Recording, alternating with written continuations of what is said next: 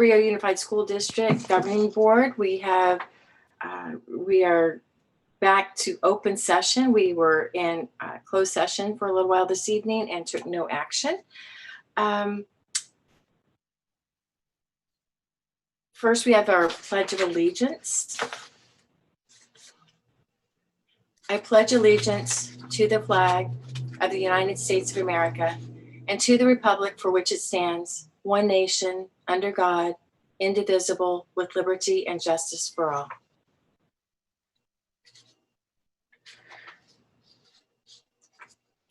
Okay, do I have a motion to approve our agenda this evening? So moved. Thank you. Do I have a second? I'll second. Okay. Aye. Roll call votes for all. Aye.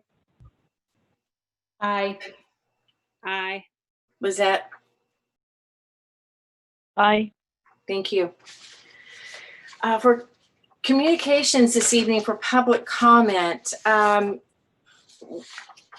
normally we allow 3 minutes for each person. We have more than 40 comments tonight, and many of these are on the same topic. And so we can truncate those to 20 minutes. I would just request that you, if you're speaking, keep it to a 2-minute. Most of the written comments are brief, and I will try to read through all of them. But if folks that are speaking would keep to 2 minutes. Does the board concur with that? I think it's a good idea for when there's when people know or aware there's other repetitive comments, and maybe if folks feel like they have a unique comment, then allowing the full time seems fair.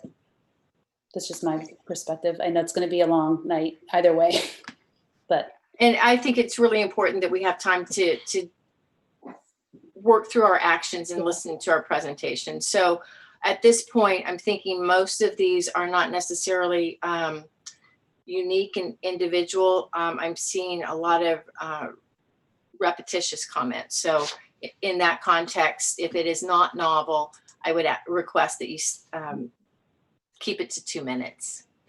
I'm going to just start at the top, and our first comment had been from prior to closed session. Kelly Hoffman, did you want to read your comment or do a quick summary of that? If you would raise your hand.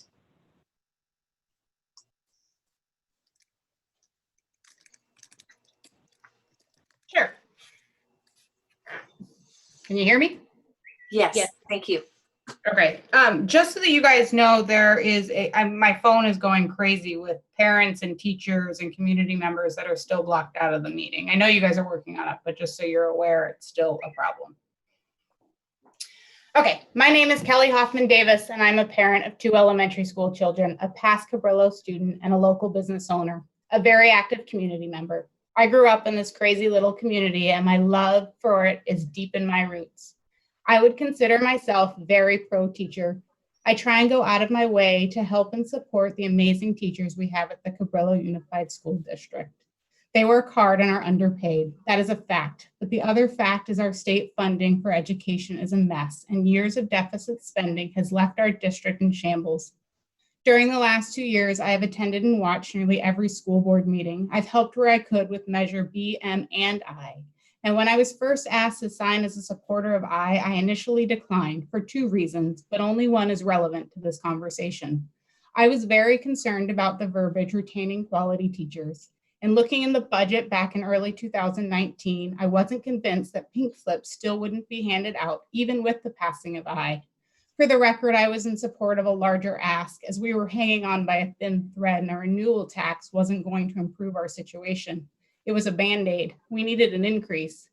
However, I understood that Measure M only won by a small margin, and there was a concern that the measure wouldn't pass. Ultimately, I decided to support Measure I in hopes of retaining the wonderful teachers we have. My understanding is the district was able to fulfill that commitment, and pink slips were retracted despite having to make millions of dollars in cuts to stay solvent. But over the past few months, I have heard many union representatives refer to the same verbiage as a promise of a raise. They're not wrong. That wording is definitely up for interpretation. And if I were them, I'd want to interpret it the same. But these same teachers are really smart teachers, and they're choosing to look past the red numbers in the budget and budget projections and demand a raise. That's not totally fair. They're choosing to ignore those numbers and focus on the positive reserve number.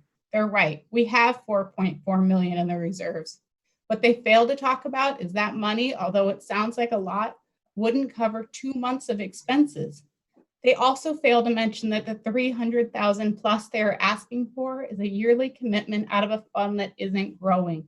And based on the current projections, that money will be depleted in 3 years, but the district will be in the red by over 800,000 without the raises factored in. I support giving teachers a raise, but not at the expense of the financial stability of our district or mass layoffs. I know full-heartedly that because of COVID, these teachers are working harder than ever, and it's especially frustrating when not getting a pay increase. I am confident in this because the majority of the workforce lucky enough to still have jobs are feeling this way. Everyone is working harder, and many of us are making way less money than normal. We all have to learn new ways to work and adapt in this bizarre environment. Given the current circumstances, I was deeply disappointed to learn that the union was actively discouraging teachers from participating in remote learning and training and attending the back to school task force. I fully support giving teachers raises if you can find a sustainable revenue stream to give it from. But I am greatly opposed to the timing and approach that is currently being used. It's not a secret that the trust and communication between the teachers and the district has been strained for years. I can understand the union not wanting to trust the numbers provided. However, we have new people filling nearly all of the executive positions at the district, and with the exception of one, a relatively new school board. Please recognize that giving raises we can't afford is repeating history, and we can never expect different results if we continue to make the same mistakes. This is your opportunity to change the course of a sinking ship. My plea is this: Superintendent McBetridge and the CUSD school board, please comb through the budget again with the partnership of teachers and see if there isn't something that could be cut or a creative alternative that would allow us to be able to afford a raise for our hardworking teachers.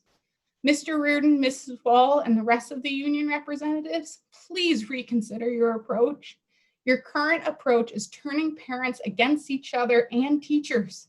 Your refusal to attend paid training and voice your valued professional opinion and safety concerns to the back to school task force is not only hurting our students and families, it's hurting teachers that really struggled with remote learning. Parents wholeheartedly want to support wonderful teachers, but the approach and timing is making it difficult. It is true, we are not all in the same boat right now, but we're all in the same storm.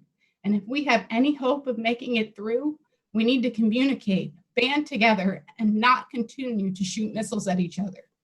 We need to find a new approach and move forward. This year is going to be challenging for everyone, everywhere. I beg you, come together for our students, parents, and community. Thank you. Sorry.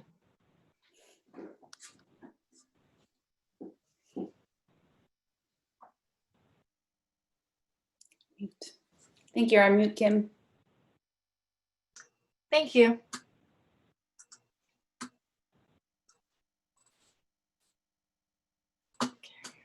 I was just going down to trying to see how things are grouped together, but basically I'm just going to work through the top to the Hey, bottom Kim. for all the section 3. Yes. Hey, Kim, can we check in with Randy and see if Yeah. what's going on?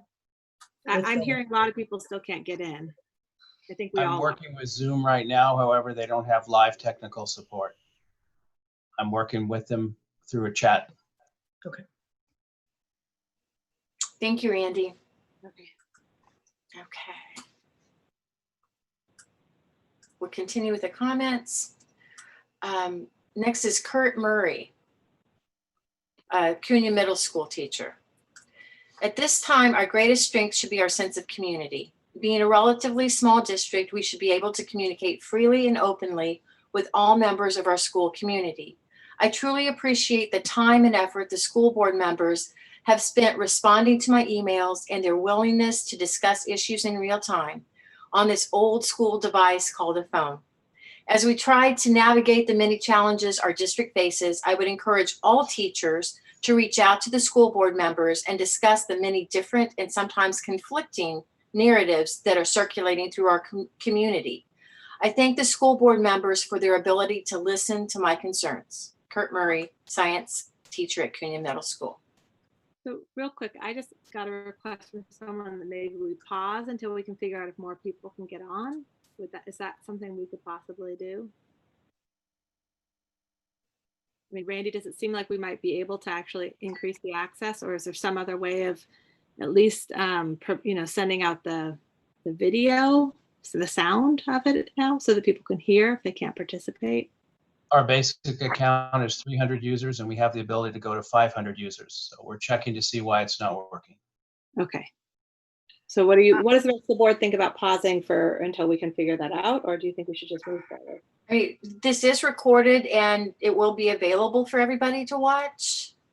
Everyone has already had access to putting in their comments.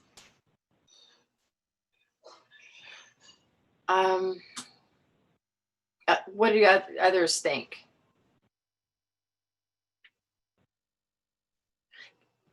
Really a Can board people decision. use the telephone line to listen? Is there another alternative where they could call in and it would be less, or I don't know? Or, I mean, if we had the sense that we could fix it in a few minutes, I would suggest we wait. If we don't think we're going to be able to fix it at all, I don't know quite what we do. What do others feel? The first time you have a problem that you don't know how long it's going to take to fix. Well, it's been probably about 20 minutes that we've been trying. My guess is it's going to be a little bit tricky, but given the number of comments and the size of the topics that we have for tonight, and that the recording will be available tomorrow, and that we have probably 100 people waiting right now to listen, I would probably not let great be the enemy of good and recommend proceeding, but I don't feel strongly about it.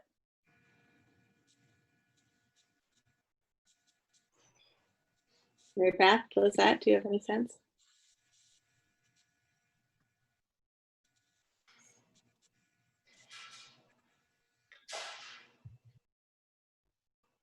I mean, yeah, I guess, just knowing how long to wait for, but then again, if I was a parent, I think this is one of the most important board meetings, since we are going to be talking about, what's going to happen.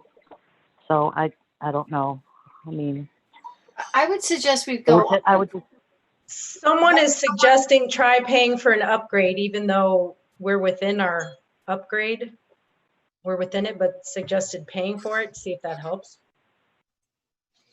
Actually, we have the proper account that we need.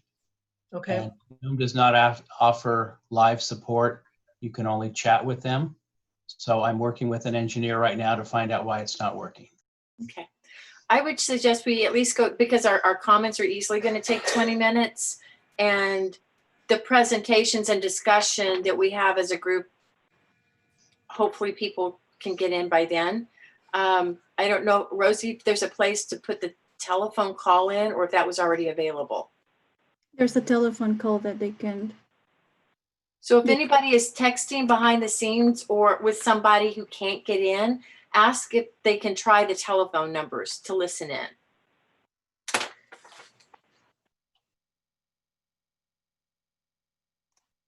No, I'm getting that they can't, the telephone's not working either. Shoot.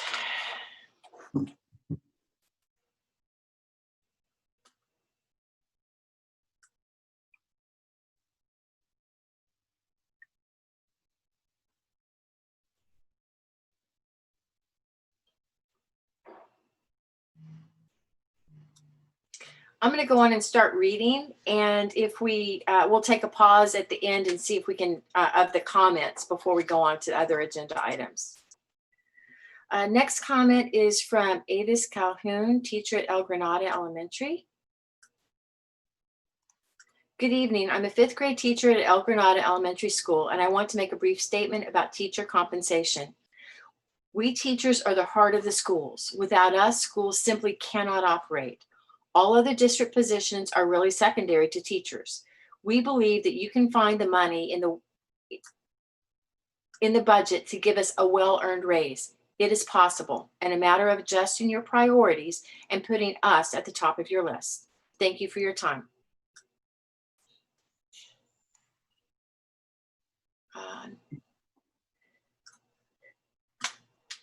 Let's see. Next would be Jim Ward.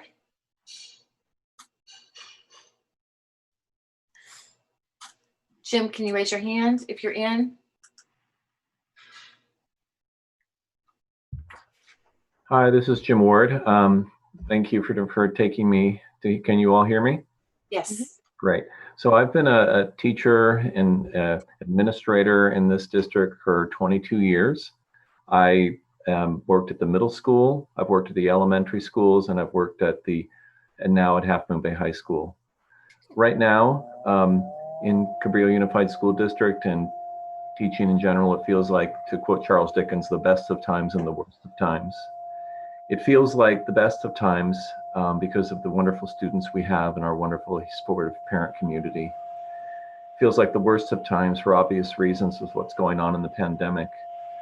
And for me, personally as a teacher, it was really hard to do this time, to work this time remotely away from my students who I care about dearly, to see the 90+ students we had involved in Half Moon Bay High School Spring Musical disappointed a week out before we opened. And it feels like the best of times because of so many teachers rose to the challenge of collaborating and working with each other and students to make remote learning as successful as possible.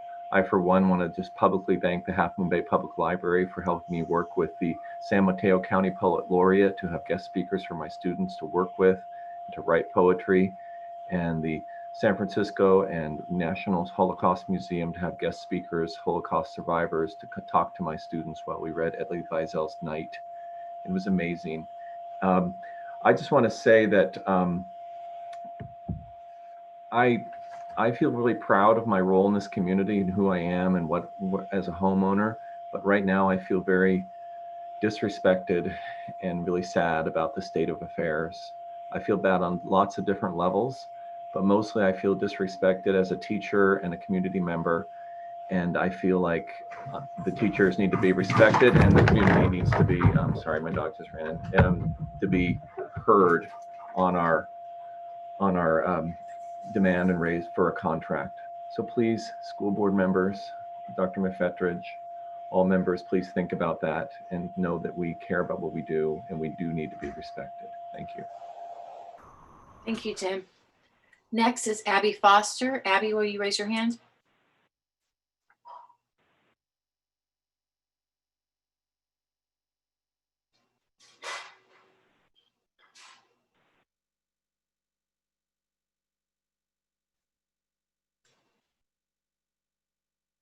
Rosie, can you see Abby? No. I'll come back. Mhm. CUTA member Maria Skinner. Are you in the room? No. So sorry. Next comment is from John Carey, teacher. As a teacher who has faithfully served in the district for 22 years, I'm very disappointed that we have not been heard in our request for a cost of living increase. I know we are in uncertain times, but one thing is certain. A salary increase would still allow the district to maintain a reserve that is more than required by the state. Please consider rewarding the loyalty of your teachers who go above and beyond what is asked in every difficult situation. Thank you, John. Pat Olson. I'm extremely disheartened by the wedge being driven between the district office and school board and the teachers. In my 18 years with CUSD, this is the most divisive climate I've been involved with. Both the state and the community, via parcel tax vote, have come forward with the necessary funds to retain teachers. Yet our school board has instead chosen to keep those funds in a large reserve, substantially more than is legally required. The teachers don't want a raise, we just want a COLA so we can keep up with the rising cost of living here on the coast side. Many like myself work 2 jobs and take on extra assignments within CUSD so we can afford to live local. Please consider the high number of teachers who leave our district every year and invest in the teachers instead of investing in a big reserve for a rainy day. For teachers with rising grocery costs, increasing rent, the rainy day is now. Thank you, Pat. And if you're online, I hope you can listen to our budget session and maybe we can clarify what is meant by rainy day fund and what we actually have in the budget right now. Misty Veloso. Good evening, members of the board. And Misty's a TK teacher at Hatch. My name is Misty Veloso and I'm a TK teacher at Hatch Elementary. Have any of you considered the mental health of your teachers? The anxiety of getting back to school is keeping me awake at night. The uncertainty of what it will look like. The fear that teachers' lives and the lives of students will be in jeopardy if precautions are not followed. How will my students wear masks? How can they not? How can we stay out of school any longer? How and what do I plan? How will I engage my students online? How do I keep up with the changing guidelines? What about missing school? What will happen if I get sick? Who will take care of my students? These thoughts and questions run repeatedly in my head at night. Some may think teachers are on vacation, but I can promise you we are worried on all ends of the spectrum. I hear it from my colleagues. A few months ago, teachers were praised for our efforts, and today we are being called lazy and selfish for wanting protection. We have become political pawns and the target of many people in positions of power. Literally everyone is weighing in on how we should safely do our job. It's exhausting. You can say we are in this together. You can offer thoughts and prayers, but thoughts and prayers are nothing but words. Action is what we need. The board has the power to act. We need you to make informed decisions. We're struggling and you have it in your power to support us. Teachers and students deserve a safe working and learning environment. Considering the work environment we are about to step into, we expect the fair wage we were promised. Hear us, keep us safe, and pay us what we are worth. Thank you, Misty. Andrew Magoria, teacher at the high school. Teachers have gone above and beyond to make this district as great as it can be, and it seems the district doesn't appreciate, respect, or reward our efforts. Let's try to remember what teachers have accomplished these past 2 years. Teachers got the Western Association of Schools and Colleges, the WASC, to grant the high school a 6-year accreditation status, the highest accreditation, and a reflection of the quality of teachers in every level. Teachers created a call center and canvassed Half Moon Bay neighborhoods to extend the parcel tax. Teachers extended their duty when they transitioned to mobile learning by recording lessons, finding online materials, hosting weekly, sometimes daily office hours, communicating with students and parents to make sure lessons, procedures, expectations were understood. Teachers took an additional job or 2 to help pay bills like rent and health insurance for their spouse or children so they can continue to work in the community they love. What has the district done in those 2 years? Let the CUTA contract expire in 2018. Took credit for passing the parcel tax, provided 0 work security cameras at high school, sent letters home to parents and community members riddled with lies and half-truths, hired a new superintendent with incentives like a $400 vehicle allowance. Everyone understands the windfall gain the district gets when they scare off qualified, experienced teachers to other respectful districts over the hill and replace them with new, unsuspecting teachers that would be lower on the salary schedule and possibly silent on transgressions with the district in fear of not being tenured. If you want to retain teachers that care about your students and your community, you've got the wrong formula. Thank you, Andrew. Avis Calhoun, and I think this is the same comment that I read earlier, so I'm going to the next one. Katie Handelman, early childhood education specialist for CUSD. Good evening. I'm a current special ed teacher in our district and have been in my position for 10 years. During this time, I have always found it surprising and disappointing that our teachers are among the lowest paid teachers in our county. After getting to know the district, I moved my family here because I have never been so impressed with the caliber of teachers that I work with. I wanted my children to be taught by them. We have wonderful, educated, creative, and dedicated staff who deserve to make at least a living wage. CUTA is not asking for the moon. We are only asking for the 3.2% COLA.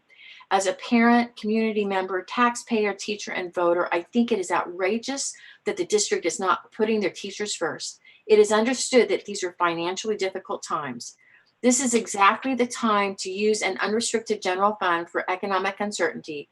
Our teachers are facing economic uncertainty too. Teachers have increasing costs in rent, food, childcare, medical insurance, etc., and they continue to do their job day in and day out, even well off the clock, many times paying for their own classroom supplies. It's time for the CUSD board to do their job and fund the backbone of Cabrillo Unified School District. Give the teachers who provide the rich and academically, it just moved on me,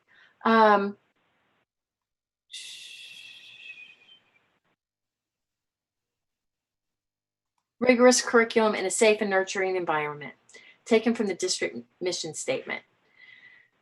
Let's see. The COLA raises, so basically give the teachers who provide the rich and academically rigorous curriculum in a safe and nurturing environment the COLA raises they deserve. Thank you. Kim, I don't know if we want to update from Randy. It looks like we're streaming live on YouTube right now. Just maybe if he can tell people where to go for that, they can direct other people who want to watch it live. Mm-hmm. Randy, am I reading that right, Randy? Are you all seeing that too live on YouTube? I have no idea where you find it on YouTube. But am I reading that right? That's correct, yes. Okay, so where would people find that too live on YouTube? I have no idea where you find it on YouTube. I'll post it on the chat for everybody. That's correct, yes. I have the link because I was able to so click where on would it. people find that too live on YouTube? I have link. no idea where you find it on YouTube. I'll post it on the chat for everybody. That's correct, yes. I have the link because I was able to Okay, so click where on would it. people find that too live on YouTube? I have no idea where you find it on YouTube.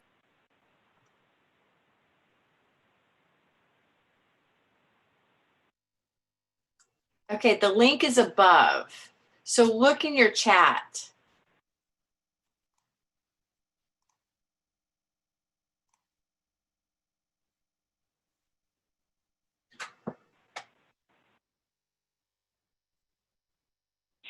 Where is the link? Because I'm also getting. It people are says trying to it's www.youtube.com/watch?V equals I lowercase p W I. I'm guessing, I don't know, I or one. I'm not sure. I'll send you a picture, Lizette. Yes, please. Can you send me an image? Thank you. Yeah. Randy, would it be possible to post the link somewhere on our website, or would that take too long?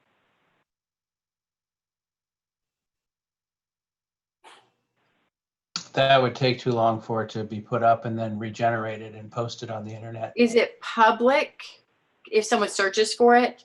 Yes, it is public, and it's under, give me 1 second, I'll give you the name. Governing Board Meeting. And it's posted under Cabrillo's YouTube channel.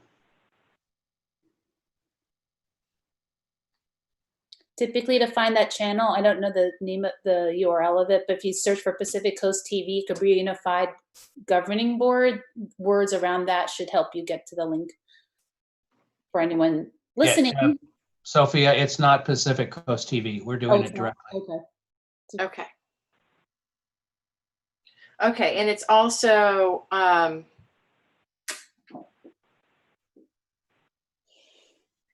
posted on Hatch Parents Facebook and Co-Siders for Better Education Funding. So those are two ways to find it. So if you are listening, one of the 112 participants, the Facebook page or the patch can send you to the link. And thank you for everyone's patience. Okay, let me see if I can get this to.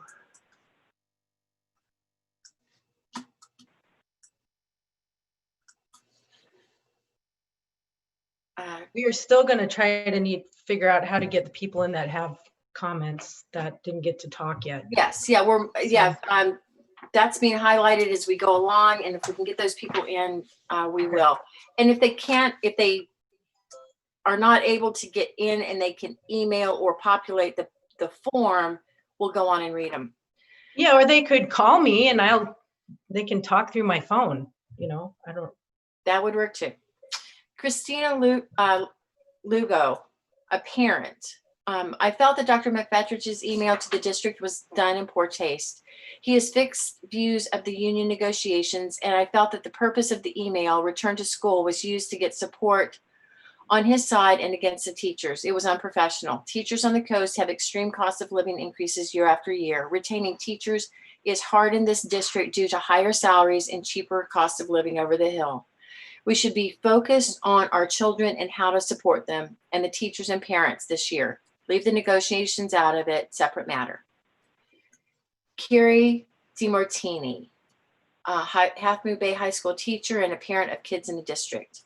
I found the superintendent's message very unprofessional and inappropriate. He should not be using his access to parent emails to discuss ongoing negotiations with teachers unless teachers are given the opportunity to rebut his assertions to the parents as well. Recruiting and retaining qualified teachers should be the #1 mission of the board. If salaries do not become more competitive with the rest of our county, we will continue to lose the good ones. Just initials AM, parent of 2 students. It was low and uncouth for the superintendent to address the community in the midst of negotiating with Teachers Association. It was inappropriate and a show of bad faith for the superintendent to abuse his access to district resources to address difficulties he's having providing satisfactory compensation for coastside teachers, not with the Teachers Association, but with the community at large. The Teachers Association does not have access to the same resources, which would to rebut the inaccurate assertions presented by the superintendent. It was unprofessional to bring a third party, the parents of CUSD, into the negotiation process. The superintendent must stay engaged with the Teachers Association during this process until all mediation tools have been exhausted. Next on the list is Emma Hoffman. Emma, are you able to raise your hand?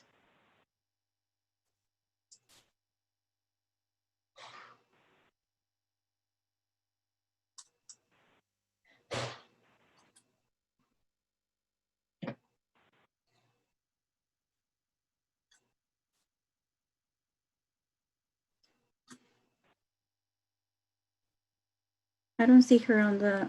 Okay, you can highlight that. The next one is Caleb Hartman. Is Caleb available?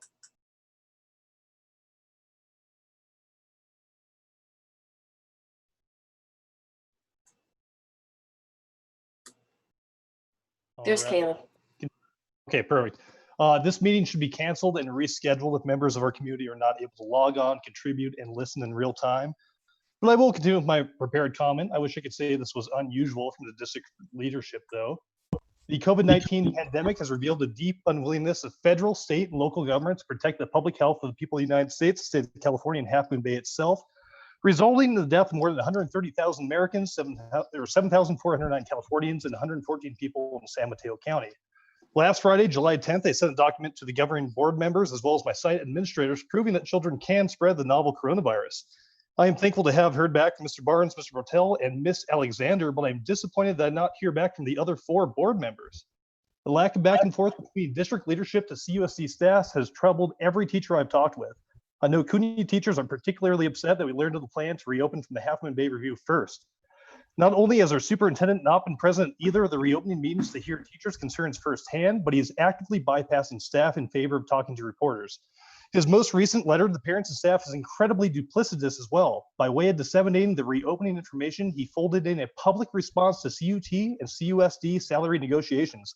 CUTA lacks the ability to officially communicate in the same way with district parents, and as such, that seems like a very unfair bargaining practice. Mr. McFetridge's tactics and his absence in meetings has made me and many CUNY teachers feel that he is not our leader. After organizing and collecting opinions from our certificated staff during a site union meeting on Monday, it seems that safe reopening is the #1 concern for CUNY staff. I know most people want to advocate for specific guidelines on the phased approach rather than a set of dates. Speaking towards the general sentiment in the region, many teachers believe that to be back in school safely, we need to wait until there are no new cases for 14 days straight. Not flat, not declining, no new cases. Due to legs and testing, legs and symptom development, and the possibility of asymptomatic spread, we should really be looking at 14 days as our baseline. I hope that CSD leadership will truly consider the health of their staff, their scholars, their community, and themselves. Thank you very much for your time tonight. I appreciate it.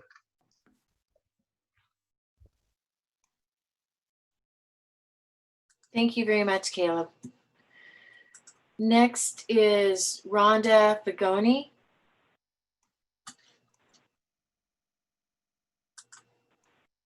Is Rhonda available?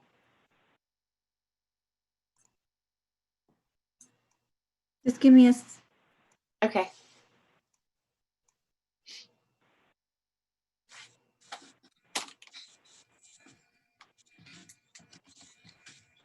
second, Kim. Sure.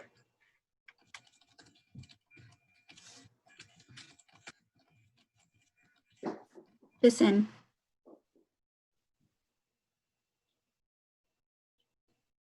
Hi, Rhonda. You're on mute.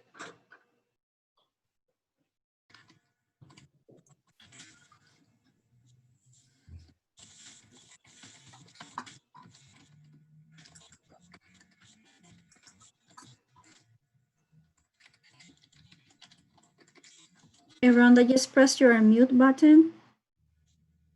I think she's unmuted now. Oh, No, she's still.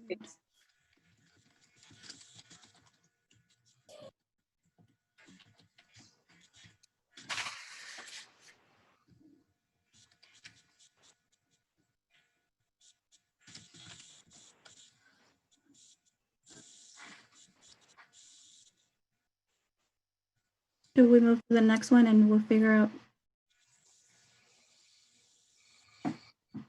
And we can come back to this one, Kim. Okay. So I just want to, I know we have people upset that they can't get in. I don't know on the legality, Sean, in terms of people not be, I mean, if we were in an auditorium and it was at capacity, people would be outside the doors. So what is the requirement for people in person? There is a recording where everyone can hear what we're saying. And I don't mean to exclude anyone, but what is the, if people are upset because they can't get in? I'm feeling bad they can't make their comments. I mean, if we were full and outside the door, they would come in to give their comments. So I am feeling bad about that. Yeah, and we also can cap any one strand of comments at 20 minutes. So if they are posted, what my suggestion would be, if you can reach the document, please populate that document. And if you can't say it in person, or I've not read it, we can publish it if it's loaded during the meeting. I mean, is it even an option to do a meeting another time? I mean, how does that even work? I know we have to post schedules and. You would have to reschedule, close the meeting, and for a regularly scheduled board meeting, you need 72 hours posting. You know, honestly, I think it's probably healthier, and I could be wrong, but in my heart of hearts, I believe it's healthier for us to have the conversations with everybody who is present, take action for the back to school. I know there's a lot of passion, but the point is we as a governing board have to have that conversation. We have to have that presentation made to us. The sooner that decision is made, the sooner the teachers can start to take action. Yeah, I think that's really, I don't mean to exclude anyone at all, but my heart of hearts says it's healthier for us to keep going than it is to stop right now. Well, and I think people are super interested in hearing that too. But what about, can we do another meeting where we take more comments? Because I don't want to I mean, I feel like we need to get the meeting out. It'd be different if we could do it tomorrow night, but we can't. Could we do another meeting where we just do comments on Monday? So we could hear from people? I don't know. So, I mean, we can go through what we can do Let's today, talk but if you about got it. missed, we can do Let's make another that, Monday for we can comments. have that in terms of how, we can schedule another meeting if that's, yeah, and we can talk about that after this one. So I understand seeing Caleb's chat about suspending and rescheduling the meeting, and having heard him say that, you could either suspend this meeting and reschedule, or you could have another meeting. Or you could suspend it and have another meeting, or you could maintain this meeting and have another meeting. So one of the suggestions was, can people who are not speaking log off and watch YouTube live? That would help open up slots.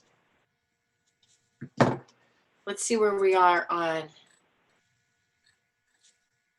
Can we run simultaneously on Google Meet? Is a suggestion. We have, we're up to 49. I started reading this, we had 35, we're now up to 49 comments. And I imagine there are definitely some novel comments, but I think there's a lot of passion on, if I were to summarize, that it's important that we treat our teachers with respect and show that by paying them with some type of monetary increase.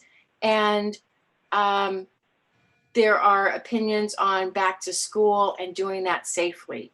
At this point, I would keep going with the comments that we have in front of us. I think it would probably help. I have one of the PTO reps suggesting that if you're not speaking, if you look on your internet, if you can pull up YouTube Live, that would leave a seat in the Zoom meeting for someone who had actually entered comments.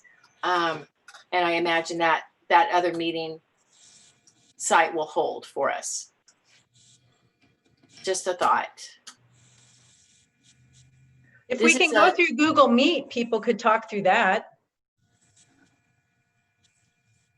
Yeah, go ahead. I also don't want us to lose our connectivity, and we're here. So the problem with changing formats at this point is because the Brown Act requires you to post where you're attending. That by changing up, you are no longer going where you were advertised. Okay. I want to just kind of second what Mary Beth's saying. I feel like it's kind of unfair for all the folks who want to be on. I understand we've got technical difficulties and it's hard. I don't know what the solution is, but I feel like we should just have a little bit more of a conversation about, do we have another meeting? So I just feel like we should really acknowledge that this is not working for a lot of people, and it's very frustrating. Yeah, I'm all for going forward and getting the info out, and let's do another one. I want to hear from people. I want to hear what they have to say. So we'll schedule, I'll keep reading the ones that are here, and those that aren't read, then we'll come back with another comment session. We'll try to schedule for next week. I'm open for that. Happy to dial back in. Does that work for you, Lizette? Yeah, actually, I also agree. I think, I think it's important to give everybody an opportunity, even though, a lot of people have just like him just kind of, summarized, but I think it's important to have another meeting, and just for the purpose of just being, open and transparent and supporting, especially since this is a very important topic for parents. Okay. And teachers. Absolutely. Yeah, and I'm not trying to censor anyone here. We have, again, with still another 40 comments to go. It's the people who aren't online and able to, everyone is able to access this spreadsheet though, aren't they, Rosie? Mm-hmm. Okay. So, I also think, in all honesty, it's 8 o'clock, and taking that we haven't even done the presentation and we still have to go through comments. I don't know how, if it's even going to be doable in one night. Could be. Let's see if we can get through. We'll take our 10 o'clock vote and decide what to do. We'll do a check-in at about 9:45. Okay, Seems like a good idea, Kim. thank you. Just so you know, when there are questions about the legality, remember the Brown Act, if you make a decision and the Brown Act has been violated, then that decision could be called into question. So you could use this tonight as a way to hear the presentation. And we could try to reschedule another meeting. Okay. So you're saying hear it and discuss it, but not vote on it? Well, the truth of the matter is, I mean, Well, I guess we're not Okay, voting. but think procedurally, Sean. Yes, it's about hearing the public comments. And yes, we might get other public comments and sentiments that are different or reinforce these.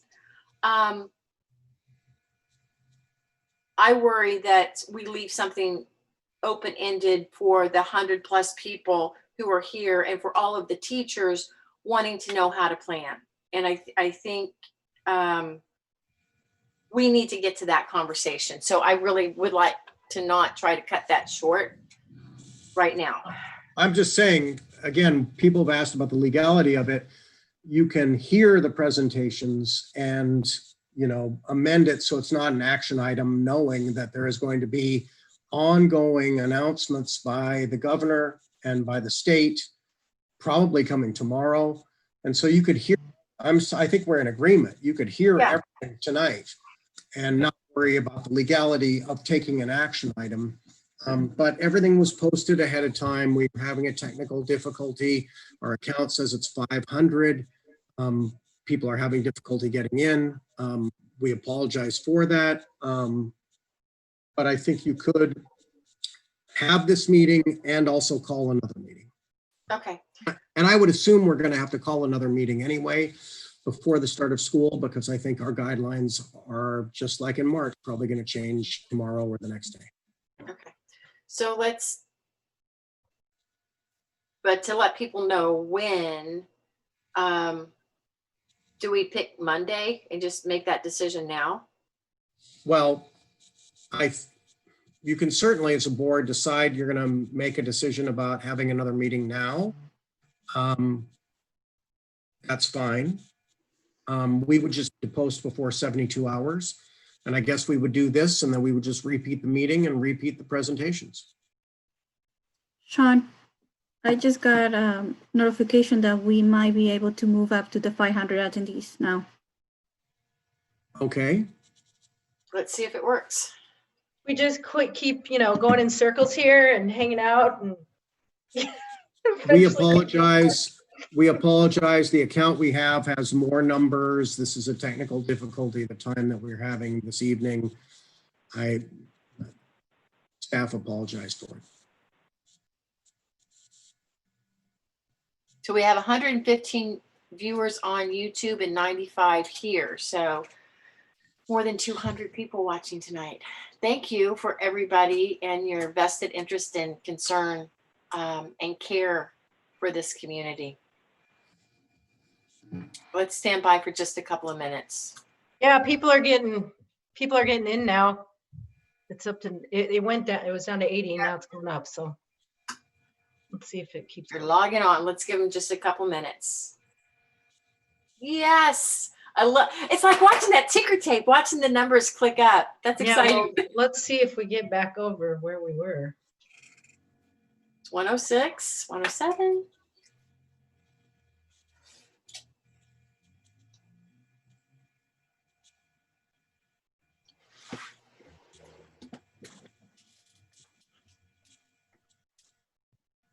So our participants are exceeding what they were before.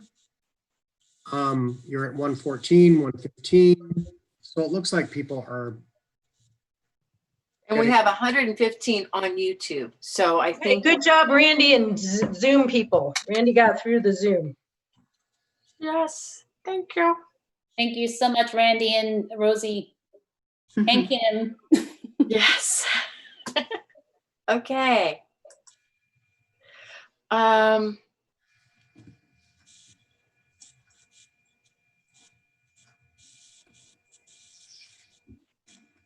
Okay, so Emma's comment. I was gonna say is perhaps worth, if folks are on YouTube and that's working for folks, maybe staying there rather than hanging, coming to Zoom. If Yeah, I just think, in case we hit another invisible Yes. wall in terms of okay. participation. So probably continue to prioritize Zoom for people who would like to make comments directly would be Yeah. potentially helpful. So I'm going to go back up to where we had left off. Is Emma Hoffman on now? I don't know if she had another comment. She had actually commented about not being able to get on. No, I don't see her on the list. Okay. And Caleb spoke.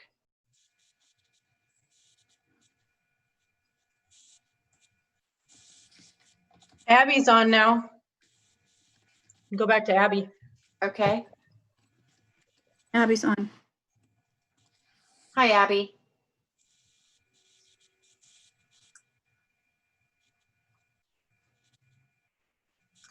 Hi. Sorry, I couldn't figure out how to unmute. Can you hear me now? Yes, thank you. Thanks for making the effort to get on. I just want to make sure. I don't know what I missed already, and I don't know if anybody else is still. People did, but I feel pretty strongly that we shouldn't be holding a public meeting when members of the public are not able to attend the meeting. So I think Mary Beth, you were spot on what you said earlier. And I'm concerned. I'm happy to be able to speak right now, but I'm really concerned that there are people that A, that I've already missed a big portion of the meeting, and B, that there are people that aren't going to be able to have their voices heard, possibly.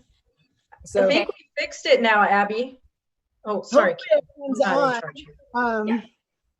Yeah, I don't know for sure if everyone's on because I don't know who isn't on. Does that make sense? Well, we now, it looks like have 115 on Zoom and 139 participants here. So I also know that we're over an hour into the meeting, and there are a lot of people who might have given up on trying to get on. I know that there were some parents trying to get on, and at 7:15 they were like, oh well, I guess I didn't get on.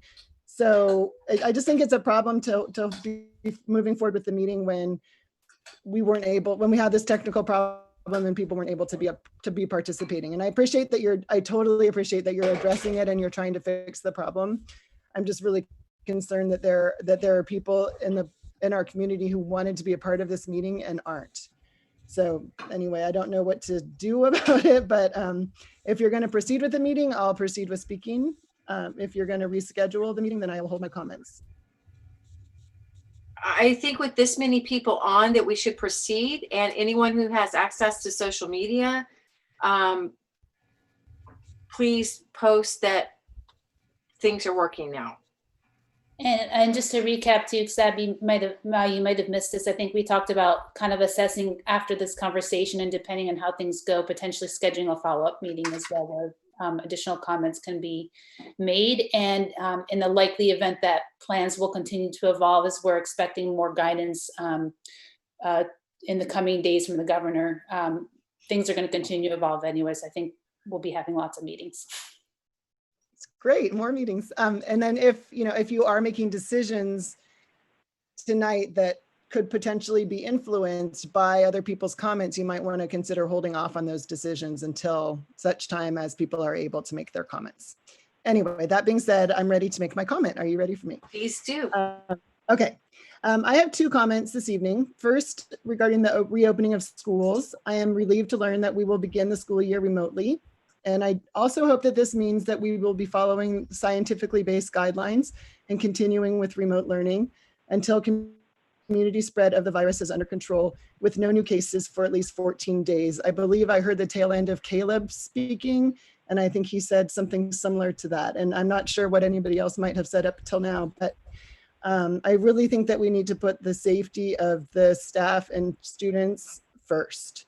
And I know it's awful, and I know that the remote learning is difficult. I have two kids of my own who went through it, and I feel everyone's pain on this one, but it's just so important that we keep everyone healthy.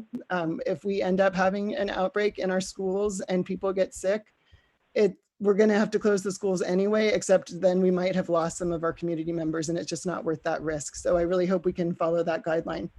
And then the second comment would be regarding, I'd like to speak as a member of CUTA, the Cabrillo Unified Teachers Association. I have been teaching in the district for 25 years now. I'm a professional with a master's degree, 2 credentials, and a bilingual certificate, and I'm still living paycheck to paycheck.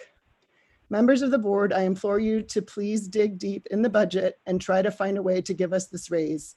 I really want to continue teaching here. I feel I'm such a part of this community, but honestly, if I can't make a living here, I can't stay here. And so I'm not the only one. I know so many people are struggling financially, and I know we'll never be at the top of the pay scale for the county, but we just have to give enough so that those of us who want to stay can.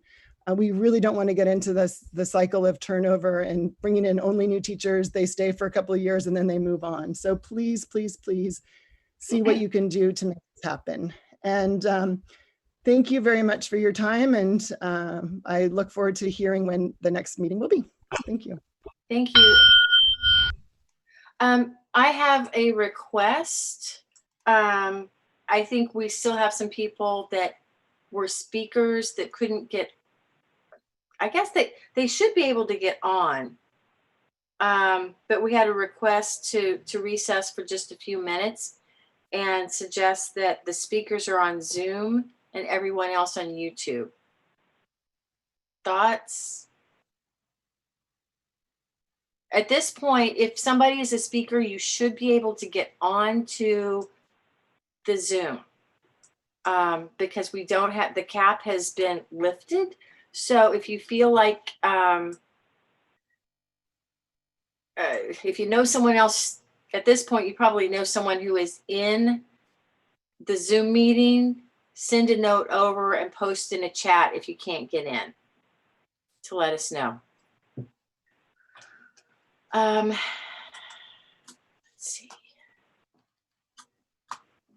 I'm sorry. Are we at Rhonda Fagoni? Do we have Ron? There's Rhonda.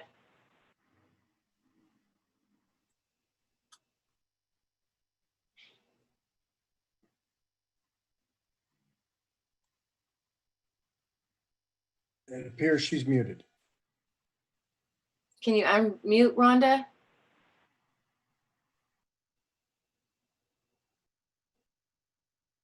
It's at the bottom left-hand corner, should be the bottom left-hand corner of your screen if you're on the computer, Rhonda.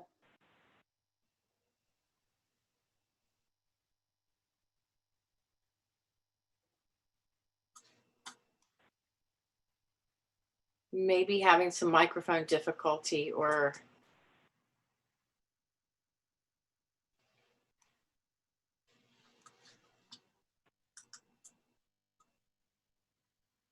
Someone text her that knows her. We can't hear you, Rhonda.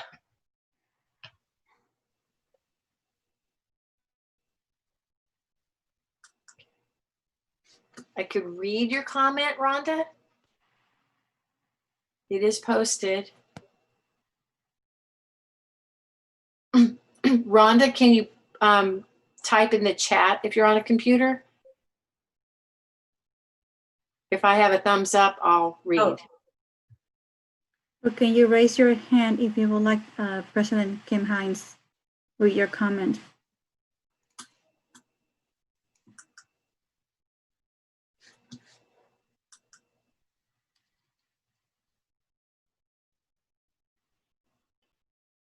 I'm sorry, I can't see. So, okay. Brianna LaFontaine.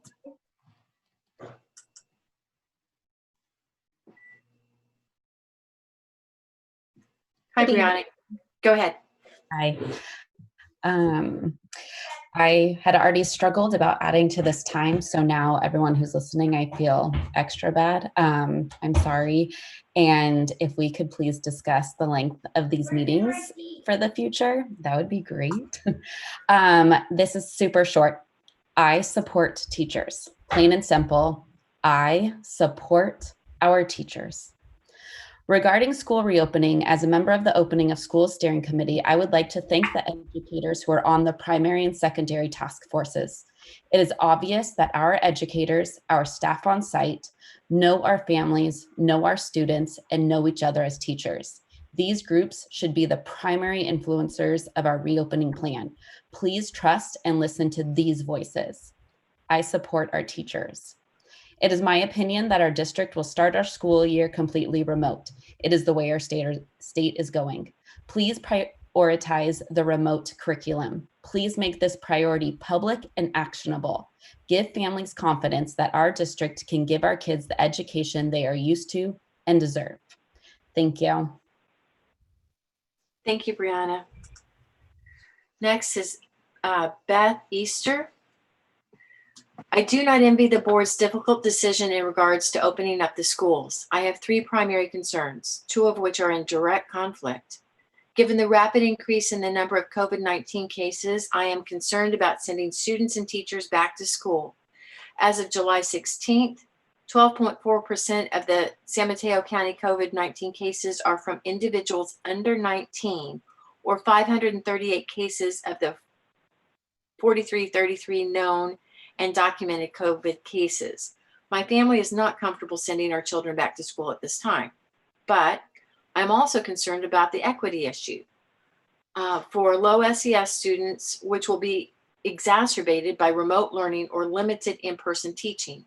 My third concern is that the district support the teachers both with their health, safety, and economic well-being. Teachers serve a vital role in our community, and we need to provide them with fair pay, particularly if we are asking them to put their health at jeopardy. Thank you for your service. Phil Easter. Kim, just skip 2 messages. Oh, I'm sorry. Colton Walter. Okay.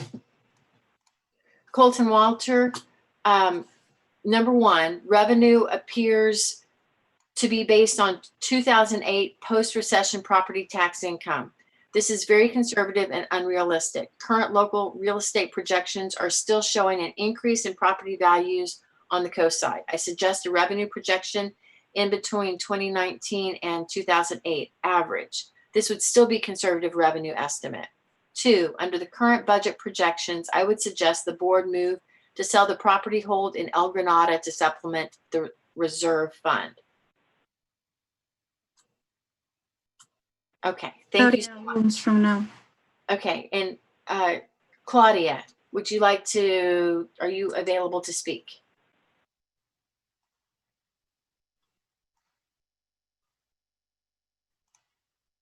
Do we see?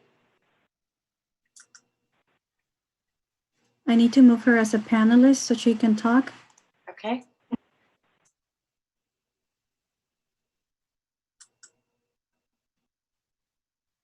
Hi, Claudia. Hi, thank you for continuing with the meeting. I'd like to just comment on the negotiation situation. I feel that things have gotten very stressful and have gotten, sorry, I don't have in front of me what I wrote down. I don't like the tone that has been created for negotiations. I feel like this is the first time in my over 20 years of teaching here that things have gotten this ugly, basically. And I also feel the community and the state have given the money for teachers to have a COLA, and I hope that the board will do the right thing. Thank you. Thank you very much, Claudia. Okay, Beth. Bill Easter. In the high school, there will be a stable cohort. And how will that be structured? Not every student will be taking the same classes. Carrie Costa. Is Carrie available?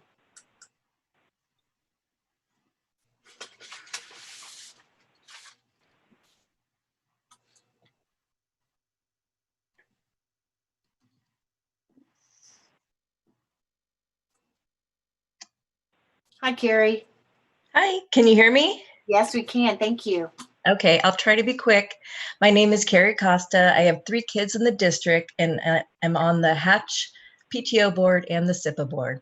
I was also privileged to be on the opening school steering committee this summer. I will admit that I have thought of little else these past few months and have participated in numerous school meetings every week throughout the summer, including the opening school, as well as these board meetings. And I do this because I care about our community, and I also believe that it is true. That is true with everyone that has been part of the process. I have also seen the district leadership and staff spend countless hours doing their best as they navigate through this new and unknown situation. I've seen the district staff reach out to the community and listen to their concerns. Being on the committee, I'm privy to most of the comments, which I can only tell you is over 1,000 at this point. I've seen them, they've offered professional development to the teachers and are committed to supporting them. They've listened and adjusted their plan as asked by committee members. And I will admit, I have not agreed with everything. Carrie, your voice dropped.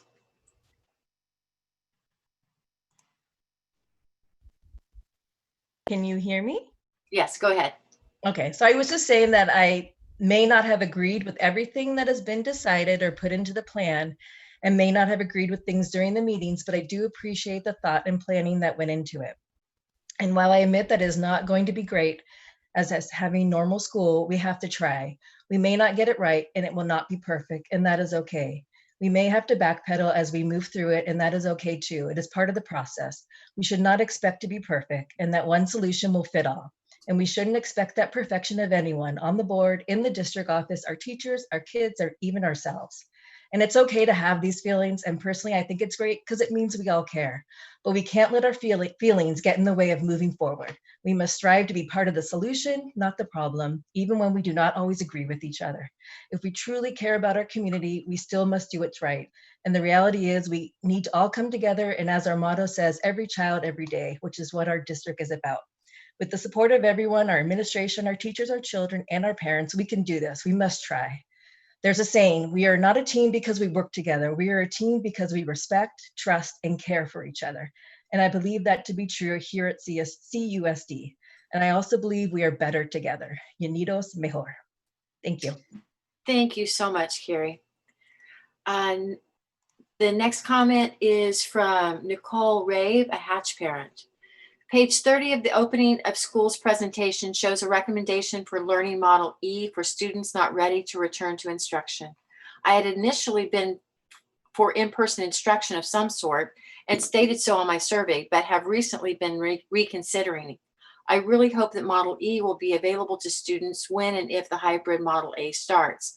I have become increasingly concerned with the safety of students, teachers, and all other staff if campuses reopen in the fall. Thank you for your consideration. A concerned parent. How are working full-time parents going to be able to monitor their children's remote learning while we are at work? I don't feel parents will be able to take time off from work so students can do their learning online. I disagree 100% with remote learning. I'm a full-time single parent and can't afford to stay home. Remote learning, not learning is just a way to cover the district from not providing a child a decent education for them not to get sued.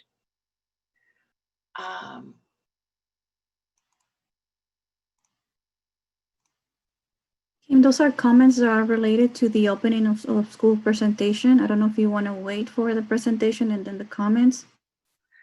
Okay, I can do that. We have one last public comment. It's the last one. Let me go down.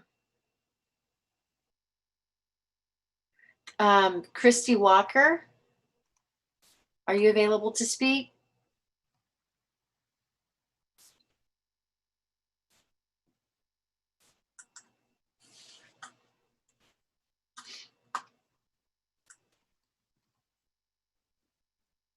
She's not connected. Oh, Christy. Christy's, oh, there's Christy. Hi, Christy. Now? Can you hear me now?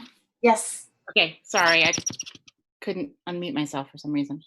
Hi, I am a parent, and my daughter goes to Kings Mountain Elementary School. And I am particularly interested in many of the issues being discussed tonight, but I want to focus on something that I don't think has come up, which is anti-racism. And I think we need to make sure that in the midst of everything else that's going on, that we are doing our part to ensure that our students are being educated with anti-racism ideas and curriculum, and that our teachers are getting trained on that as well.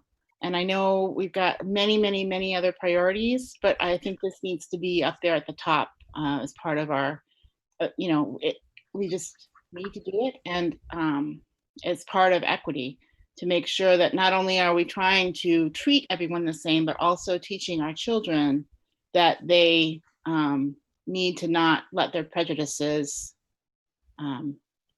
along racial lines interfere with their lives and how they treat others. Thank you very much. Thank you so much, Christy.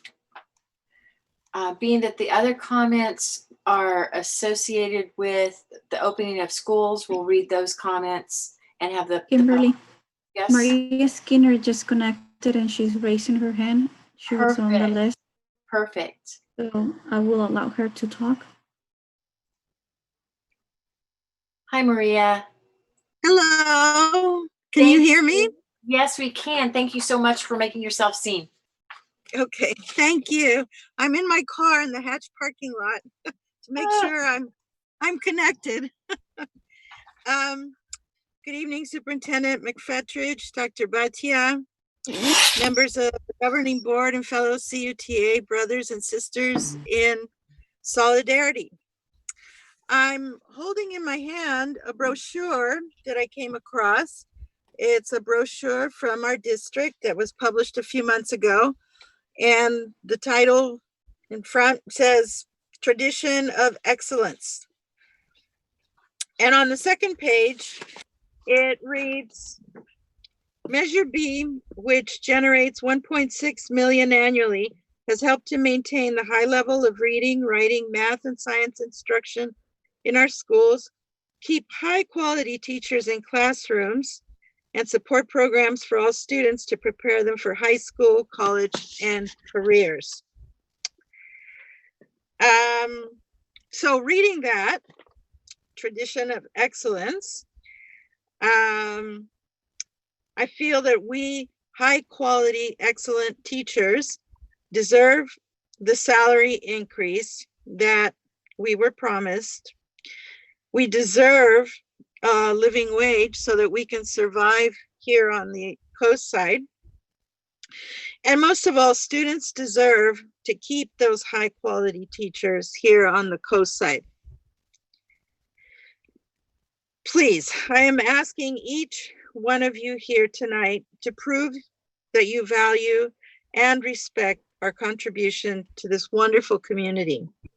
I'd also like to say that I was pleased and relieved to see that we will be reopening our schools with phase 1 remote learning first, not the other way around. This is the safest, soundest decision given the current surge in COVID-19 cases. I urge you to please, please do not rush to the subsequent phases just because the date sounds palatable for in-person learning. This was the mistake that most of our country made on Memorial Day weekend. And unless all, and I do mean all,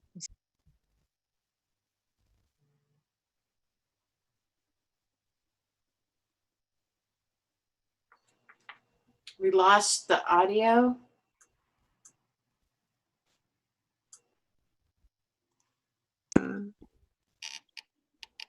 can you hear me now? Yes, we can hear you now. I'm not sure where you lost me.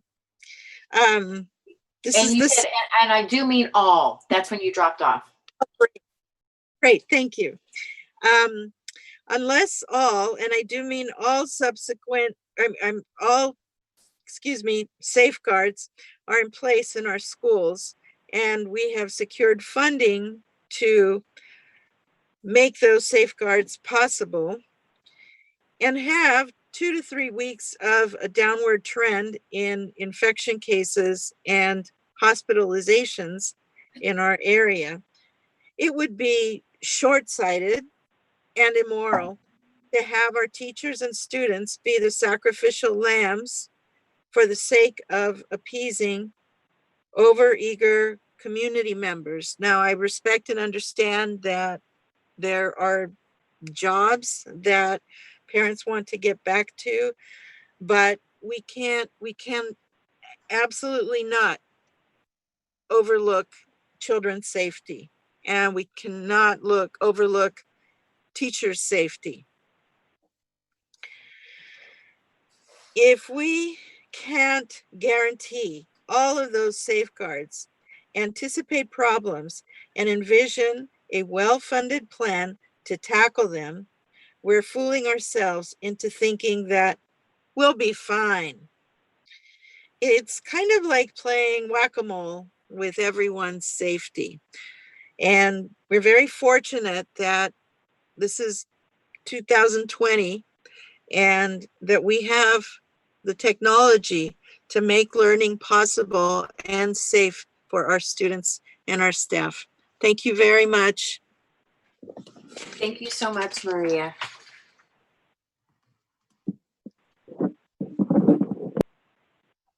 Do we have our CUTA representative this evening?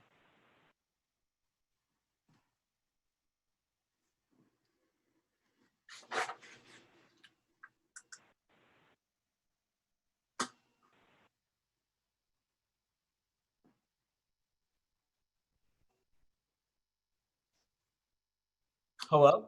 Hi, Sean, go ahead. Oh, I don't get my picture on here? Well, I guess I'll take what I can get tonight. is your camera turned on? It's,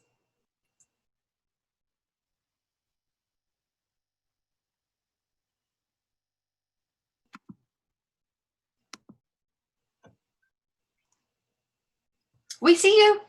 Great. Thank you, Sean. Oh, board members, President Hines, CUSD Management. My name is Sean Reardon. I'm a co-president of the Cabrillo Unified Teachers Association. I'd first like to address Kelly Hoffman and to just let her know that the reserve is a reserve from a yearly budget, right? We have been assured the same budget for next year that was passed by the legislature in the end of June. Why do we need 15% to hold from this year, knowing that we are going to get the same, actually more money, because now we are a basic aid district, we'll have more money next year. Secondly, I was so sorry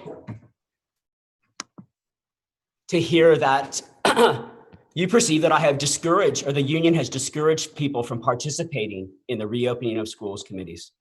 I just want you to understand that the pay scale for teachers who are participating in the opening of schools committee equates to a first-year teacher's salary. Is it fair for Joseph Santoni, who's worked here for 15 years, for him to be paid a yearly salary or an hourly salary of a first-year teacher? It's not. As you know, the bargaining process is now at impasse, and we are currently scheduled to have a second mediation session on the 7th of August, less than a week before school is scheduled to open. The failure of the negotiation process has led the CUTA to move our message to the streets to communicate directly with the voters, parents, and students of Cabrillo Unified. These actions are all we have left to push out our message of fair compensation after more than a year and a half of unproductive bargaining. Be certain, these actions are meant to be disruptive, but they are not meant to be threatening. We enjoyed great community support at 92 and Main Street. Clay Lambert walked out of the Half Moon Bay Review to greet us on the street moments after we showed up chanting. Jesus Contreras walked out of the district office to hear our message when we got to the district office. Now, I regret that some have perceived the continuation of our picket to a board member's house as inappropriate, unacceptable, or even threatening. What I saw as we marched through that neighborhood was a group of respectable, well-behaved professionals who have been pushed to exercise their democratic rights to force an elected official to hear our message.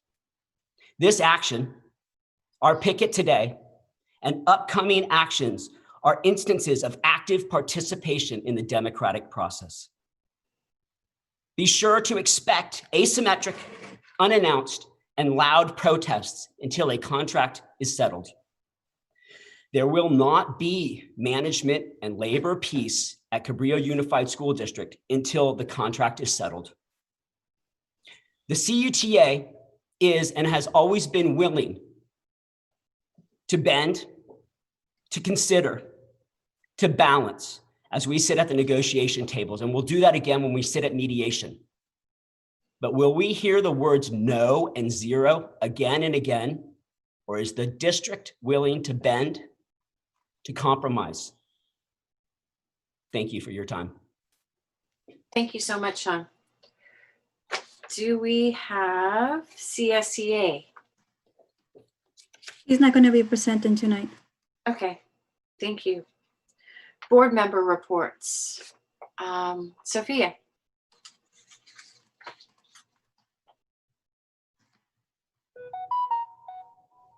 You're on mute. Thank you. Sorry about that. I just want to start with a huge gratitude for all who are on the call and who have been trying to get on the call. I think we all are living right now the pains and the joys of distance learning. I think what's, what no doubt, I think is a good example of how we've got to just roll with it and figure it out as we go along. And a special, this thank you to everybody for persisting and continuing doing that and having the resilience to get through the technical issues. And, Kim especially is for navigating us through this. It's no easy feat, and I know very stressful for everybody, and Randy and Rosie as well. So thanks to everybody for hanging in there. I think this is kind of an example of what the next couple of years are going to be like, though, I have to say. And we are looking at two key big topics tonight: the financial update and the return to school plan. And I can say probably the one thing we can say with certainty is that they will change as well, right? So, I've been thinking a lot, but lately about our big picture and what is our mission.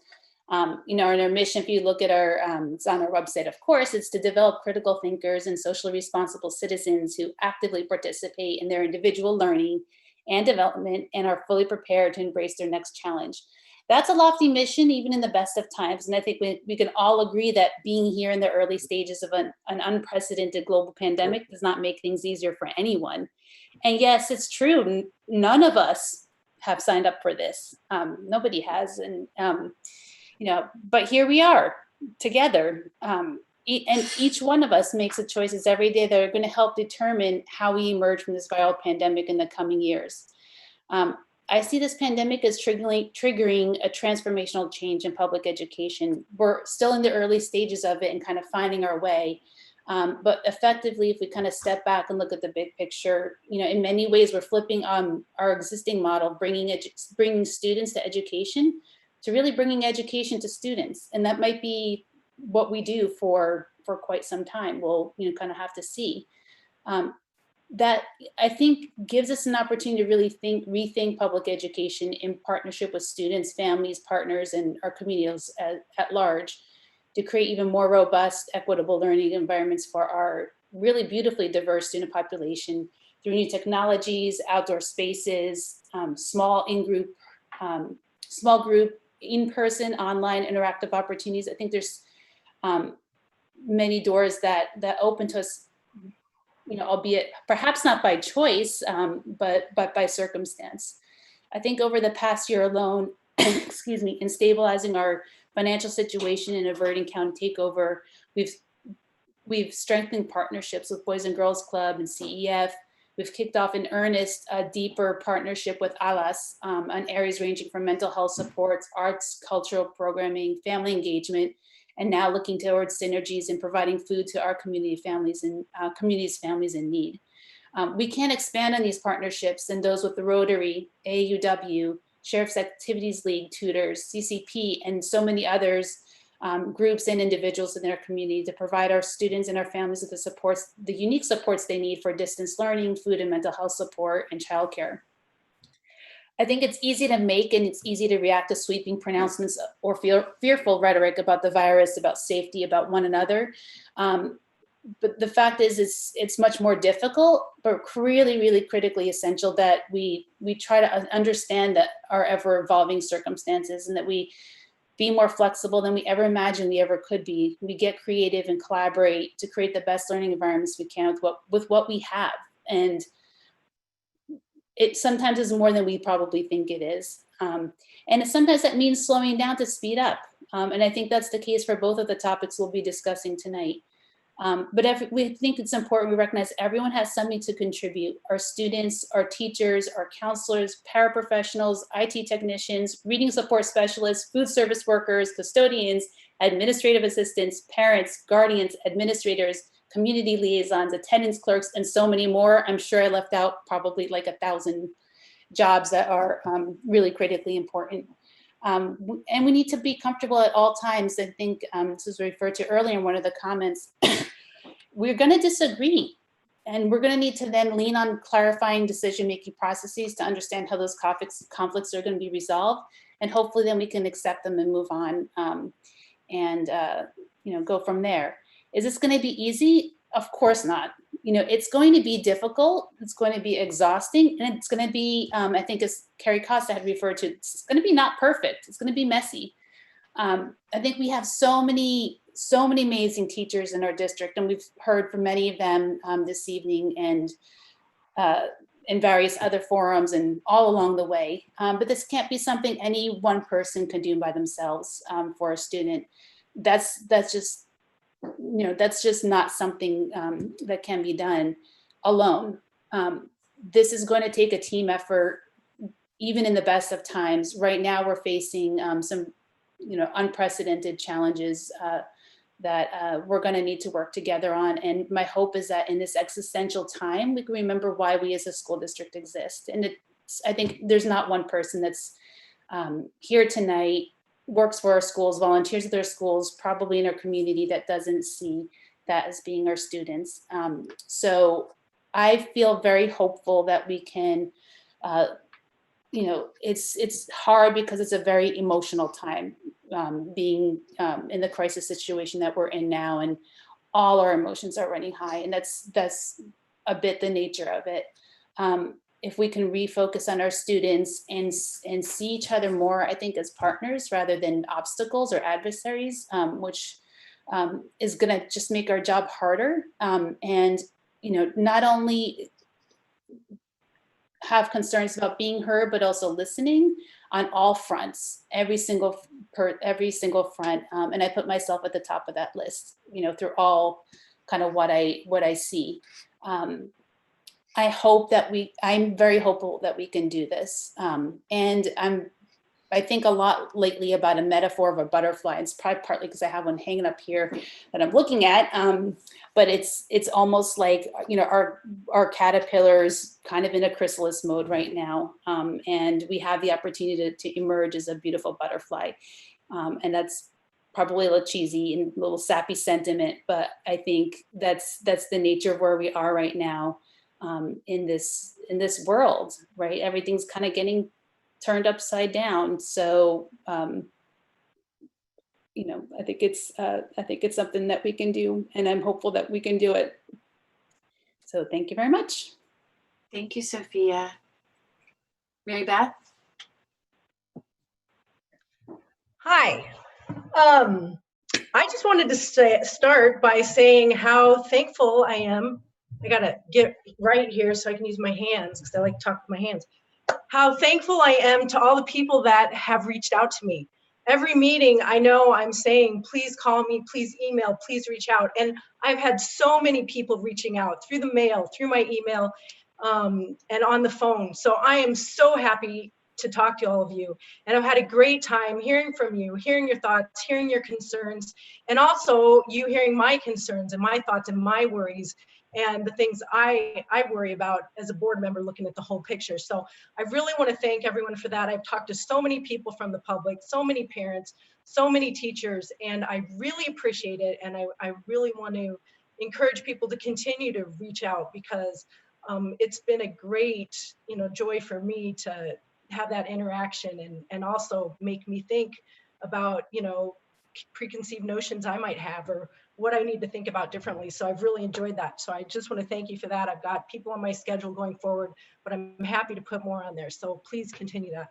I thought after having all these conversations that I might just touch on some things that I've been kind of going over and over with people, just because a school is maybe doesn't work the same as other businesses work. So Jesus, please correct me if I say anything wrong, but I just want to touch, correct me during the budget presentation if I say anything incorrect, but I just want to touch a little bit about how the district works and what I'm thinking about. So as a board member, we have 3 groups of employees at the district. So we've got the certificated employees, so that's the teachers, so they're one group.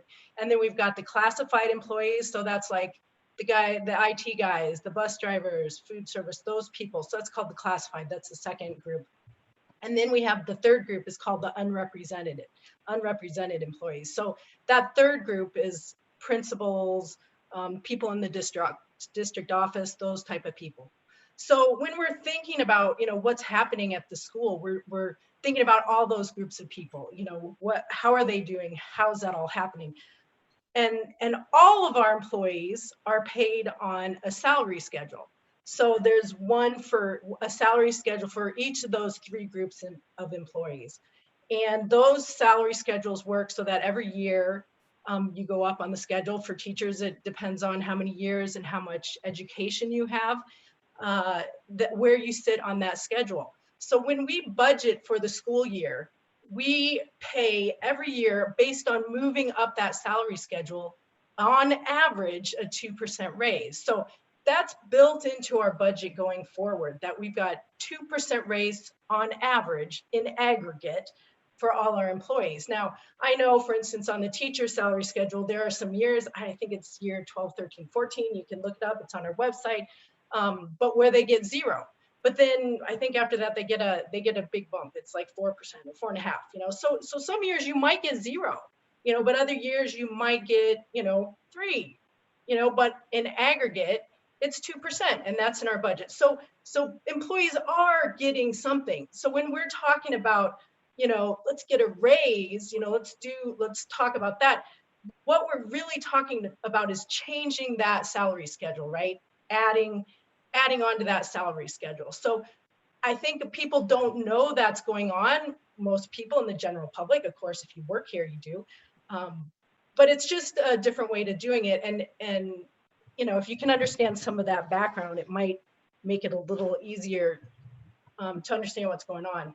The other thing I've been hearing over and over and over again is this 3% reserve. And I want to touch on that from my point of view, how I think of that 3% reserve. So we're mandated by the state to have a 3% reserve, right? So we have to keep this in our budget at all times. So I hate that it's called a reserve, because we're not allowed to tap into it. So, usually I think of a reserve, oh, we need some money, we got to go into it. Oh, okay, we're back up. But we're not allowed to tap into it. And I heard Sophia call it once, say it's really more like collateral. And I kind of like that word, because I'm like, that kind of explains it better, in my mind, that's really collateral. That's collateral the state tells us we have to have in case everything goes sideways, in our district. They've got that 3% collateral, which ends up, correct me later if I'm wrong, Jesus, but I think it ends up being about 2 weeks worth of salary, payroll, say that, payroll. So it's not a huge amount of money, but it is what we're required. So when I see 3%, when we've got this budget and I see, you know, I just cut in my head, I just think, okay, it's 3% less than that, because there's 3% in that we can't touch and we can't use. So I just wanted to talk about that because I don't think a lot of people really understand what's going on with that. I won't go on and on forever. I mean, we could talk for years about this budget, I know, and I'm still learning too, but a couple more things I just wanted to bring up. One was the parcel tax. You know, years and years ago, we got that passed, and most of it goes towards salaries. And basically what happened this last time, right, it was just a renewal of that money that we already have, and it's still going the same place. So nothing's changed with it. It's been used that way, and it continues to be used the same way.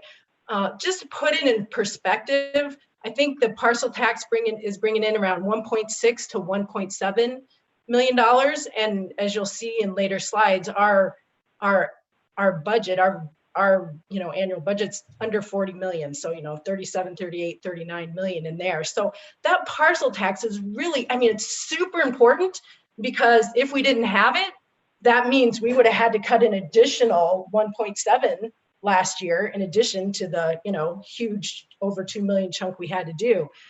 So it's super important, because that's money that's really hard to cut. But like when we got that renewal, it really wasn't adding anything extra. What else? Just financials in general. I mean, basically since I've started, which hasn't been too long, a year and a half, I guess, we've been making cuts. So we made over 2 million in cuts last year, and I know I'll hear more about it tonight in the presentation, but it appears that we're going to be short this year as well, and we're going to be making some cuts this year. So basically what we do is we're required to show a budget 3 years out. We need to show 3 years out that we are, fiscally responsible, which I think is a pretty good idea, actually, because I don't want to spend it all 1 year and not have enough for the next year after that. So we're in a hard situation right now, because our revenue is going down for various reasons, but it's making it a hard situation. And with the uncertainties now around COVID, I mean, I don't know if there's going to be unforeseen costs with that. I'll be anxious to ask that question later in the presentations, but of course, if they're unforeseen, we don't know they're coming. Also, there's some changes with our funding. We've gone from state being funded by the state to being funded locally. When we become locally, we also don't get paid as regularly, and we're looking at maybe taking out more loans. I don't know, that's another question I have, but we have had to take out loans recently. We just had to take out a $14 million loan, an $11 million loan this summer. And that's really killing me too, because I look at that $11 million loan and I just think that interest and the fees we're paying on that loan is $90,000. And that is just like a stake through my heart, because that's money we could be given to, staff and kids. So anyway, that's some of the basics. I just kind of wanted to touch base. The last thing I'll say about the financial piece is the reserve. And I know we've caught a lot of flack for having this resolution to make the 16% reserve.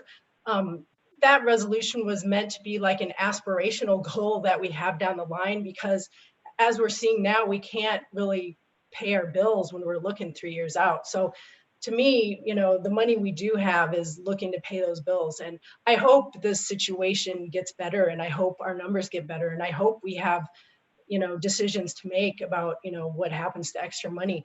But that reserve really was meant to say, that'll give us a little bit of buffer, for when things don't go like we think, or revenues don't come in like we think, so to give us some buffer, and also to give us money that we can say, hey, we have money, let's do something with it, let's use it. So that was the goal around there, but we're not close to hitting that goal. And I don't think we will be for a while, of having that reserve that can sit and isn't being looked at to have to pay our costs, because we're deficit spending. I mean, we are spending more money is going out than is coming in. Like, that's the reality of our situation right now.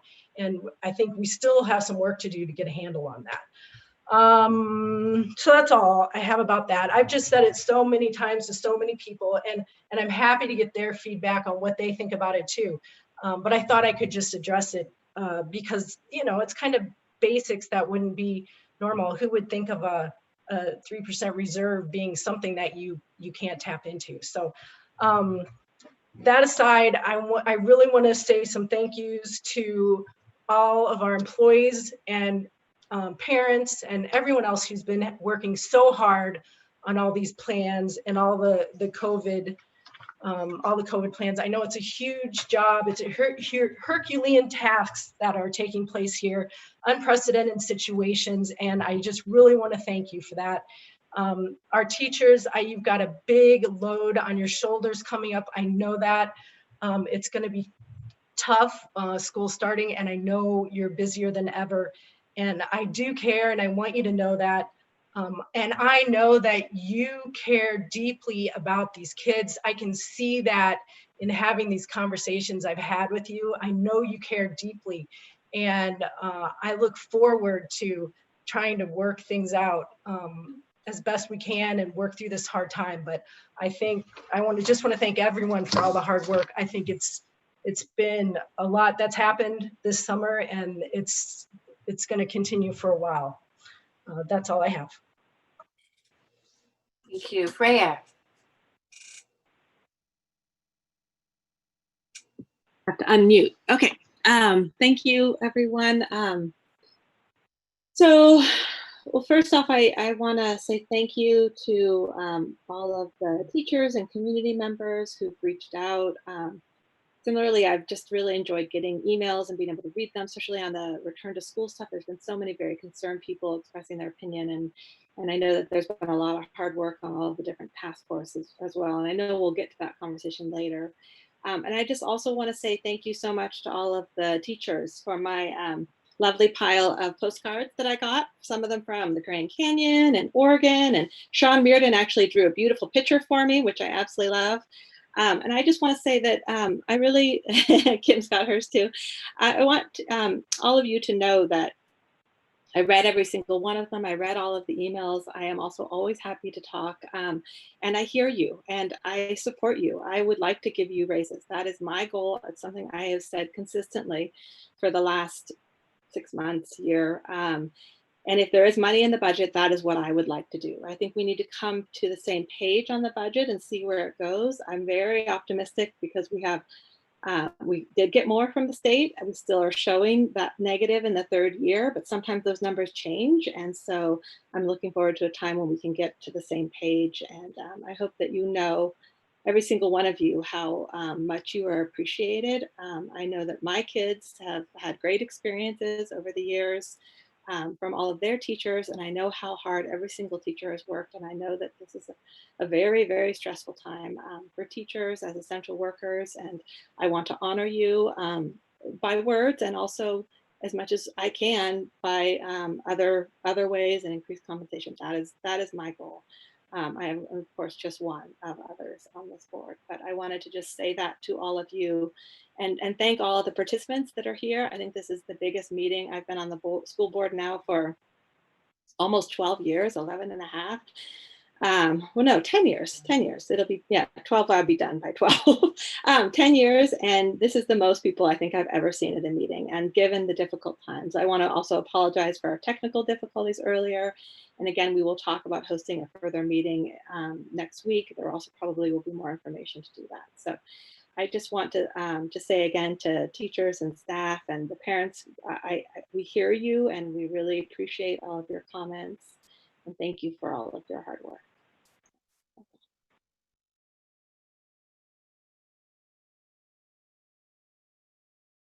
Sorry, Lizette. Hi, I'm gonna start off in Spanish and then I'm gonna translate. Primeramente quiero darles buenas noches a todos y gracias por tomarse el tiempo de escuchar. Seré muy breve ya que la mayoría de mis compañeras ya han hablado sobre los temas que son importantes. Muchas gracias a todos los maestros y a todos los papás y a todas las personas de la comunidad que están aquí para darnos sus sugerencias, sus opiniones. Esta noche tendremos la difícil pero importante tarea de decidir cómo será el regreso a la clase para nuestros estudiantes. Es muy difícil ya que no hay una simple forma de hacerlo y desafortunadamente no será del agrado de todos, pero necesitamos tratar de ser pacientes, flexibles y tratar de hacerlo mejor de una situación que sinceramente es devastadora para todos. Nuestra situación no es permanente, aunque parezca esto una eternidad. Estos tiempos difíciles han puesto a prueba nuestra salud mental y física. Algunos estamos pasando por momentos muy difíciles por la pérdida de trabajos y estabilidad. Mis más sinceras condolencias a todas las personas que han perdido a un ser querido durante este tiempo de la pandemia. Tengo fe que tomando las cosas un día a la vez y con calma podremos seguir adelante.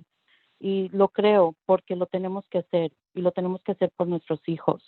Y muchas gracias a todos por su apoyo y por estar aquí. I'm going to be really brief since most of the other members have already touched on important. I don't want to be redundant, and I know time is of an essence. And I just want to thank everybody for being here. Teachers, parents, thank you everybody for offering suggestions and opinions tonight. And tonight will be difficult because it's important that we figure out how next school year will look for our students and our teachers and staff. There's no simple plan, and there's definitely not one fits all plan. There will be someone who will not be pleased, but we will try our best to hear everybody and definitely keep everybody's opinions and suggestions.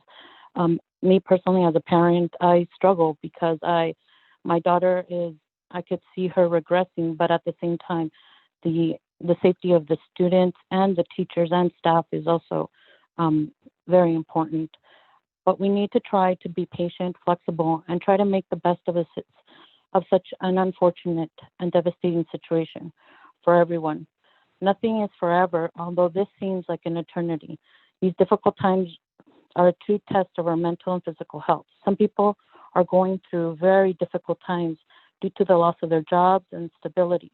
My most sincere condolences to anyone who has lost a loved one during this pandemic.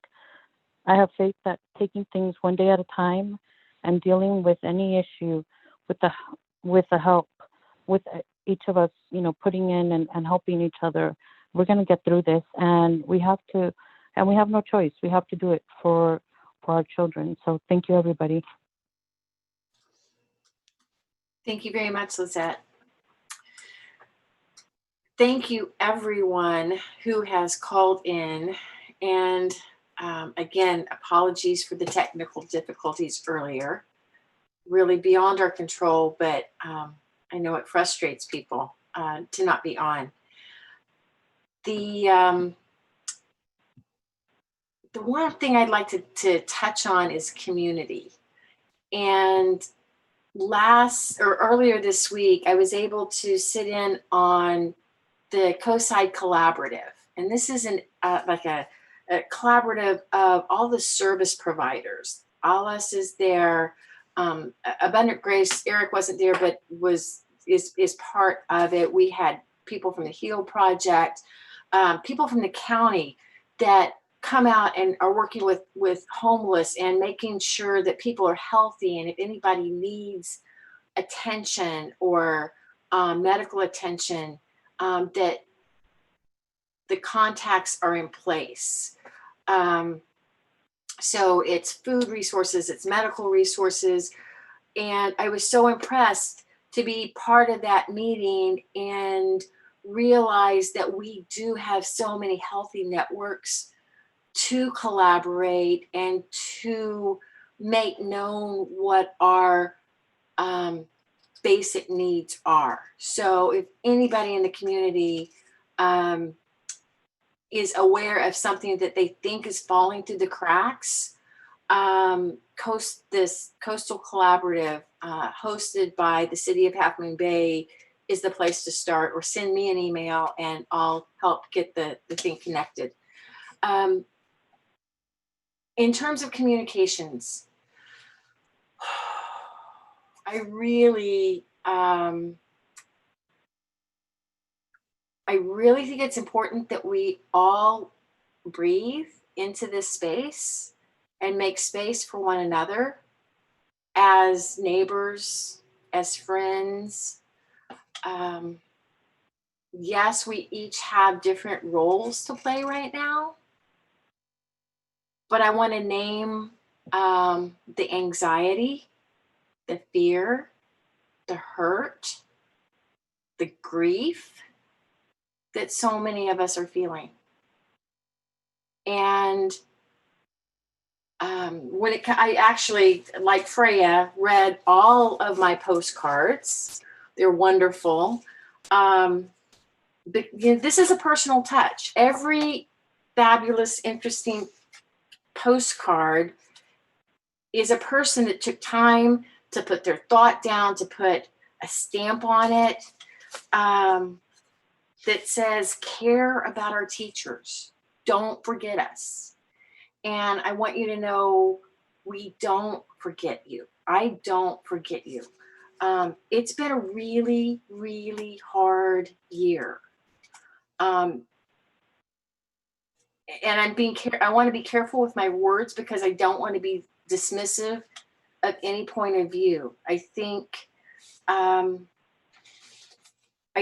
we, in so many conversations, we get a snippet of information, and there's more information that maybe we need to be curious about and understand.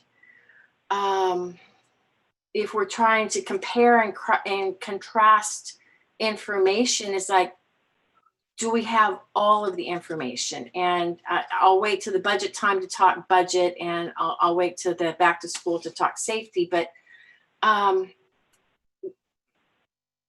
have been so amazed and delighted by all of the teachers who have called, sent lengthy emails, and I respond as much as I can. Sometimes I get exhausted, so really a phone call or that face-to-face with a mask on.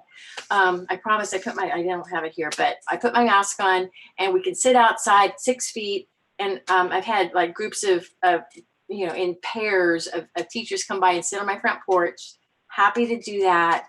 And I've sat on a Zoom call with 7 other people. So those are the times that we get to have that a little deeper conversation and understanding. And I just want to thank you for everyone who is so present and patient in doing that, because I really do, when I hear information and it's not quite right, I appreciate people calling and asking questions about the budget. You know, I pepper Sean with questions. I pepper Jesus with questions. You look at this stuff and it gets tedious, and it's like, okay, am I holding the definitions correct in my head? Because I see the numbers change, because every single time this year we've had a different budget, not because we're monkeying with the numbers, because the state has given us different numbers. And we flipped last March from, and this is where I'm like, well, wait, do we have the labels right? Because I thought it was all LCFF last year and basic aid this coming year, but no, I missed it. We flipped in March, and that's when we had to go get a loan, because one form of money was paid out once a month, and the other, you have to wait till taxes come in and get distributed to the schools. And so we had to have a loan to fill that gap. That said, I welcome the mediation. And my heart is sorry that we're at impasse. It is. But I welcome the mediation. I welcome that fact finding, because if we're not on the same page and understanding these numbers, and if there is some wiggle room or a different understanding of how we've done bookkeeping, and can provide, whether it's the raise that we had hoped before our budgets and, threats of insolvency and all of that, all the cuts we had to do this last year. You have to look at the whole context. And in looking at where we are now, if we could find the money, I would want to make sure that teachers are acknowledged monetarily. That's what my heart would like. I don't know what we can do in those numbers, and I'm going to trust our negotiators for that piece of it. So I just wanted folks to know what page I was on, and I think there's middle ground. And we have to stay solvent, and we have to have, you know, we have to balance our budget. So it's 10 pounds in a 5-pound bag. Thank you all for your patience. And if we'll listen to each other with curiosity and not jump to judgment, I think that's going to help us. So again, that's my thoughts on some of the pieces that I think we need to work on together. And now I got to find where I put my, next up is our superintendent report. Dr. McFetridge. Thank you very much. Thanks to all for joining tonight, and apologies for the technical difficulties, and I'm glad that we could address those. Tonight's meeting is really about the school opening recommendation, which I'm so grateful to Leticia Patia and Jesus Contreras and all the members of the Opening Schools Steering Committee, the different focus groups, everyone who took the survey, everybody who's written in and emailed me or emailed them. And so I look forward to hearing about that. And I just want to manage everybody's expectations. It is told to us that the state may come out with new guidelines even tomorrow. Many counties are acting in a very different way about this. Orange County, their Board of Education, their county board has said that they will return to school fully with no masks. That's too hot for me. And then other people have said, we're not going back and it's all going to be remote learning. I'm not sure how I feel about that currently. We have, the staff have come together with hybrid plans and to talk about the 4 pillars, ways that we could get kids back into school. But I just want to make sure everybody understands all this is the reason why we always say we have to be able to adapt and be flexible is because our guidelines change. It changed for us in the spring, and it appears like it's changing again now. First and foremost, and I said this today, I don't want to talk about the source of our conversation, but we did meet with CUTA representatives today, and we communicated then that the health and safety of our staff and our students is paramount. That is so important to us because we're employees too. And we know that the students and their families and the teachers, when I hear the public comments about that, I couldn't agree with you more. And we also know that we have guidelines provided us by scientists, by local health agencies.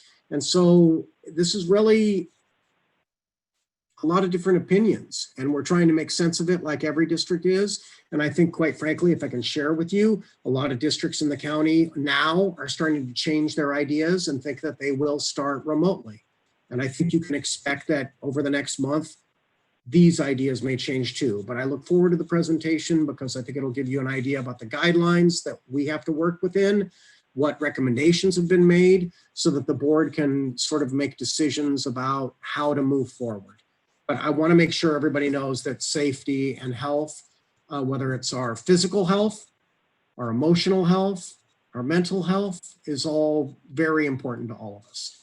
And, you know, that's just number one. Number two, the budget. It is true that the budget is very confusing to a lot of people. And it's been very confusing to staff because the budget has changed, because we were given in October a letter of lack of going concern, maybe it was September, saying you're not going to make your 3rd year reserve, you're going to be insolvent, you've already had qualified budgets twice, you need to make cuts. They told us we had to make cuts. They told us to bring in the fiscal crisis management assistance team. We didn't choose to do that. That was forced upon us. It's state law that required them to do that.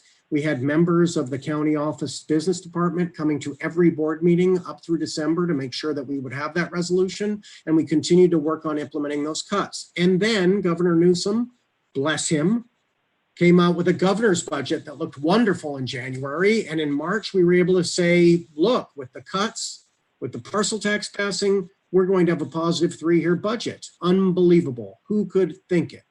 And then the next day we closed because of COVID. And then the governor came out with a May revision.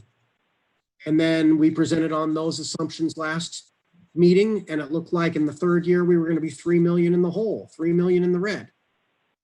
And now we don't have a positive budget. So we went from negative to positive, back to negative again. Tonight you will see, and this is the big story, I guess, is that with the legislative compromise, we will have still a deficit of 800,000 in the 3rd year.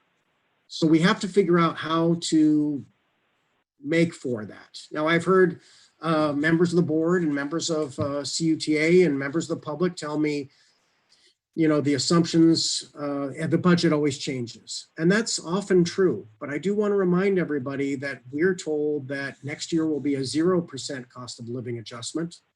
Even though we're told it's a hold harmless budget from last year, it's a 0% cost of living adjustment. So that's not new income for us. That's sad to say, but that's what we're told. It's not an increase of 3%, 2%, 1%.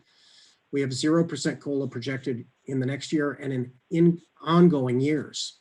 We'll talk about that more at the budget meeting. I want to talk about status negotiations. And I appreciated hearing from Sean Reardon and him saying it, that we're at impasse. And we said this at the last meeting. And really that just means when the two sides can't see eye to eye. We have differences in opinion. We have differences in viewpoint. We are probably thought of as too conservative. And that's kind of our job. We have a fiduciary responsibility. I do think the impasse process, as I did hear President Hines say, I am hopeful that that is an opportunity for us to sit and to share our viewpoints and to share the facts. And I hope that will lead to a better understanding and different viewpoints. If that process of mediation then, and our mediation doesn't find us able to agree, then we can go to fact finding. But we're already trying to, like, each of us, both sides, if you will, put out our different takes on this and our different facts. I've been taken to task tonight and in numerous emails about people questioning those facts. And usually I try to give that as an evidence-based argument based on things that we've been provided. This is going to be a debate. And that's what it is. And we're trying to figure out what the truth is. You know, there's an old expression, there's my truth and there's your truth, and somewhere in between is the actual truth. And so if we go to fact finding and we have a neutral party, I'm hopeful that they will say, you know what, this is how we see it. We're neutral parties. This is the real truth. I'm positive, I'm hopeful about that because I do think we're a far away place. I do not want to negotiate in public. I've said this on numerous occasions to our colleagues and in these board meetings. And that said, when the Half Moon Bay Review calls me for a quote because our CUTA colleagues have called them for a story, it's my job. It's my job to communicate to the public. And I was asked by a majority of the board to provide some facts about return to school and about budget, because that's what's being talked about now. I expect people will not like it. I expect that people will question what I say, and I expect people will question what other people say, but it is what Sean Reardon said. This is about democratic life in a democratic society, about being in a pluralist democracy where there are different viewpoints. And it is a matter of public concern. And I've always said that I need to balance the interests of our employees and our other stakeholders, whether that's the families and students we serve and the greater community, because we cannot go to a place of insolvency. I do agree with Freya McCammett. I do agree with Kim Hines. I do agree with Mary Beth Alexander. I do agree with Sophia Lane. I do agree with Lizette Cortez. We would love to give a raise. When I hear the union, the teachers union, CUTA, saying, when do we want a contract? What do we want? A contract. When do we want it? Now. I kind of hear what they're saying is, what do we want? A raise. When do we want it now? We want to give a raise, but our opinion, because we have to be conservative and because we have to think about solvency, is we want to give it when we can afford it. And so we want to get to the place where we can show, back to what Sean Reardon said, a compromise.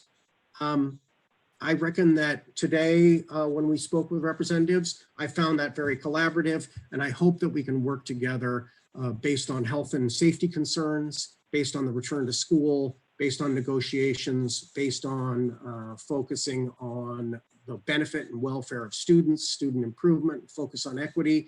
These are things that we all have to be on page about. All of this will apply to all our decisions going forward. We will work to share information with the public. That's my job. That's what I'm asked to do. It may be unpopular. People may say, well, you're getting your side out, but we're all getting our sides out right now. I heard Sean Reardon saying very specifically that collective action, direct action, picketing, more communication will continue. And that's their role. And I respect it. And I hope that everybody will come to understand that I have another presentation that I have to give. And it may sound like I'm a conservative. In a fiscal sense, I am. We are having a robust debate now. We are having a robust debate here. It's very important that the board and public all have information to consider from varying perspectives.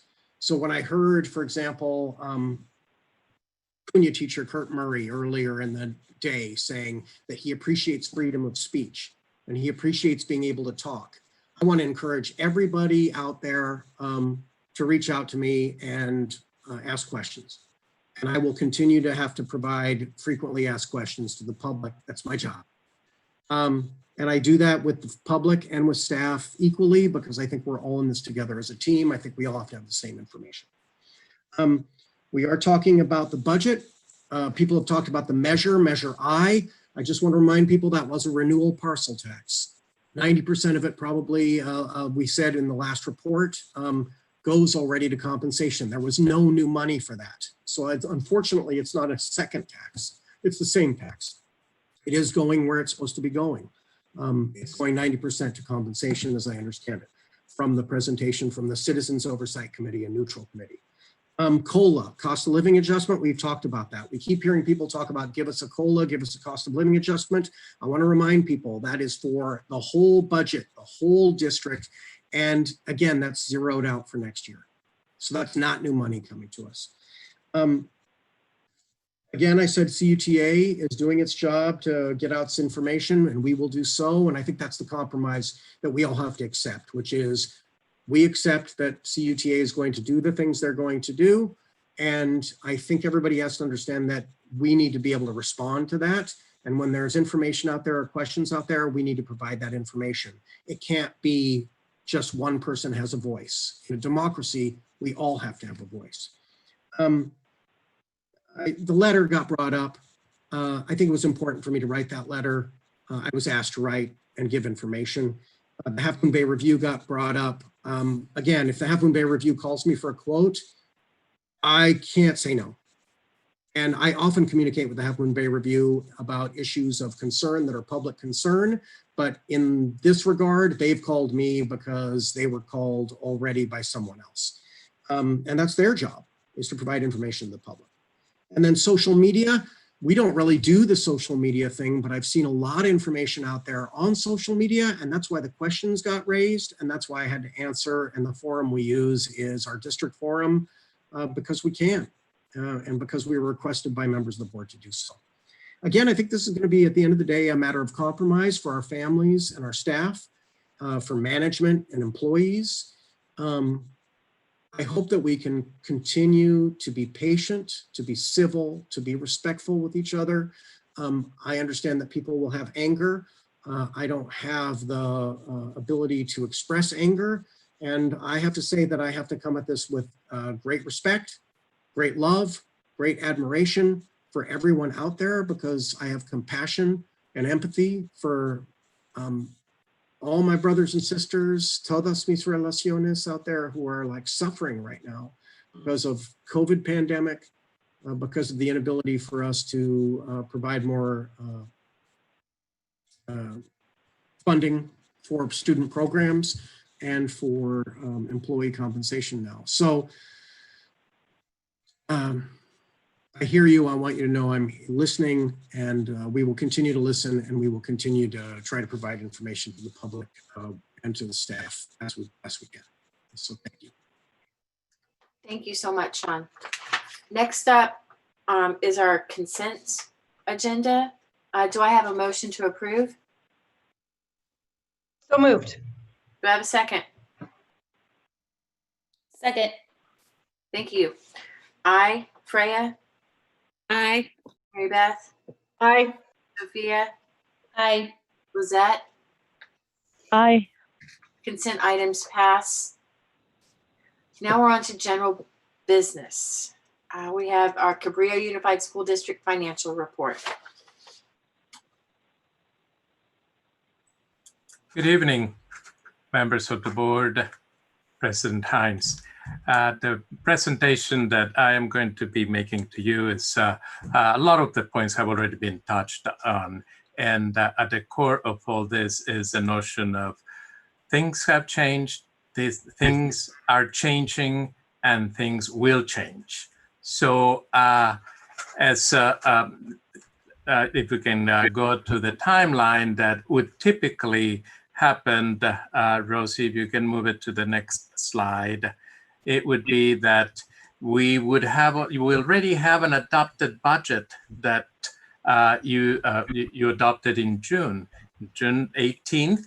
You looked at how our projected multi-year projections looked like, and we had a budget with the information that we thought it was what would stick.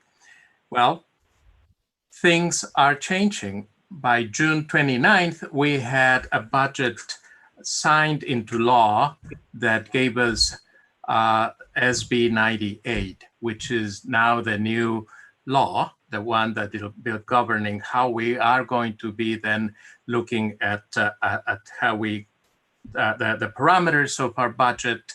And to the August 13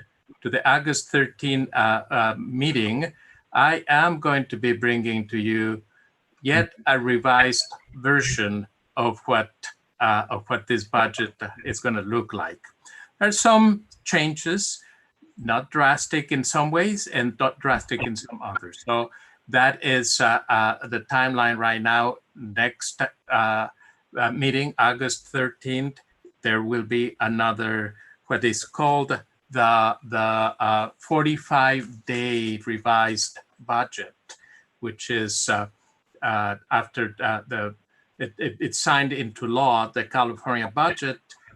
We bring it to you and with the changes and whatever things that are now part of that SB 98, which is what is our current law for educational funding.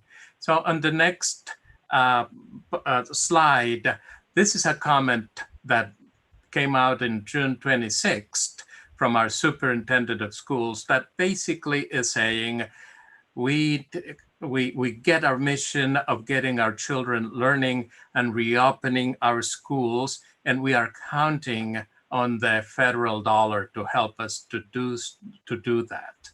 This is Superintendent of Public Instruction basically counting on how we are going to be getting the support of the federal dollar so that we can then in turn make good the budget that was to be signed 3 days later. So I wanted to emphasize in here the expectation of the Superintendent of Public Instruction that the federal dollar would come through to support. That is not yet fully true, but it is the expectation that we will have some part of the federal dollar and the already parts of that CARES Act dollar. So on the next now this is the June 29th, where our governor is basically saying, okay, so here is SB 98, and the basic message is that we will look into schools having a hybrid or mixed delivery models as a framework for maximum teacher-student engagement with plans to ensure that our students do not fall through the cracks.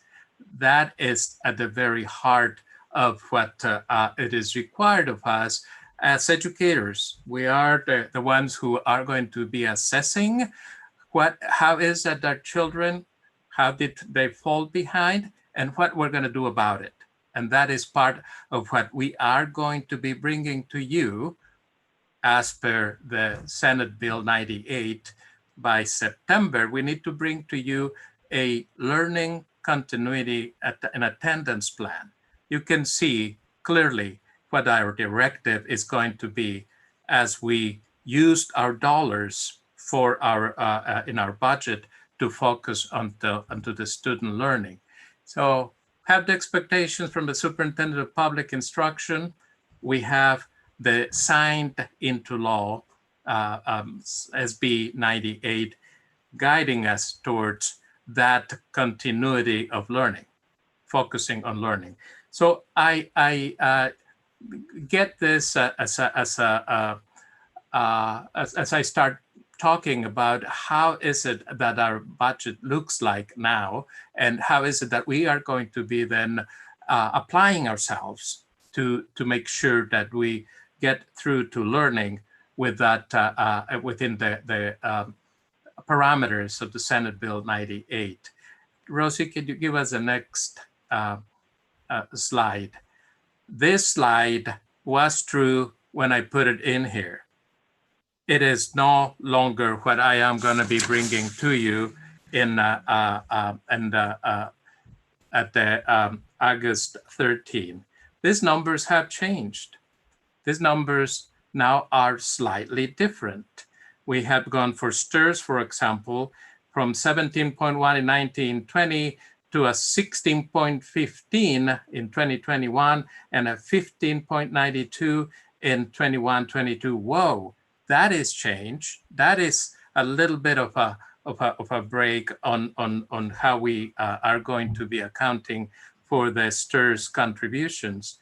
And then and the 22-23 is going to be 18.40. So that gives you an idea of how things had been changing and how in the next one that I'm going to be bringing to you on August 13, this will be changed. So the next slide then, Rosie, will get us to, well, this is what was true. Well, this is no longer what is true. Now that that has changed now because one of the compromises with SB 98, it was that this draconian cut is no longer this way. What we have gone into is the expectancy of a federal dollar and the borrowing of dollars, the deferrals, that the state says, I owe you, but I'll pay you in this schedule. Some of the deferrals will go into the next cycle, into the 21-22. As you can see, that really creates a problem with cash flow. So there are two ways of being insolvent. One of them will be that we spend beyond our means, and the second one would be that we run out of cash. So both of them cause an insolvency, and that is our job and my job to keep us solvent. So this was true when I created this. It's no longer true. I will bring the next one to you with the numbers as the dust gets to settle. So the next slide then is Rosie. This is the budget that you approved in June. And in June, you saw that 3 years out, we would be solvent. We would be basically in 1920, and we would move in. This is what the picture looked like on the budget that you approved on June 18th. The next slide, then, Rosie, if you can give us the next slide. That was what we thought was going to be, and upon which we built the next one slide. So the next slide. This is what our budget as of June 29th looked like. As you see, a little bit of a better picture. And you might be saying, so what is it basic aid? What is it LCFF? And then basic aid, basic aid. So you look at the top of the in there, that's what it would be projected to be. And it all depends on whether as basic aid we generate in our context with community-based community funded district. That means that the state does not need to backfill with the money that we would need. One thing that I would like to give you an idea about, I want you to take a look at the year 2020-21, which is this current year. Because of the projection of our taxes and because of what our projected revenues and expenditures are, you see that we are still looking at $36 million in revenue and only $36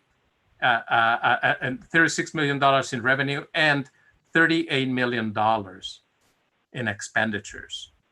So that is a concern, and it has already been addressed before. You look at the bottom in there in blue, that 3% required reserve is 1.172 million, 1.2 million reserve. And then we have unassigned $2.3 million. If we continued with the same rate of expenditures, you look into 21-22, and you will see that even though we would continue spending more, we would still be overspending the $2 million. But if we change and we get to keep our taxes again, because of the taxation code, then we still look in there. You see the total surplus deficit in 2021, we have that $2.4 million, and then you have only $280,000. That's because we are considering that we would be keeping the $2 million by becoming basic aid again. That is a very, very, very, very crazy roller coaster, because there is no certainty of funding, and we would be vulnerable to what I'm going to be going in detail in a few minutes as to what is it then that what is our cash flow situation. So if we are an LCFF district, that means that the state of California is giving us a schedule of payments. Those payments this year are going to be deferred. But because we became a basic aid of this past year, even though we are calculated to be an LCFF school district this year, the state of California is still keeping us into basic aid status. And the state of California is thinking like, you don't need any money because you are a basic aid school district. You will get your taxes in December. And that creates a gap. That creates a gap of cash. It's a cash flow problem. And I'm going to be going into something that we have discussed before about the ERAF business. But and the next slide then, Rosie, just the ERAF in 17, 18, and 18, 19, it was recalculated. And just think about it this way, as we said in the previous slide. Our revenue is, let's say that we make $36, just for the sake of that. We make $36 and we have direct deposit. So we count on having $36 in the bank. All of a sudden, because of this ERAF situation, we go to our bank and we see that we're missing $14. What is the problem here? I thought I had 36. Well, no, we are withholding 14. But wait, I have expenditures to pay. I have to pay for milk, groceries, and sorry, we will hold 14 until we run our investigation. So we end up with $14 less in the expenditures to face.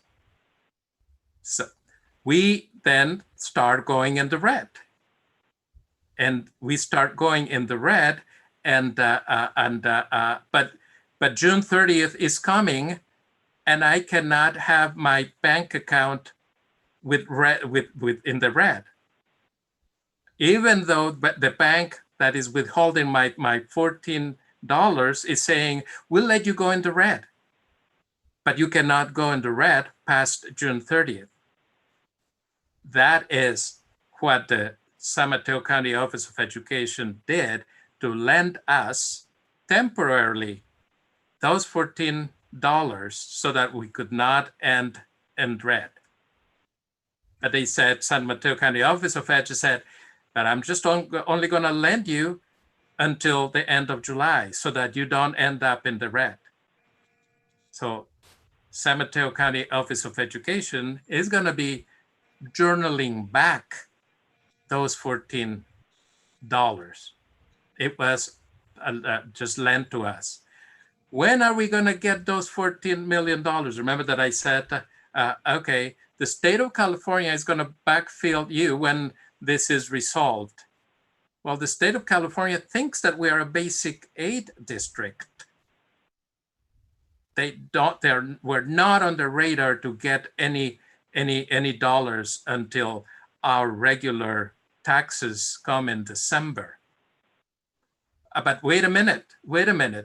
We are going to be passing this adjustments called SB 98, and those adjustments are going to be throwing you maybe back into basic aid, maybe back into LCFF.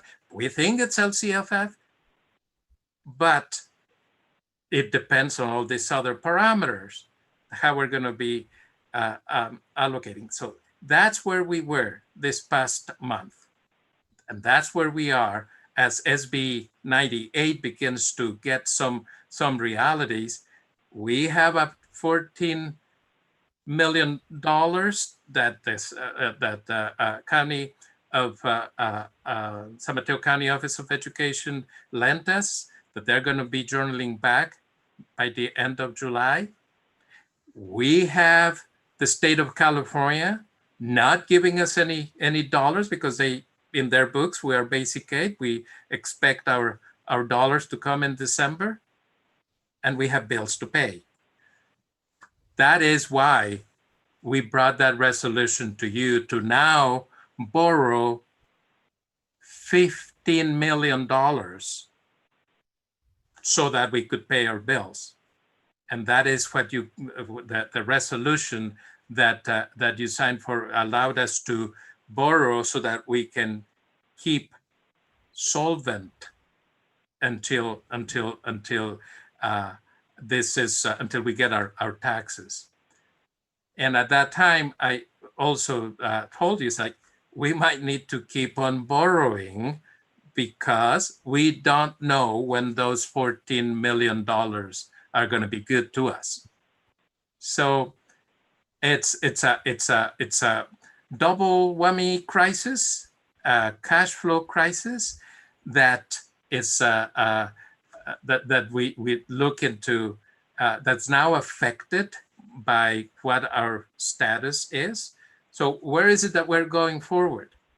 Since we don't know when the San Mateo County Controller is going to be either forced to give us back those $14 million.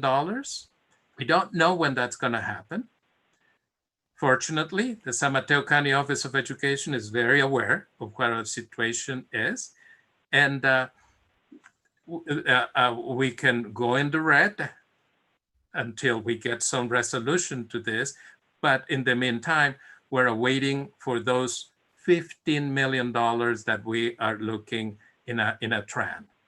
So we are in cash flow crisis, and so as the dust settles on SB 98, and we look into how we are going to be accounting for that, and more to come to you as we keep you informed of this development on what we have. So the next slide then is basically, so where are we going? We are going to be having the TRANs, which hopefully I will hear soon that we were approved and that we are going to be getting those survival. We asked for $15 million. I'll let you know how much they lend us to survive until we get our taxes in December. And we have this federal dollar, which is about $2.1 million, that is earmarked, as I said earlier. So what we're going to be doing to catch up our students. So these are not dollars that we are going to be able to put towards our general fund, but rather dollars that are going to be used to deal with the consequences of our students sliding, getting behind as a result of the COVID, and we will be able to pay for some of the COVID expenditures through those federal dollars. We have another pot of federal dollars that it's a ESSER, the fund, that it's about $96,000 that follow pretty much the rules of the Title I. It's basically how we're going to catch up our students. And we have already spent those SB 117, which were $5,500. So that is kind of where we are right now. And that's our fiscal current situation. And at the August 13th meeting, I will be bringing more an update on this and where we are. So this is what we have. And the next slide, I think Superintendent McFetrich is going to be going forward. First of all, I have to apologize. Thank you, Jesus, for that. I have to apologize for all the acronyms that we have to throw at this. It's so many, but I'm going to provide you another one, which is the Fiscal Crisis and Management Assistance Team, FICMAT, FHRA, the Fiscal Health Risk Analysis. This was presented at a board meeting, the one we had at Cunha, actually, in February. And here is a summary of what were some important points about what they found on pages 6, 11, 14, and 19 about why we wound up spending beyond our means. I've heard, I will just, for full disclosure, I've heard people suggest that these numbers aren't correct. But again, this is the Fiscal Crisis Management Assistance Team. We didn't hire them. The county sent them in. They are the people that come in. It's a quasi-governmental agency, works very closely with the California Department of Education and with districts that are in fiscal crisis. They were called in, and it basically says at the top, district expenditure increases can be attributed to negotiated increases in compensation and statutory benefits. People have suggested to me that, you know, when we have the comparison between the raises and the cost of living adjustment, again, I wasn't in the district when those were negotiated or created, but these compensation increases, I think what's happening is people are thinking those are raises, but those compensation increases include health benefits, increases in pension contributions, et cetera, et cetera. But we will wind up looking at this to clarify that, because we've heard some people say, hey, those numbers don't look like our numbers.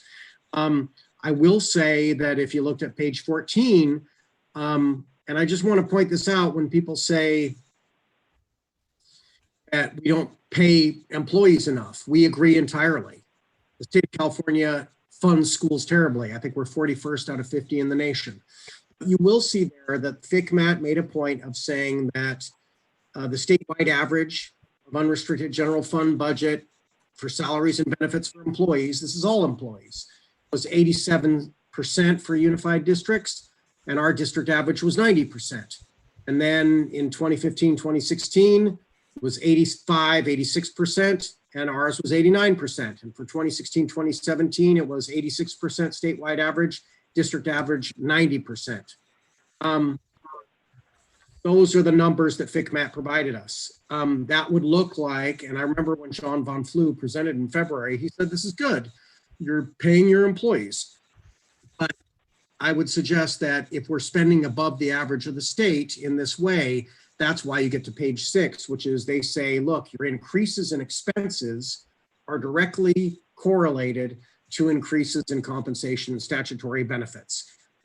I know that rubs people the wrong way sometimes when they hear it because, well, we're not getting paid enough. I would agree entirely, but it's because we aren't getting paid enough as a district by the state or through local tax dollars.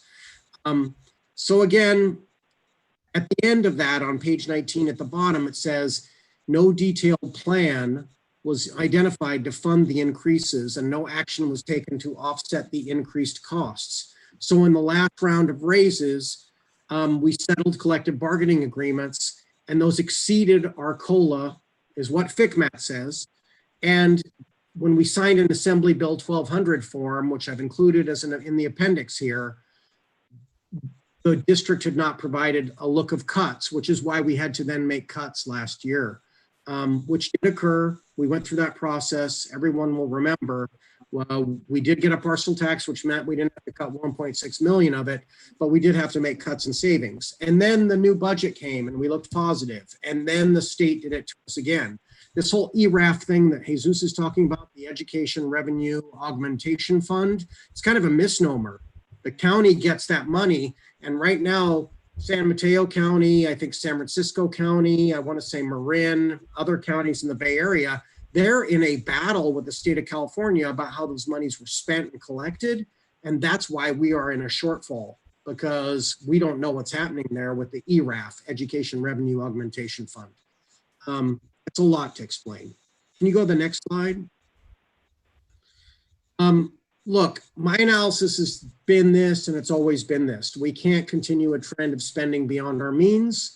That's why in the budget slide you saw before, you see, yes, we have a healthy reserve, but by the end of 3 years, which is what the County Office of Education is looking at, that goes in the red.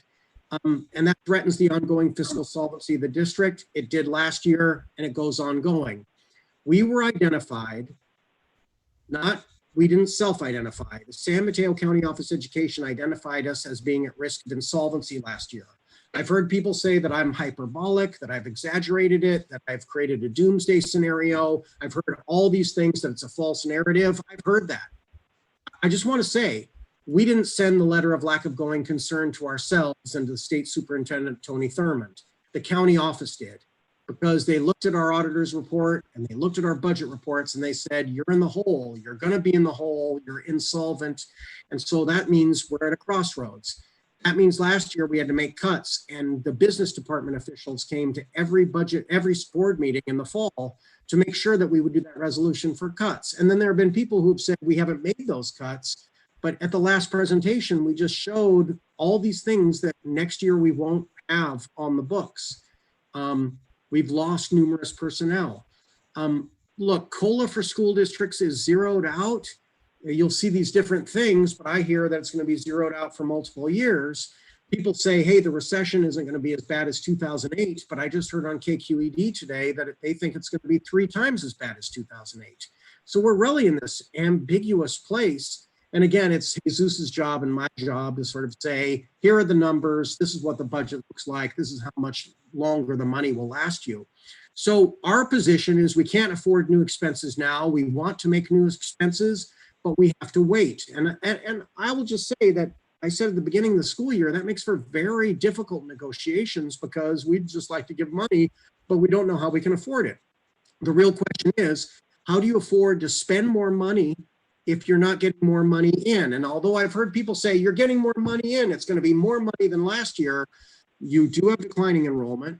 We were basic aid this last year. We got a windfall for that. Now we're going to LCFF, but we're going to have all these extra costs for COVID.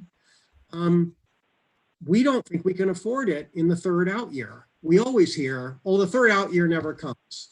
You'll be good by then. But it is a gamble. And we're probably less risk averse because we know that we have to report to the county office and say, this is how we would afford it, because they're definitely not gamblers. Our expenses continue to exceed revenues. The budget has shown that. We deficit spend. We have had to make cuts, and we believe we will have to recommend more cuts in the fall.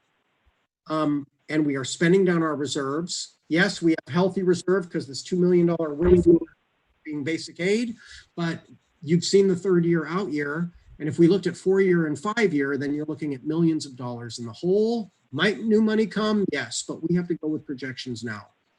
I think you've heard the governing board all say they'd love to give raises and they'd love to be able to afford raises. We know that this has personal impacts on staff and families. We also have heard that many people in the community are suffering, so we also understand that.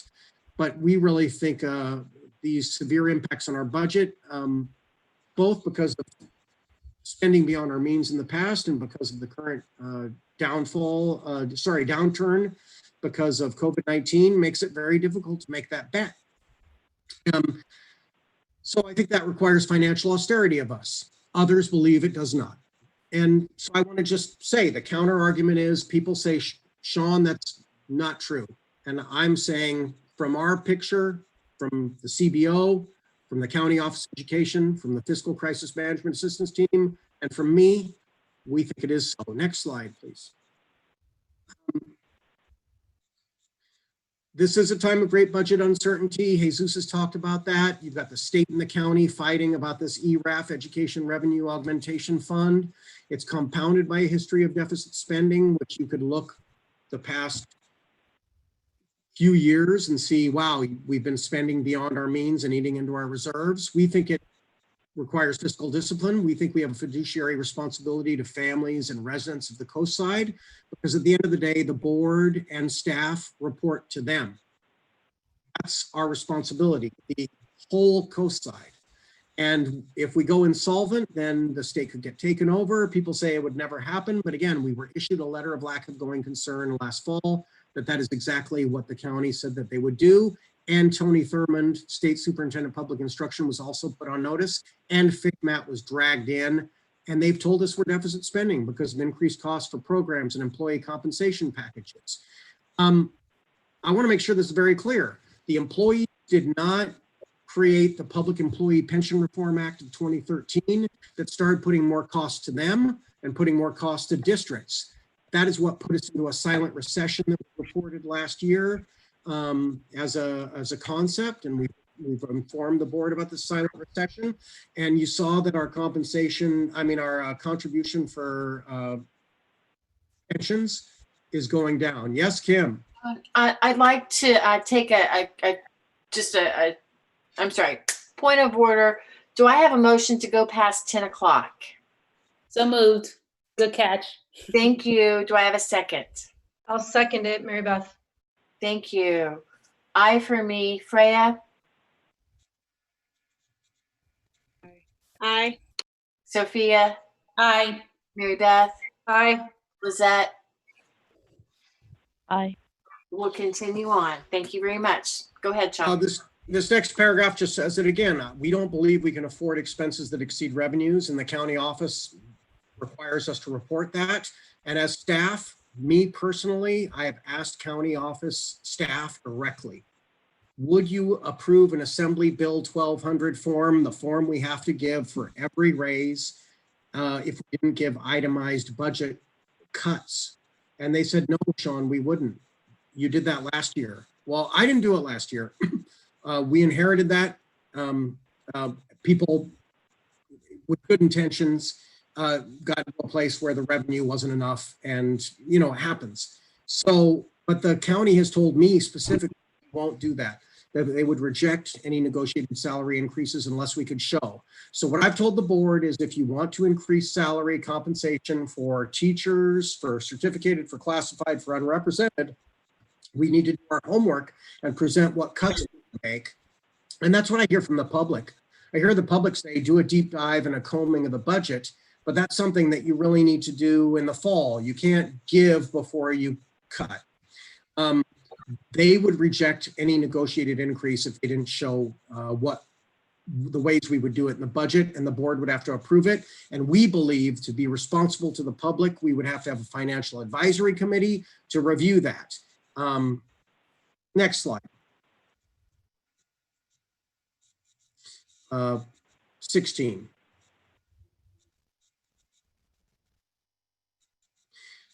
So again, we have a fiduciary duty. We take that very seriously. It's required of us by law, by the County Office of Education.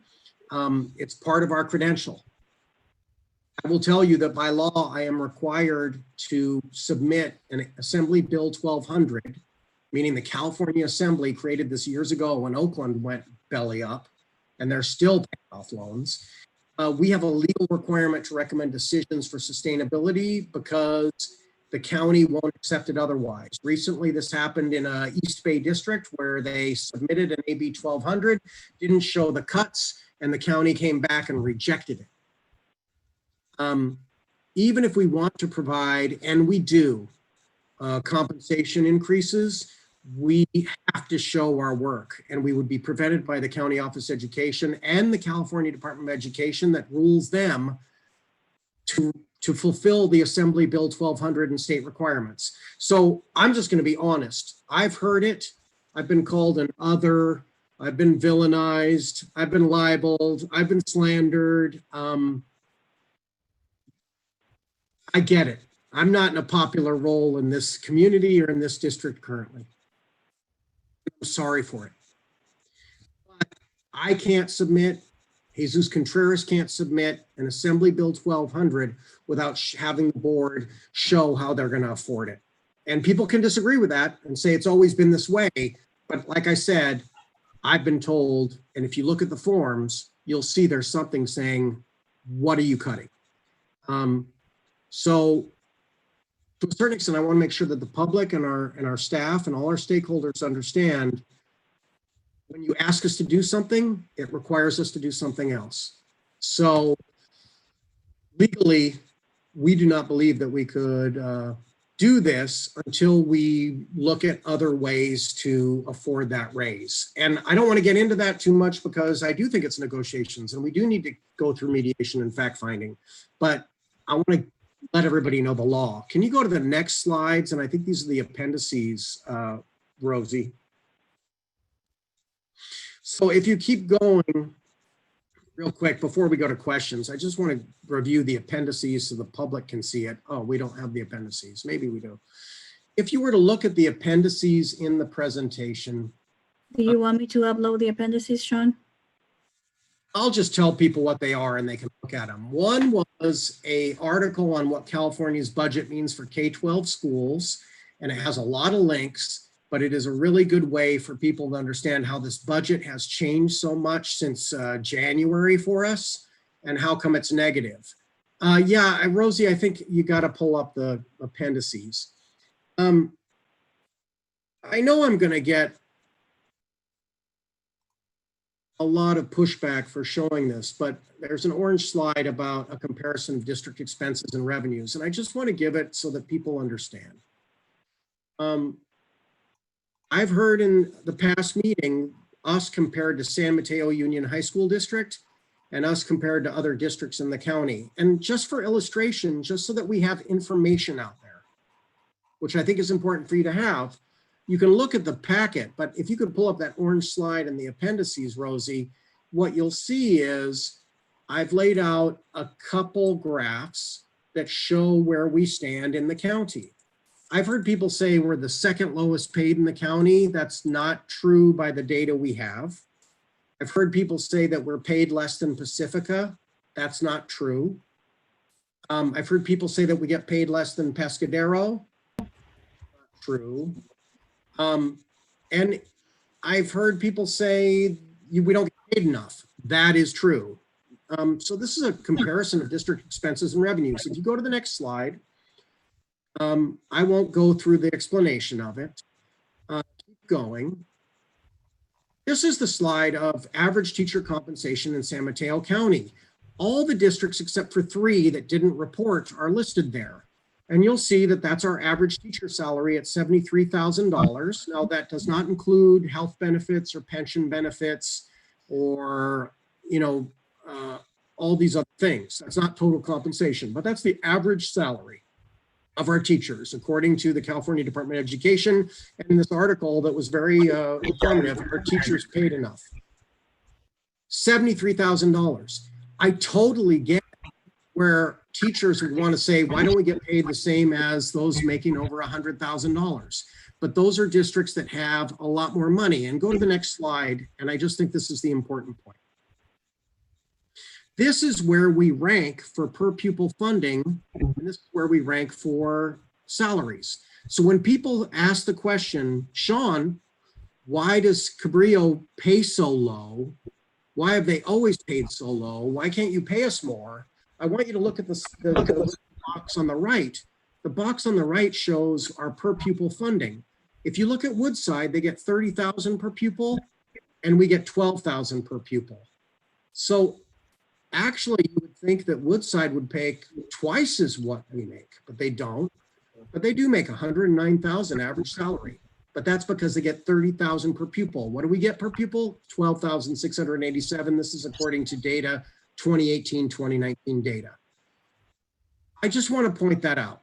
If you're wondering why we pay less than other districts, it's because we depend on the state or local tax dollars or our parcel tax.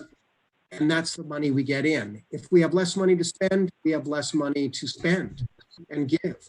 I was in the conversation yesterday via email and the day before with a parent who said, what about this parcel tax? I said, that parcel tax was a renewal. There's no new money. And this person said to me, I would pay more money. What can I do? And I said, you could write the board and have them create another parcel tax. Many Bay Area districts have a larger parcel tax. Many places across the hill have a larger parcel tax. But the question will be, will the public, especially now, pay more in parcel tax? But if we paid more in parcel tax, that would be more revenue. So it's one solution. How could we fix it? We could have another parcel tax. I think at this time, it might be very difficult to pass another parcel tax. I'm going to put it out there as one solution. We can't shake the money tree from the county or the state for more money. We can't say, please, can we have some more? We get what we get. If you go to the next slide, Rosie.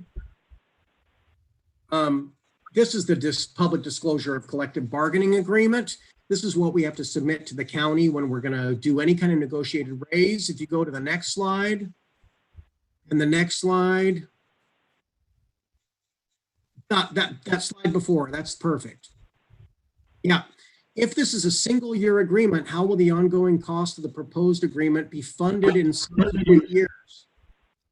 And if this is a multi-year agreement, what is the source of funding, including assumptions used to fund these obligations in subsequent years? That's the bottom line. G2 and G3, we have to show a source of funding. So I'm sorry that I have to do it. I kind of wish I could break the law. I can't break the law. The county won't let me do it. They would reject it, they've told me. So we would have to make cuts before we could provide more expenses. And then I'll stop. Thank you. And I'm sorry for those facts. Thank you, Sean. It's not easy to be the bearer of difficult news, and it is difficult. I would appreciate, Rosie, if you could go back and actually put the budget sheet up so we can ask questions of Jesus.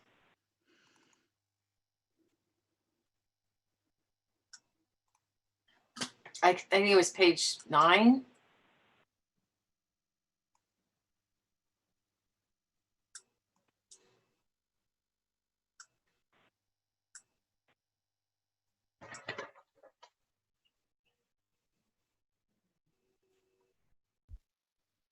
Just first, I know it's tedious for everyone, and this is the one page. In June, there was also the detailed budget that has everything behind it. And to reiterate, I do understand that the reason the county sent us the letter stating risk of insolvency was because we had 2 what they call qualified budgets, meaning that third year out was in the red. Mm-hmm. And so the what we see right now, 3 years out, bottom right hand corner is 801,000. I'm wondering if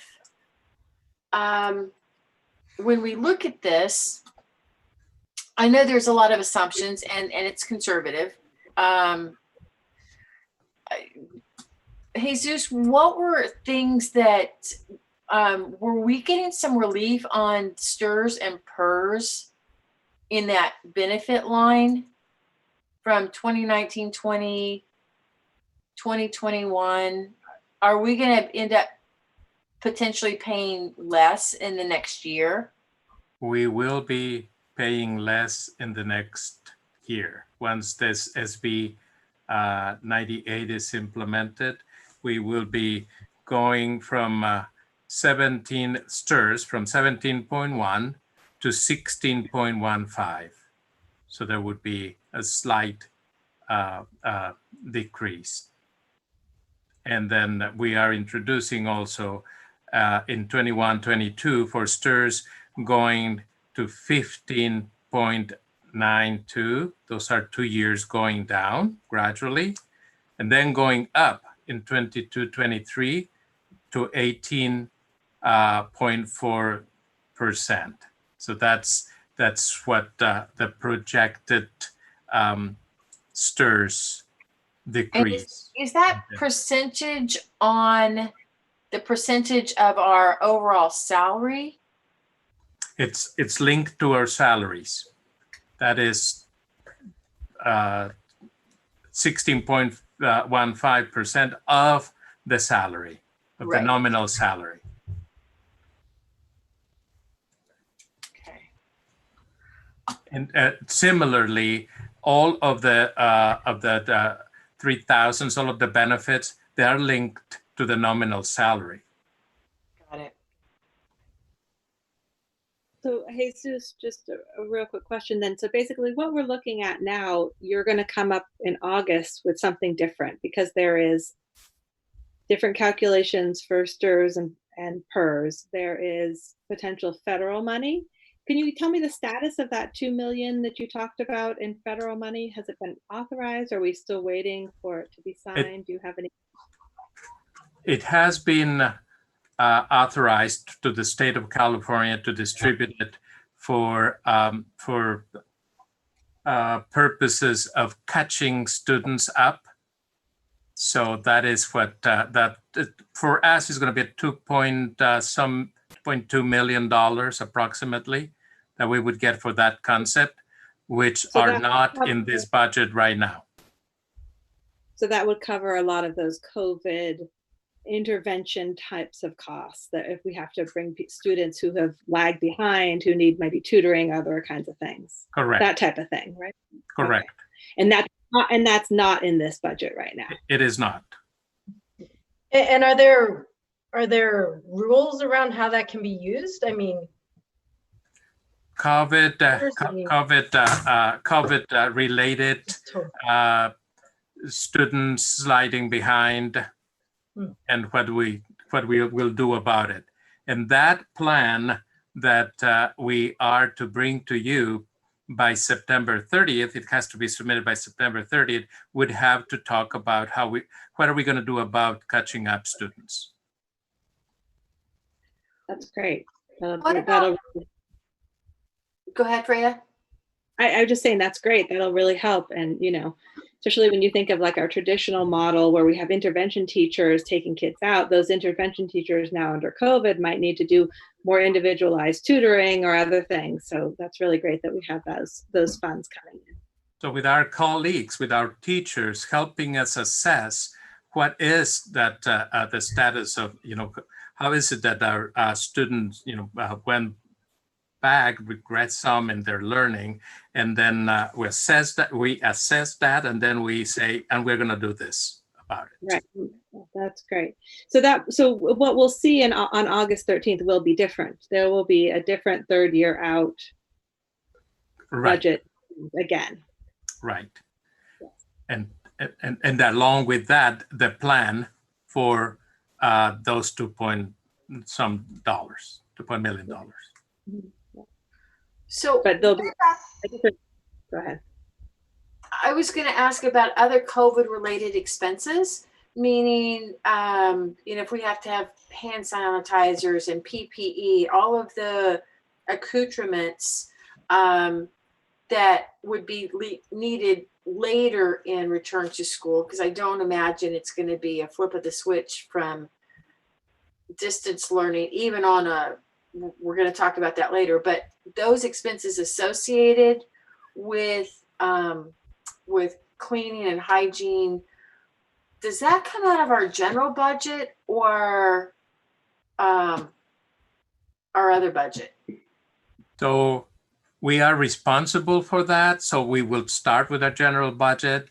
We have applied to FEMA but it's going to be taking us some time to assess what of those expenditures that we are going to be incurring out of our general fund we can get reimbursed for, and any single dollar that comes to us for COVID related, then we journal it there. But it's originally our responsibility, and we respond with general fund dollars until we get some relief from federal grants or state grants. To give you an example, when SB 117, $52,500 came, we had already spent them because we had already looked into the Chromebooks that we were needing to deploy. So we started from the general fund, and then we charged then that SB 117. That's how we would need to respond immediately to what the needs are, and then seek all kinds of any funding that comes to us for those COVID expenses. So, go ahead. Okay. Are you finished that last question? Okay. Hey, Suze, I've got a question for you. So you said that I'm asking about the supplemental fund. So like the 2 million we got last year. So if we're going to LCFF this year, did you say that when we flip back into basic aid in 21, that we're again going to get that supplemental tax, and that you have budgeted that $2 million into this budget? Is that what I want to clarify? That's what you said? I said that in this budget, if we flip into basic aid, you see a difference in here in the deficit, about $2 million that would be helped. That's contemplating that we're going to go back to basic aid. Okay. And that we get to keep those around $2 million. So, and it was my understanding that when you look at that supplemental tax, that last time it was 2 million because we were splitting that pot. We got the whole pot, but we split it with 5 other schools. I assume when you put the $2 million in, what if it's 10 schools next time or 2 schools? Do we already kind of know how many schools are going to be in that pot? Because doesn't that change how much money we get out of that pot? We don't know. A budget is different than an audit, in so that in a budget, we assume that that's what's going to happen, and it is going to be approximately $2 million. And is that usually what it is? I mean, when we were one of 6 schools that got it, I didn't know it. The county people seemed to, my feeling from when they spoke was that we had kind of hit the jackpot that usually you don't get so much. That was just my feeling. So then I thought, oh, maybe it's usually, 10 or 15 schools splitting that pot. I don't know. Two concepts there. Supplemental taxes are those dollars that we get to keep the year that we become basic aid that did not get then redistributed. So we are assuming that will be around $2 million. And that's what we budget. As I said, a budget differently than an audit. A budget is we're projecting that will be about that much. When do we know that? Typically, we know about our taxes in January.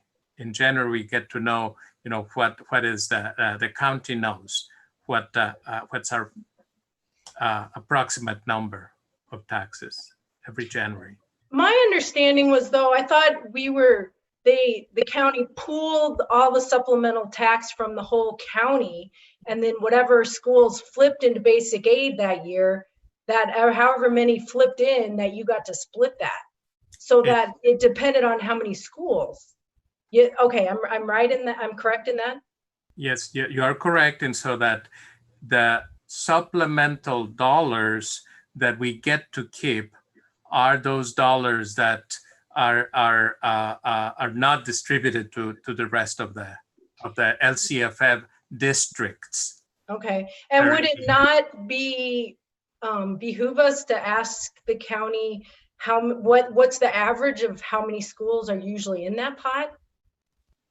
I mean, I don't know. Was when we got the 2 million, was that normal? They seem. I got the feeling that they kind of felt like we're hitting the jackpot, but maybe I'm wrong. Is the average 6, or is it sometimes it's 15? I don't know. Do you know what I'm saying? I believe that it has been typical this about the $2 million. Okay, fair enough. So then to kind of piggyback off that, first of all, I want to say thank you, because it's always hard. We always want to talk about good news, and this is budgets, sorry, Jesus, are probably for the foreseeable future not great. And it's not fair for reasons I think that Sean alluded to earlier. We all should hopefully by now know, and I think the slide Sean showed, the vast inequities in state funding, even within the county, are mind-boggling, and it's just hard to really accept that as reality. But here we are. Here we are also in the middle of a pandemic and another recession, which for all expert counts I've seen as well, is predicted to be prolonged and deep. So, and what I'm hearing here and what I've observed over my years on the board, studying this inside outside trainings, every webinar I can go to, I go to it. I study, I talk with people, I listen, I explain, and it's like, it's crazy making. And my last job before I left Genentech, by the way, was helping to manage a $2 billion budget with operations in 100 countries. Currencies like crazy, right? And like, this is crazy. Public school funding is insane. The ERAF thing is also like crazy, right? That there's this debate between the this, and we could get caught in the middle of it, right? When the county and the state are having a conflict or a discussion, spirited discussion about how those funds should have been or should be getting allocated, and we fall short. We need to take out another loan. We hope that we get it at a certain time. If not, we have to find ways to expand from that. But to just kind of summarize my key takeaway from this, and Jesus, please amend if needed. This is we're all in a roller coaster right now across, the country, really, and across our state and across our county. And, clearly we continue to be on a roller coaster, as is the normal school finance life, as is exacerbated by the pandemic and global recession.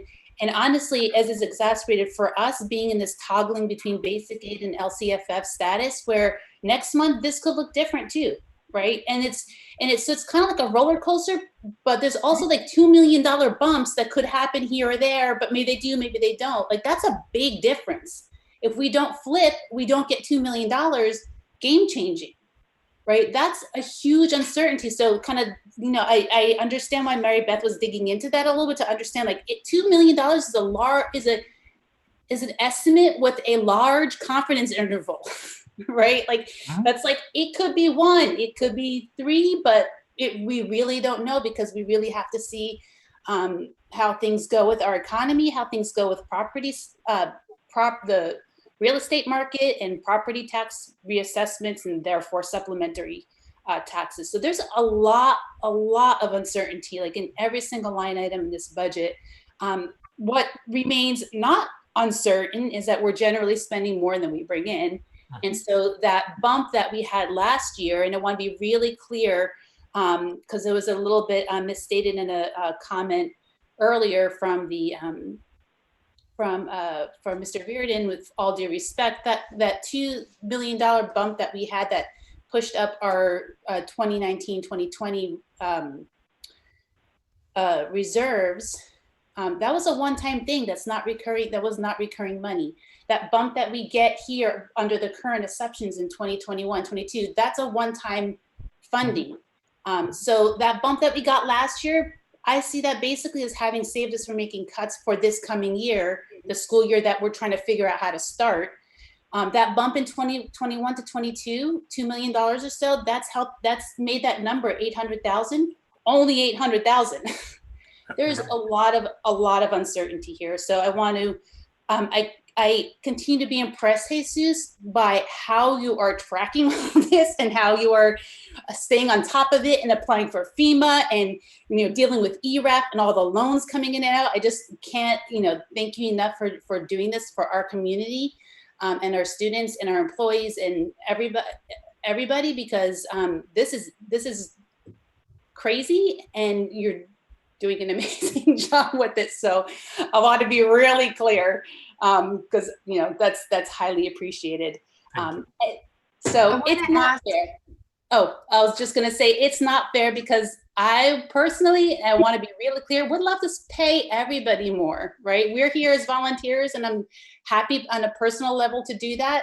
And volunteering lately, probably at least 30 hours a week of my time, but typically around 20 all year round.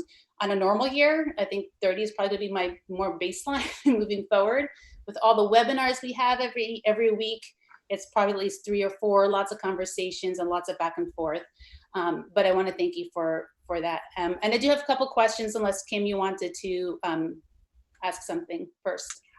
You can go on. I wanted to give Lizette a chance, and then I had two comments I want to make. So go ahead. Okay, cool. So I'm going through my prepared questions, and many of which you've answered already as we went through this. I know there had been some questions previously about a TOSA position that we had approved as a board, I believe a few months ago. Can you confirm my understanding that TOSA position was not an incremental FTE, but it was replacing an existing FTE in a budget, but that there will be some incremental costs due to the increased job responsibilities. And is that it reflected in this budget, part 2? It's reflected in this budget because Okay, it was, yes. So that is correct. Same FTE, but more expensive FTE because of responsibilities. Right, slightly, slightly more for that responsibility. Okay. And I know we've had a number of retirements, as many districts have had, related to COVID-19 and the situation. Can you tell me a little bit about like how those retirements are reflected in this budget? So this, everything that we knew as of March 15 is reflected in this budget. Those positions that were already people who were going to be retiring. And so if there are changes as our HR department looks into it, then we would have to incorporate them once we look into first interim. By then they will be knowing the next, cleaning again, what changes as we reopen schools. Can I ask on just that point? So Jesus, how do the numbers work for that? Like, do you wait until the new employee is hired so you know the difference in pay, and then that's when you plug it into the budget, or when exactly? So we build this budget with a notion of the staffing that we're going to be needing.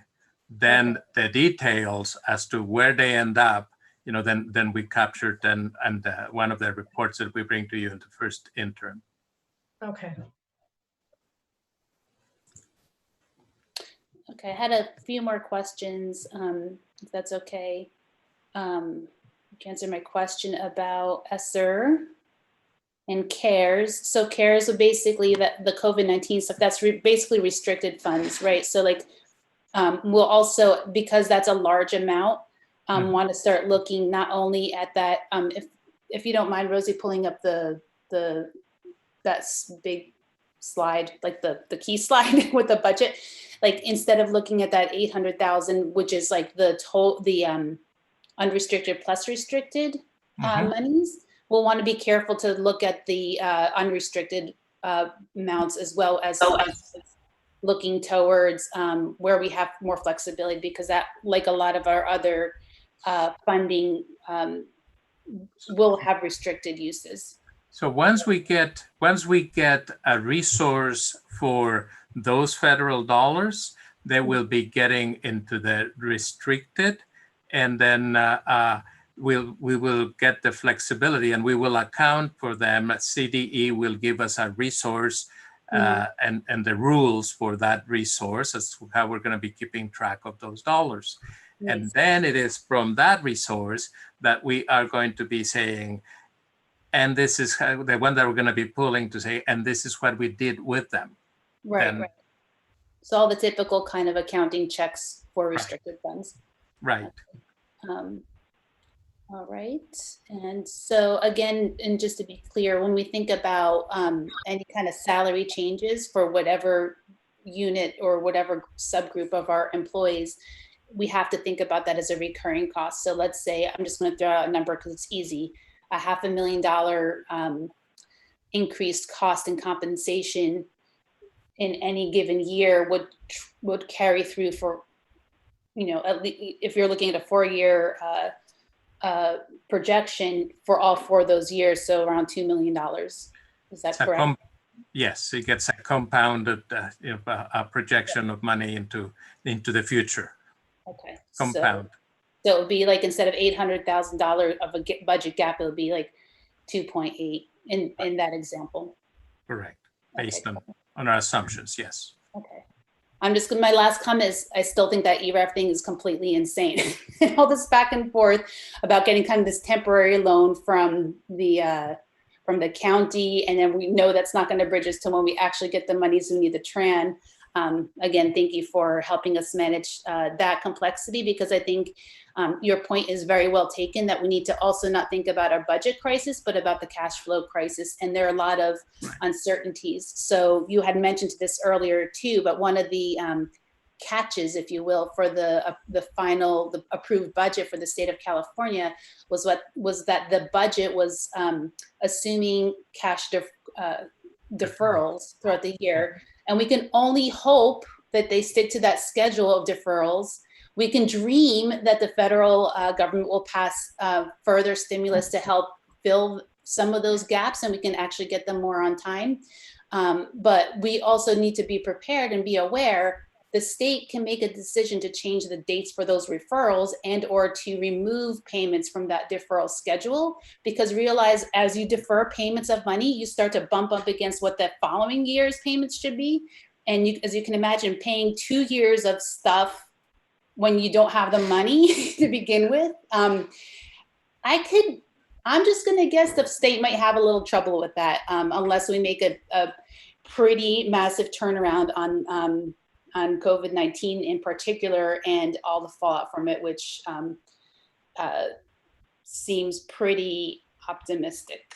During the big recession, we were in a situation where the deferrals really were affecting us, and we learned to live with deferrals, 10 years ago during the big recession. And at that time, what really saved us is how we learned to keep reserves. Because if we did not keep reserves, and we ended up with some reserves that were like, one year we had like a 16, 17, 18% reserves that would be completely depleted the following year. So I just can go back to my years during the big recession when I remember, I never thought ever in my life I was going to go back to that. And here we are 10 years later. Jesus, along those lines, do you have any ideas about what kind of loans we might be looking at for these deferrals, or do we not know that yet? Right now, every district is looking into trans. We just started a little earlier than the rest of our colleagues because of this situation with our ERAF, but everybody is looking out there into trans because of the deferrals. That has been traditionally where we have gone to during that time. It's the lenders out there and getting money that way. So that trans should last us for a little while here. A little while until we see how our taxes in December come and see the certainty of those taxes. Now, remember, we put this at a 2%, assuming that there will be a 2% increase in the tax revenue, which some people might be thinking that, oh, no, San Mateo has gotten 4, 6, up 12, the tax increased. And the reason why we went to the 2% is because in consultation with the County Office of Education, we looked back at a percentage of the years, 3 years, 4 years during the big recession, and it came about 2%. That's why we built this 2%. That doesn't mean that in December, we might not come back and say, oh, it was 3%, it was 4%, but rather put it at 2 and see it, come differently. Jesus, I do remember that when we were looking at the bond package and looking at the projections for property taxes, that if you go back from 2008, it was around 2010, 11 when we saw the big dip and everything flattened out. So I think that being conservative with that is appropriate. I just want to, Lizette, do you have any questions? No, I just want to, I always have questions, but not at this time. And thank you, the rest of the board members who are asking questions, because it also helps me. And I can tell that, it's very important that we're all clear on, how much we have. And even though what we do know today is not going to be true tomorrow or next week, And thank you, Jesus, because, you know, you've always been very flexible and very open to explaining things. So thank you for all your work. Muchas gracias. Gracias. Just a couple quick comments, because we do have a lot of people, I think, maybe watching this budget presentation that normally aren't on our budget call. So I appreciate that.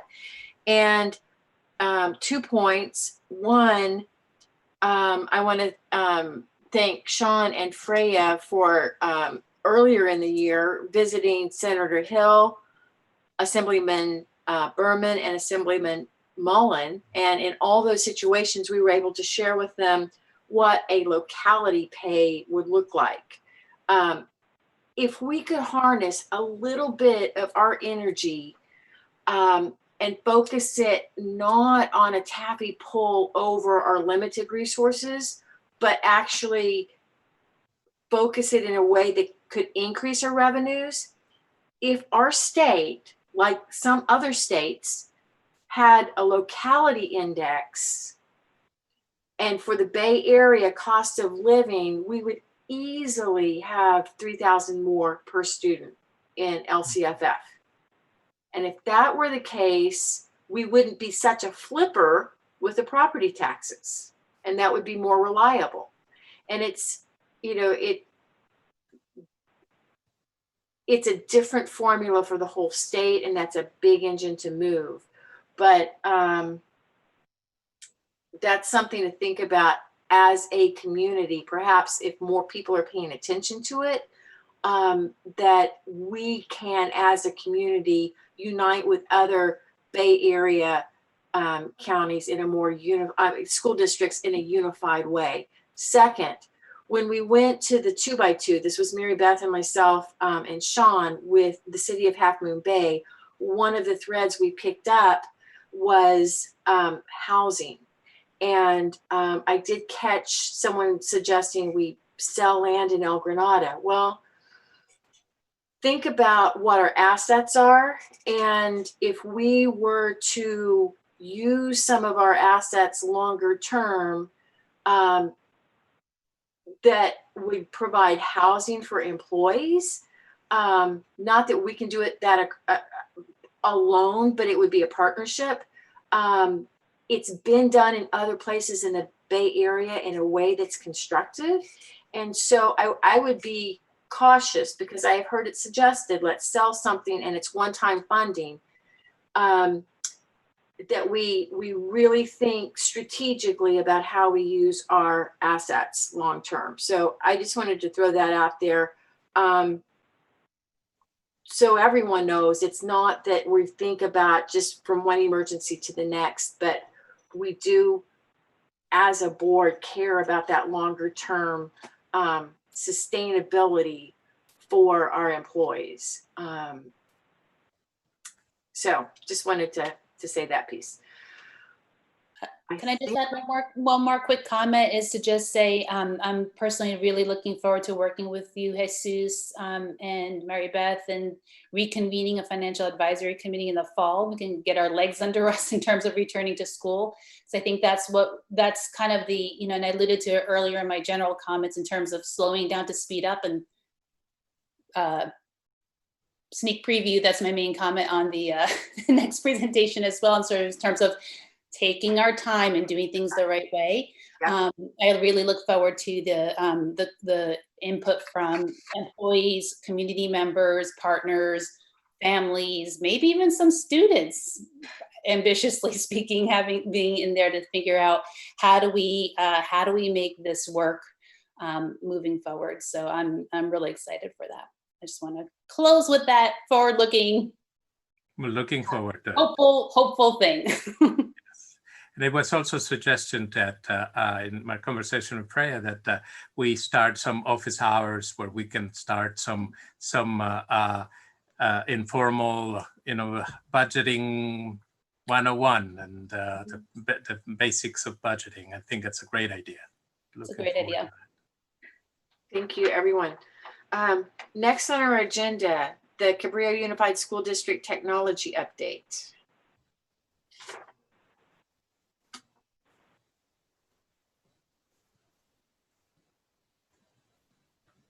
So I can present on this, and Randy can chime in, but we'll try to do this really quickly. We wanted to give people a heads up about technology in the district, and I think Rosie is pulling up the slides. Basically, COVID-19 has created a situation wherein we got really worried about the equity involved and the technology access for all learners. I mean, every student every day, quickly we figured out that not everybody was able to connect. We had to get computers out, not just to students, but also to staff. We had to plan for that because our computers are dated. So if you'll go to the next slide, Rosie, we're just going to talk real quickly. I'm going to try to do this in about 5 minutes. We're replacing old Windows 7 computers with Windows 10. Those were outdated and we have to be upgraded. We have to upgrade computers where we can and replace old computers that cannot be upgraded. We talked in our professional development plan how we would be purchasing new computers, laptop computers for staff so that they can use them both at work and at home. We are rolling out a new CUSD mobile application. It would be available for Apple and Android phones, and the Spanish version working on that too, so we could increase communication past school messenger also to a mobile app, because we heard last year that that would be helpful from families. The websites have been upgraded and there's been new content put up on websites, and this is a constant battle. We have so much information, but this is something we work on doing.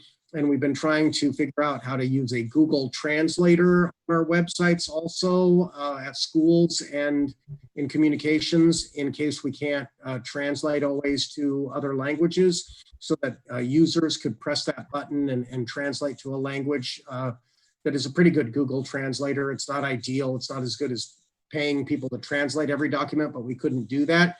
And then the content providers in the district are being trained on how to upload information at the different sites and in the different departments. Next slide, please.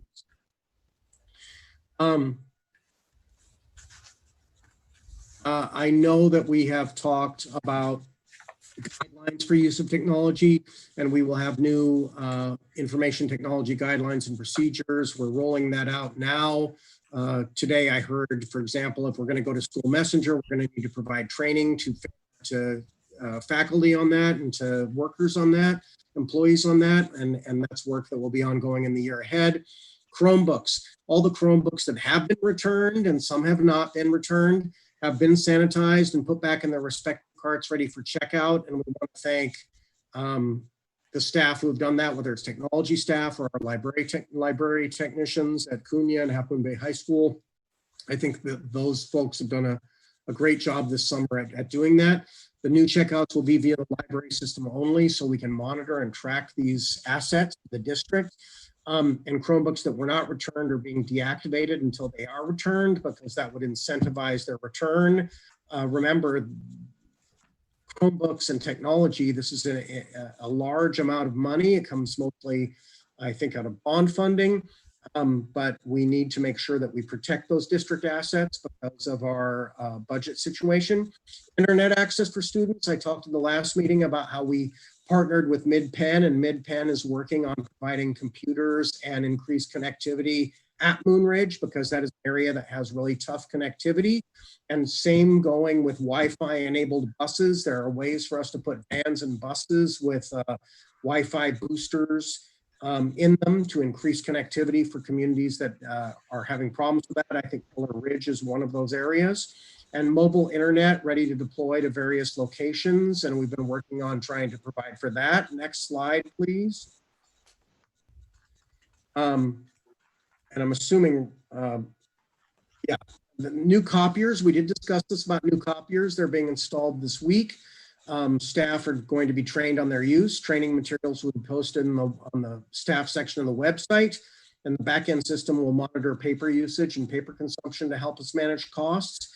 We're trying to get the district technology-wise into the 21st century. A lot of this stuff has been outdated. New security framework includes a new firewall. Last year, at the beginning of the year, several districts got held actually to ransom. The County Office of Education had some issues where people tried to hack them. Another district, I think, were held ransom and they had to pay hundreds of thousands, if not more, to be able to get their service back. So a firewall is important, wireless security is important, web security and virus protection. We did notice that some students during the spring were on some websites that we were concerned about, and we informed families about that. Not trying to call anybody out, but we do really we have a responsibility to make sure that everybody's safe and that kids aren't accessing stuff that they shouldn't access. And then the pilot of security cameras, we talked about this at the last meeting too. Randy Rudolph, our director of technology, has now installed with his team security cameras at Half Moon Bay High School, at Cunha, at Fairlawn View, and in El Granada. And I want to talk about why these places, these are just pilots to see how the technology would work. And I think he got some of these cameras on loan, and they really are much easier and much less expensive than they used to be. And they save data. If it needs to be pulled up, it can be pulled up. But at Half Moon Bay High School, we had vandalism this summer. The library, windows were broken. At Cunha last year, we had some concerns about student safety. And so, both Cunha teachers and Half Moon Bay High School teachers have said to us, what about security cameras? And their staff did too. Fairlawn View had terrible graffiti and vandalism at the beginning of the summer, and El too. I mean, so if you go to the next slide, Rosie, and Randy sent this to me and said, would people want to see this? Look, we have a board policy about installation of security cameras, and it would need to be reviewed with the schools, school safety committee, for us to really install these by policy. And when the schools asked us, can we get something here so that we can have something captured in case there is an issue? Sure, we said we could go with Cisco Meraki. This is a product, and you'll see that up on the left. And those cameras, you'll see how they capture and would be able to help us or help law enforcement determine if there were things happening that were unsafe or property damage. So again, we don't intend on using these security cameras until such time as it can go through the school safety committees, but we heard it from teachers. We heard it from administrators, and so that's just a picture of those security cameras. Randy, did I get everything sort of explained that we need to explain? You did. Thank you, Sean. So if there are questions on that, we can take those, but we just wanted to give you an update about all the great work that Randy and Stig and Tino and Eric and different people, the library technicians, and really that our teachers and our support staff will all be doing in the coming year so we can improve our technology for better efficiency and better safety. Oh, just real quick, I wanted to comment on the security cameras, and I'm glad that you mentioned the board policy, just because when they were installed the last time, we crafted that board policy kind of in response. So I'm glad to know that that will be looked at in this coming year. And I understand that this pilot and trying to get something on the ground for kind of immediate concerns, but I just wanted to, call that out as an important part of community process in terms of what works and what the understanding is in terms of what the security cameras are used for. Not as a gotcha, but as kind of a prevention, hopefully, of the type of behavior that we're talking about. Thank you. Freya, I think that's really important. I mean, the first thing that I looked at is because in my past district, we brought security cameras and we didn't have a policy. So when I looked at this, I said, hey, Jesus, Randy, we got to look at a policy and we need to write a policy. Here's one that we had in our last district. And then I looked up on our own policy and said, oh, it exists. So you guys had already done that work, which is great. And then I told our administrators, hey, we will pilot it, get it ready to go. But there's work for them to do with their leadership at the high school or the middle school or with their school-wide safety committees so that we can make sure that we follow that policy. Mm-hmm. I just want to add a comment thanking Randy and the team for doing so much work already. And, certainly as we, again, step back and look at the picture of distance learning being a major component of our educational offering for our students for perhaps quite a while. We'll see how it goes. I do think there's opportunities there as well. But it's a lot of work, and I want to really acknowledge we don't have a lot of staff. And as most people recall, we did make a cut to 1 FTE last year as well upon a retirement of one really valued employee, as all are. So I just want to also just be clear and set expectations that like, it's going to be bumpy with IT, guys. Everybody, like, let's expect it's going to be really hard because we're using it more than ever.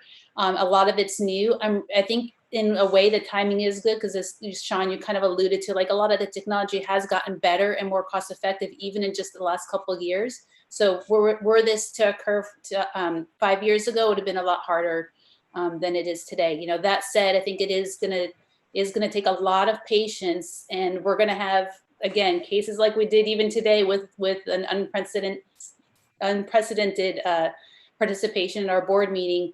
It's gonna be bumpy, but let's be resilient, and let's find what works. Thank you. Next on the agenda is approval of Go ahead, Lizette. It's Rosie. Can I make a really quick announcement? Anyone from the attendees would like to make a comment or address the board, we have a link so people can pre-register. I see some hands that are raised, so if they can please pre-register. I'm gonna share right now the link really quick. So this is the link where you can register. It's bit.ly CUSD GVPC. That is where you can register for comments. Thank you. Okay, so before this, do we listen to the presentation first, or do we read the comments first? Point of order. I think typically we've been having presentations first and then comments, so the comments can be taken the presentation to account. Correct me if I'm wrong, Sean. That's a good idea because it made some people's. Yeah, it kind of helps to see the presentation before making comments. That's, I think, generally. So, yeah. Okay. That's standard practice that you would give public comment before board comment after the presentation. Right. So presentation, then public comment, then ours. Good question. Thank you.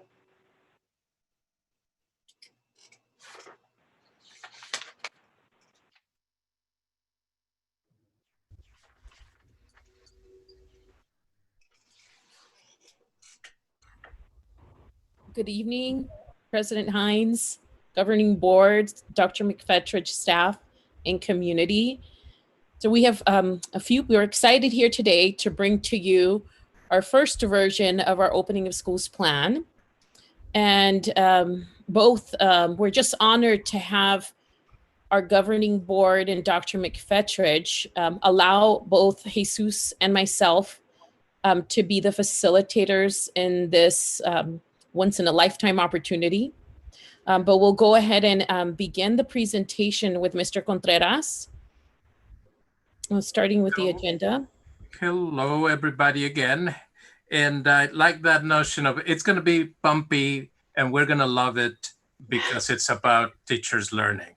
And that's what we bring to you today. That bumpy, wonderful road that we're all about to take, and with one thing in mind, students learning. So we want to bring to you what process we took to involve our stakeholders and what we looked at and what we are going to be providing you with right now. So let's go to the next slide so that we can give you an idea of what we're going to be talking about. So can we do the next slide? And Rosie, can we do the next slide? Basically, we want to bring to you what we are calling the schools framework proposal. This framework is going to be, we're going to be telling you now how we involved our stakeholders, how we will continue to involve our stakeholders, and we'll give you a flavor of the data that was collected. This is going to be giving an overview of that. And where did we anchor this work? We anchored it in our 4 health pillars, and we will be then showing you what work we are doing in securing that safety through those 4 health pillars. And then my colleagues and are going to be bringing to you what the program recommendations they have to you. Our secondary schools are going to be telling you about elementary schools. And then we're going to be ending up with, so what is SB 98 asking of us? We talked a little bit about that already during the earlier fiscal presentation, but that's the idea this evening. So as we look at, on our next slide is what it's going to be giving us the framework, what we did. Next slide, please. And what did we look at? Back in May, there was no guidance. Nobody knew where it was. There were some states out there that were looking. It's like, we're going to be reopening. We're going to be reopening, but we do not know what we're going to be doing or how we're going to be doing it.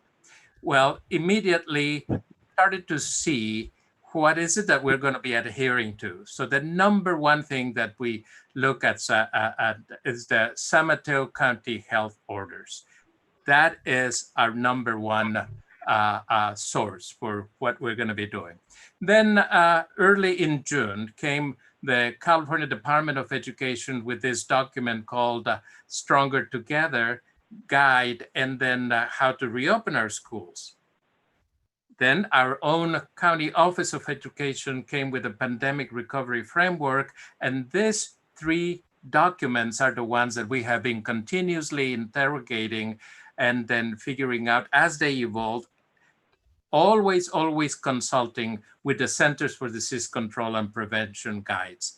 So these 4 documents, these 4 sources are the ones that we continue to consult so that we can come up with our own school framework proposals for the reopening of our schools. So next slide will give you an idea of how we organized ourselves to collect the data. We had surveys, and we surveyed parents and different constituencies.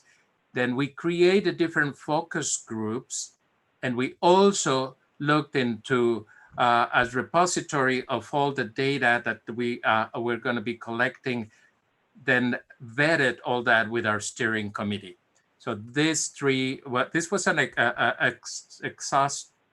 there was a lot of, I don't know which one I want this later, if it's exhaustive process in which we involved all of these our different stakeholders. So on the next slide, I want to let you know the composition of our reopening of schools steering committee. As you look at it, we had a partnership in this committee from all of our administrators, our parents, our PTOs, our people responsible for different things. And we also had our support of our great Josefina and Crystal Hernandez. They were made this happening to get all of these people together to send all the communications. We're very grateful to them, but we're very grateful to all members of the steering committee who had given us of their time and all of their minds and brains to come up with ideas as to how we could reopen our schools in the safest way for our students and our staff. So our next slide then is going to be what focus groups we convened. We convened parents. We convened parents of students with disabilities. We convened meetings with certificated staff, with classified staff, with unrepresented staff, with parents. We did this in English and Spanish. We consulted with our DLAC. And so we were looking out there to different focus groups meetings that we conducted, and we gathered all of that data digitally. We call this, they had a digital voice where they could give us their input.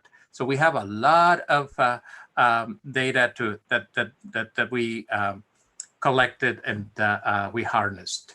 So the next slide then is to let you know in this process, where did we anchor the safety? We looked at two things. One of them is the safety of the space of the environment that we are going to need to control to get a safe place. And we also looked at the instructional program. Instructional program being the very core of where learning it resides, and what infrastructure we need to build to secure the safety of our children and our staff. So we looked at what protocols, what hygiene practices do we need to make sure that we observe and that we memorialized in a theory of action handbook that we are going to be then disseminating to all of our folks, where we're saying these are the practices, the health practices that we need to observe to stay safe. We also looked into, so how are we going to be, what protocols do we need to have so that we can stay safe by using the appropriate face coverings, keeping the appropriate distance, and then limiting the number of students, number of gatherings that we do. So these are the four pillars that we are contemplating to keep ourselves and our environment safe. Next slide then will tell you this is the environment. How are we going to then do this?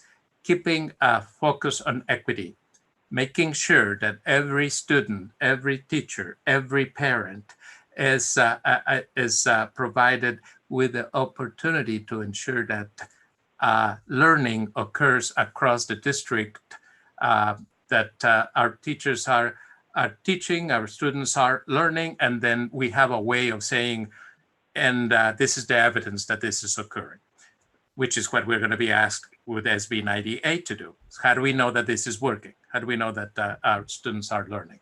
So our focus on equity, very important across all the work that we are doing and we're going to be doing.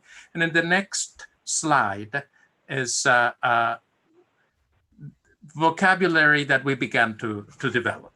We began to say, so what does hybrid learning mean? So we went through all of our stakeholders with these definitions, ensuring that everybody understood that hybrid model, it was a blending that would combine in-person instruction and asynchronous learning, and understanding that asynchronous learning is that occurs when we monitor, we design the instruction, but it is not at the same time in the same place with an instructor. But we design the instruction that's going to be occurring, and we can use videos, we can use all kinds of different media to support learning in an asynchronous manner. And of course, synchronous, so being that when you have an educator at the same time engaging in learning with our students.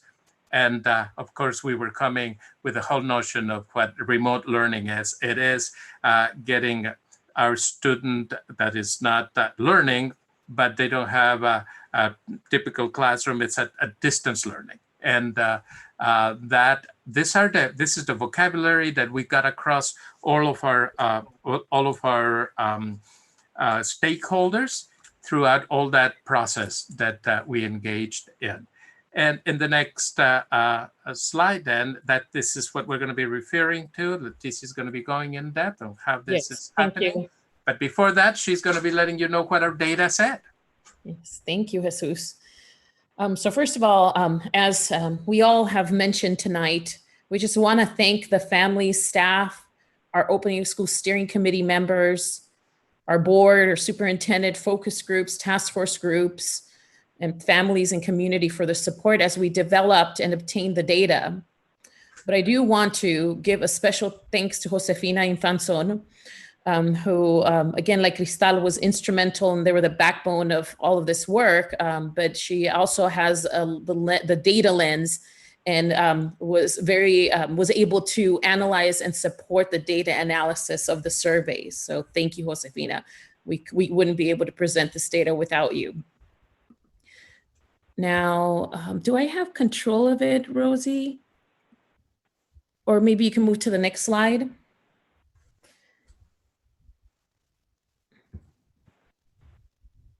I'm clicking on it, but nothing's moving. Okay, there we go. Thank you. So we wanted to focus particularly on two types of input, the survey results. And please know that we did administer 2 different surveys, one at the beginning, but the survey data that's presented tonight is from the most recent survey that was open for our staff to complete from June 25th to July 3rd. And we are using this data to provide our community and you, the governing board and superintendent, with an update of what the survey results said. We had 689 total parents respond to surveys. 647 were responses in English and 42 in Spanish. And I want to pause right here and let you know that, of course, we have a population that's pretty evenly split between our Spanish-speaking families and English-speaking families.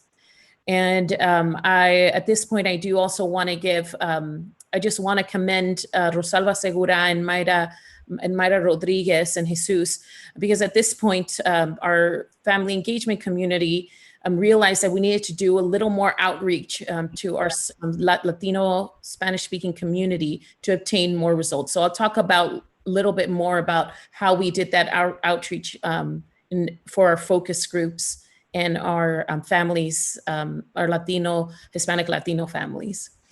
We had a total of 106 staff members respond to surveys. 75 of those were certificated, and the remaining were a combination of classified and non-represented.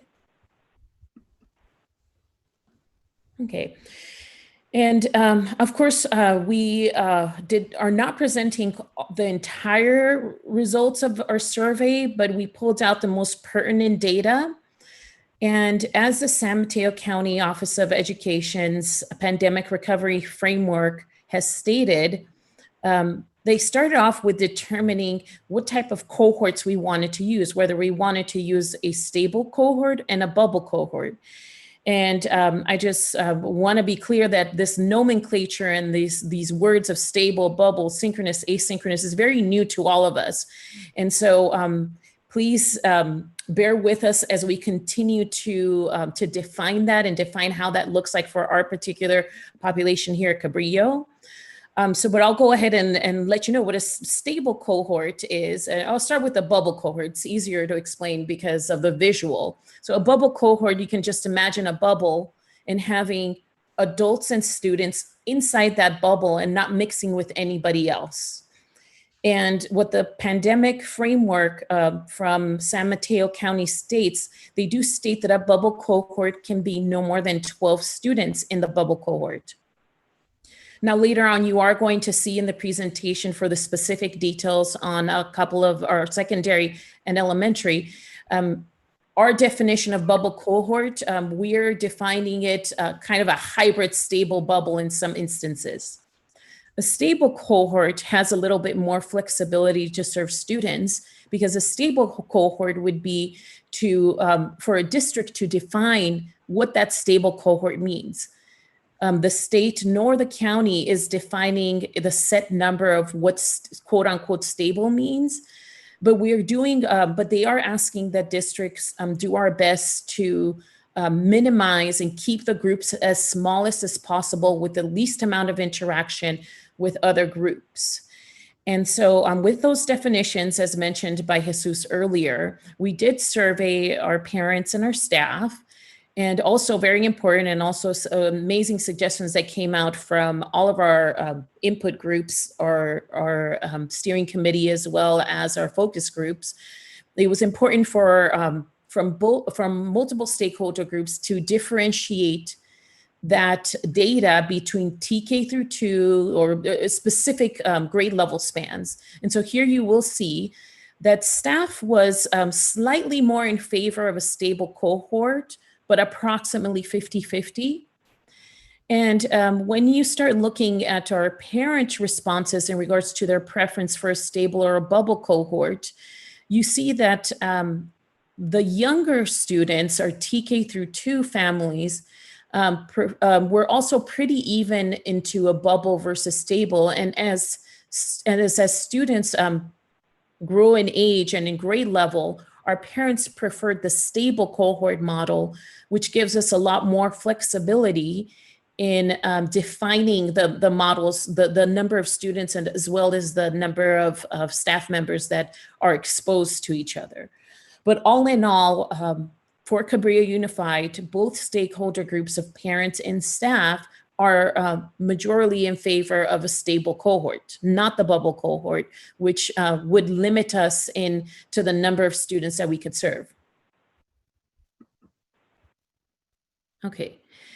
And the following models were presented at the time this survey was sent, and keeping in mind that as we have talked about throughout the entire board meeting tonight, we need to make sure that as we are looking at the models and as we bring this proposal to you, we need to continue to be flexible with making adjustments as we obtain different feedback from our stakeholder groups and jigsaw back and forth from our task force of teachers to our steering committee and potential more surveys.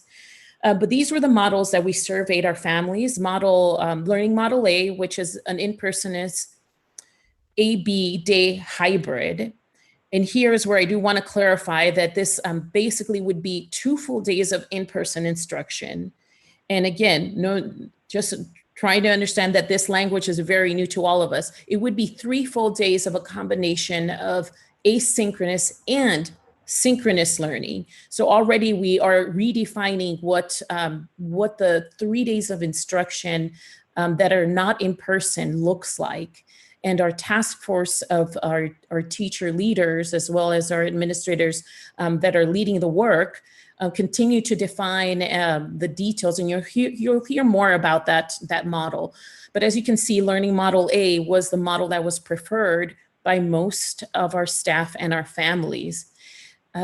We also presented a Learning Model B, which would be half days of instruction in person. And it's a similar model of 2 days a week. Students will come, instead of full days, they'd be half days. And the other 3 days, it would be a combination of synchronous and asynchronous. Another model that some districts have explored is a same learning model, a hybrid learning model, but instead of 2 days a week and having 50% of students divided in 2 groups, we have those students coming in on week A, while student group B is at home, and then the following week the students will rotate.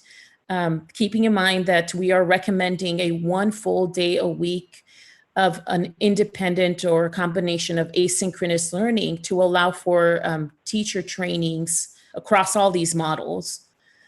And Learning Model D is similar to Model C. The only difference is that it's half days. And then we have Learning Model E, which would be a similar model, of course, with the learning plan a lot more defined, and particularly aligned to the new requirements of Senate Bill 98, which would be 100% remote learning, 50% live synchronous, and 50% asynchronous / synchronous instruction. And so, as per the survey, Learning Model A was preferable. Our surveys also mentioned that from our families that about 20% of our families are not comfortable returning to school. And that's a number that's very consistent across the county. We are very fortunate to have Susan Alvaro, who is a San Mateo County Board Trustee, who joins us in our Big Lift meetings. And she shares that very important information that is the same percentage that districts across the county are seeing, that about 20% of our families are not ready to return to any of the learning models A through D and would prefer 100% remote learning. And so just wanted to make sure that we clarified the the definitions? Okay. And so as the learning models here, these are a couple of different views of the same results. And here you see that a staff slightly preferred model A, but it wasn't that big of a percentage of a difference, because the model B, which was a half day, as well as model E, which is the 100% remote learning option, was off by 2 to 3% for our staff as a whole. For our parents, along TK through 2 and all the way to 12th grade, model A was the model preference for our parents. And the themes that we continue to see through the digital input, through our steering committee and their work, going back to their communities, bringing that information back to us, as well as the narrative pieces of the surveys, that most of our parents, well, I guess I would say 80%, if 20% are preferring the 100% remote option, about 80% of our parents would like any model that would offer the most type of in-person instruction. So if there were a model that offered more than 2 days, our parents would lean towards having, towards voting for that model. Okay.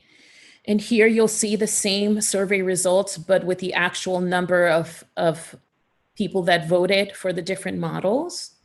I won't spend too much time on that slide since it's similar data. But as summarized earlier, Model A is the number one choice for our parents at this time. Again, keeping in mind that 80% of our parents would prefer even more in-person instruction.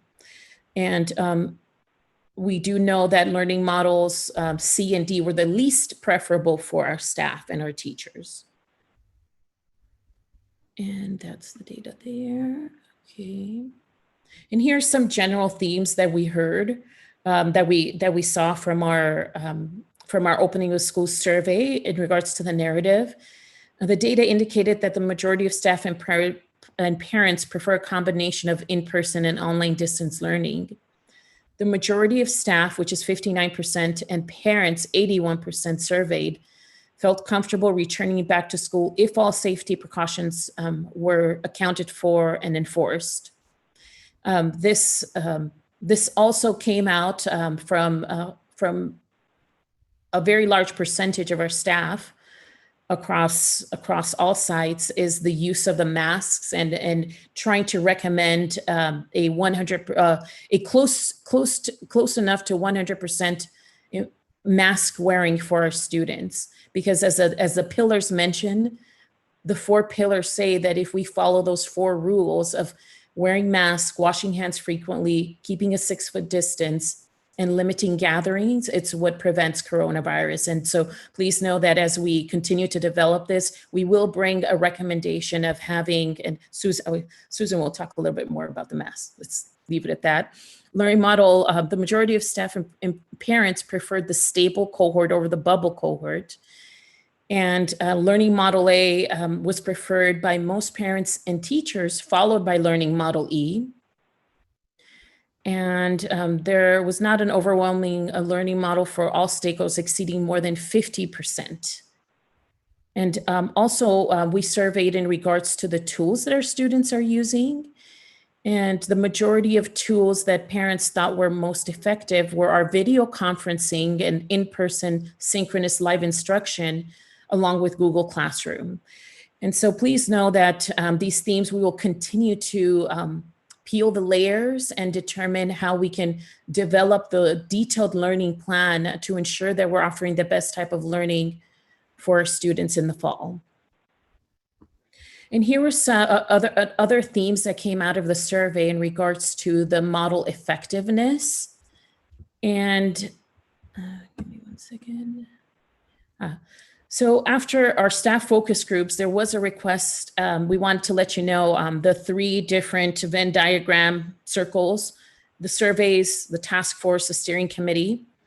Out of this, the focus groups, from our certificated staff suggested the importance for us to have certificated staff be intimately involved in the development of the actual daily schedules and the details and logistics.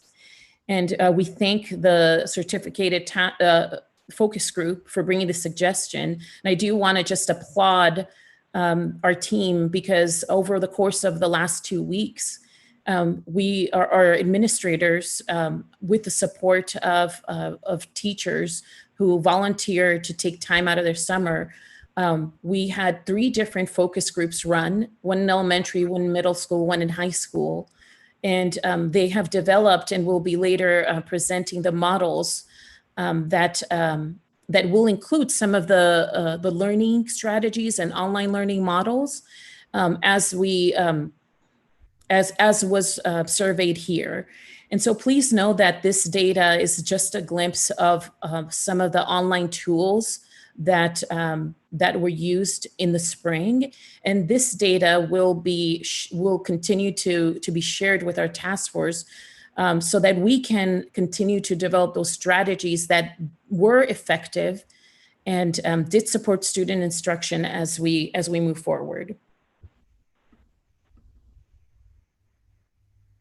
Okay, now, as mentioned, we held, as this was mentioned earlier, we held 12 different focus group meetings in order to provide the information and obtain input from various stakeholders. And keeping in mind that we did determine that in-person focus group for our Latino community, that was held, of course, following socially distanced regulations. And we had, of course, approximately 20 families who participated in this in-person focus group, led by Jesus Contreras, Rosalba Segura, and Mayra Rodriguez. So we thank them and families. And this will be a strategy that, should the health order allow, we will hold meetings to ensure that we are able to reach out to families that may not have access to technology or Zoom, or may prefer a more verbal feedback versus a survey or a focus group in a Zoom. Please know that we are in constant communication with Mid-Penn Housing. And I've had multiple conversations with Norma Miramontes, and we are looking into potentially also pushing into Mid-Penn Housing to continue to inform and obtain input from our families in communities that one may not have that much access to technology. And so here are some themes that came out from all the focus groups, which mainly they were in Zoom and one in person. And so parents requested an increased professional development for our staff in order to ensure that our staff has the tools to provide effective remote learning. So we are definitely exploring that. They also are requesting protocols for student face coverings across all grade spans, and also training and just information for our families to know about the face covering do's and don'ts. This was a very important and consistent theme across most of our focus groups and surveys and digital input. I would say close to like 95% of our families are requesting the scheduling of siblings on the same day of the in-person instruction. And we are requesting that, and parents are requesting an alignment of all schedules K through 12. So I want to make sure that we point that out, that later on when we do present the models, please know that, again, we will continue to make adjustments based on this input. And we are going to be working with our task force and our administrators to see if there is a potential way that we can align the schedules to ensure that we can provide this particular bullet point of aligning schedules to ensure that siblings can at least be on the same schedule, and it will also help facilitate with parent logistics. Most parents were not in favor of the 100% remote learning model. However, 20% of parents were. And so please know that later on their recommendation will bring this theme back. For our certificated staff had concerns of the level of exposure to COVID-19 upon reopening of schools. There were concerns about not sufficient training or the need for more training on platforms, applications on remote learning. Secondary staff had a concern about having a larger exposure to more students and not enough space to maintain 6-foot distance compared to the elementary, who may be seeing 35 students within a day. Our secondary staff could potentially see up to, I believe it's 120, 140 students in one day. Staff was also concerned about protocols for medical conditions that increase exposure to COVID and protocols for the use of student face coverings. And again, I mentioned this earlier, leaning towards 100% of use of face coverings. And I do want to say that this is something that, again, we will be recommending later. For our classified focus group themes, our classified had the concern of equity that Jesus talked about, and ensuring that we serve our students with the higher needs, our students with disabilities and students learning a second language, not only our English learners, but also our dual immersion pathway. Our dual immersion classified staff, as well as parents, brought this up. We, of course, classified staff would prefer students on campus. We heard about the need for clarity on procedures on how to disinfect the manipulatives and toys, protocols for medical conditions that increase the exposure to COVID, and also wanted to know about an all hands on deck initiative and how to and the need of how to an all hands on deck initiative to ensure that we preserve as many jobs as possible. Our unrepresented groups supported the 2 full day a week model that our unrepresented group pondered about the feasibility of 2 cohorts per day of instruction due to the limited staff and time for effective sanitizing. And this is something actually that also came up with a recent video on the facts of COVID by Dr. Irani, who's also part of our steering committee, that potentially having 2 cohorts in the day may not be the safest in regards to health, because there'll be potentially, it'll increase the cross-contamination of students and people that are on campus. Unrepresented groups also, secondary and elementary specific focus groups, the need to have a specific secondary and elementary focus group to continue to review the models and the details. And also the need to continue to have a task force at the site for reopening of schools. And so please know that all of these themes, we will make sure that we continue to see and embed this as we define our handbook and our specific details to opening of schools. Okay. And again, as mentioned,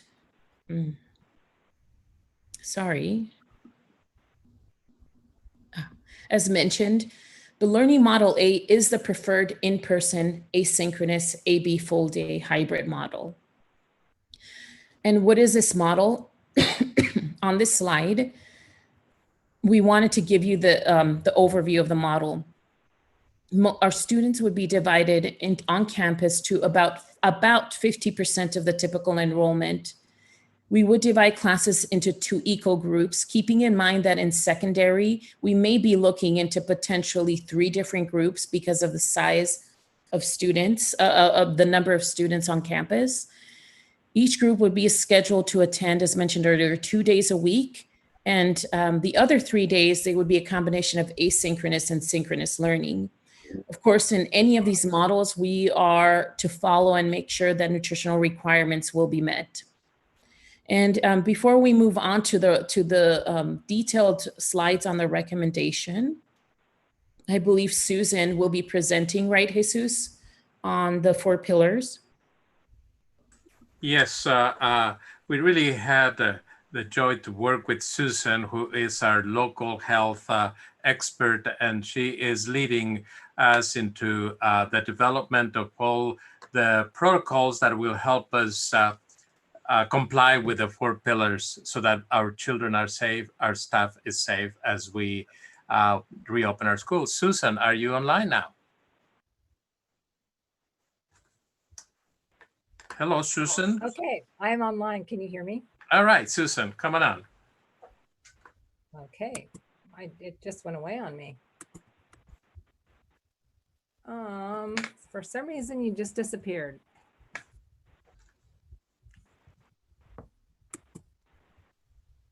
Okay, so I'm Susan Banna. I am our district nurse. And I am going to talk about, I think, a very hot topic in our district. And I understand that there is a lot of concern and fear in the safety and health of all of our school community, which I define as all of our staff, our students, and our students' families. We've been in a constant change for the past 4.5 months. We've all had to learn to be extremely flexible. And the fear of the unknown is very high at the moment, and we are constantly needing to change quickly, which is very hard for most people to do. I know how we open our campuses for in-person learning is a big concern, and I hope that I've heard most of your questions and concerns and can address them in this very time-limited presentation. As Mr. Contreras mentioned earlier, there are documents that we closely follow in our protocols that we are trying to write. On slide number 4, and I think also on slide number 83, it shows the links and all of those health orders, the San Mateo County Ed Framework, all of them that we are following.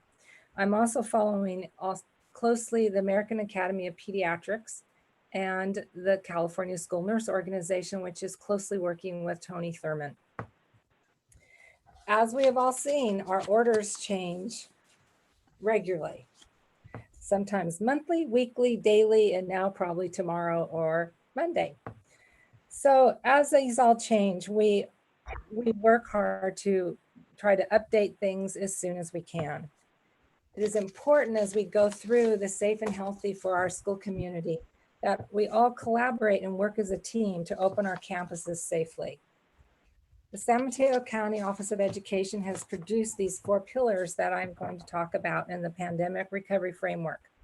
These 4 pillars are founded on sound evidence in what works to significantly reduce the spread of COVID. Before we start, I would like to go through some facts we know so far about COVID. I can't go into this in great detail. I could spend a half hour to an hour just on the studies that have been shown that these 6 statements are from. I'm glad to email anybody the information to look to read the studies. Dr. Irani was mentioned earlier. She gave a great presentation last week to SIPA. She gave one last night to the staff. And in her first 30 minutes, she goes through these studies very clearly regarding some of the facts of COVID. Number 1 is that we know COVID is primarily spread through droplets. And preventing those droplets is by face covering, 6 feet of distance, and hand washing. Number 3 is what is considered and defined as a high risk exposure. Greater than 15 minutes, under 6 feet without appropriate PPE protection. Now, if we think about this, if we do number 2 of how we prevent transmission, then number 3 isn't going to happen. We know that children are less likely to get COVID. Under 18 years old is only 2% of the confirmed cases in the US. Currently, in our San Mateo County Health Department, we have 4,333 cases of positive COVID in our San Mateo County. 538 of those are between the age of 0 infant and age 19. If you look at that and then you realize that our San Mateo County Ed and I think it's 46 districts, is 96,000 students. So out of 96,000 students, we have less than 538 positive COVID cases. And with those 538 cases of the 0 to 19, we have no deaths. So we have learned through studies that children do not appear to be the major source of transmission to each other or to adults. Adults are more likely to transmit to each other. And along with all this becomes that it is evident that training is imperative to be successful. And we need to train our staff, our students, and our administrators, which is one of my goals as we hopefully get to open our campuses at some point. Rosie, can I have the next slide, please?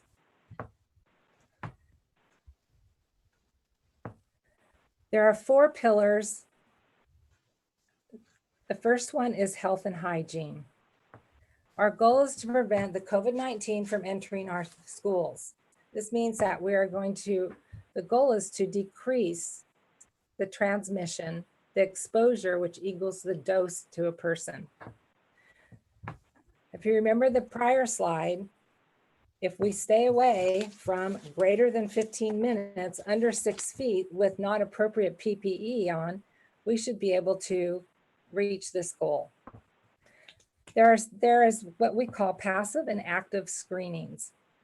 Passive is what we would basically do at home before we arrive to campus. The framework that I'm going to be talking about here is in the CDE handbook for a stronger guide together on page 4. All members of the community will stay home of our school community if they show signs of fever, cough, or flu-like symptoms. That will be number 1 in our first level of protection into our campuses. Second, we were developing and looking at apps for a COVID survey / questionnaire. This will be filled out in the mornings at home, easily on an app. I will make a statement here that with everything that I'm saying, there are 2 things that will be done. I'm a stickler to make sure everything is HIPAA and FERPA compliant. Number 1. Number 2, anybody that knows me knows one of my first questions I ask when we are looking into things is, do we have, or do they have a Spanish version? So the app that we are currently looking at, which will tie into Infinite Campus, and Randy's been working on this to also look at it for the employees and for the families. I'm pretty excited about it. It's a very good app that should be easy to use. If we by chance have parents and families that they cannot use the app that morning, we will have a hard copy at the entrance to the campuses. It's important for our parents to be empowered to uphold the honor system and to do their part of decreasing the transmission of COVID-19 onto our campuses. Good hand washing is essential. The school community will wash hands at home prior to arriving at school, and they will wash hands for at least 20 seconds. Our parents and our students need to wash their hands before they get into their cars or walk to school. And then when we get to school, all our students and staff will wash their hands upon arrival at school. This could be done in several different ways. It will be unique to each campus, how we set this up and where our entrances are into that school. But the hand washing station, there will be hand washing stations or sanitizing gel stations will be available. We will teach frequent hand washing throughout the day. And I know that it is ideal in our first world country, would love to have warm water everywhere, but it is not necessary. And the CDC has said that cold water is acceptable. So we will have some warm water stations. We will not guarantee that we will have 100% of warm water stations. Next slide, please, Rosie.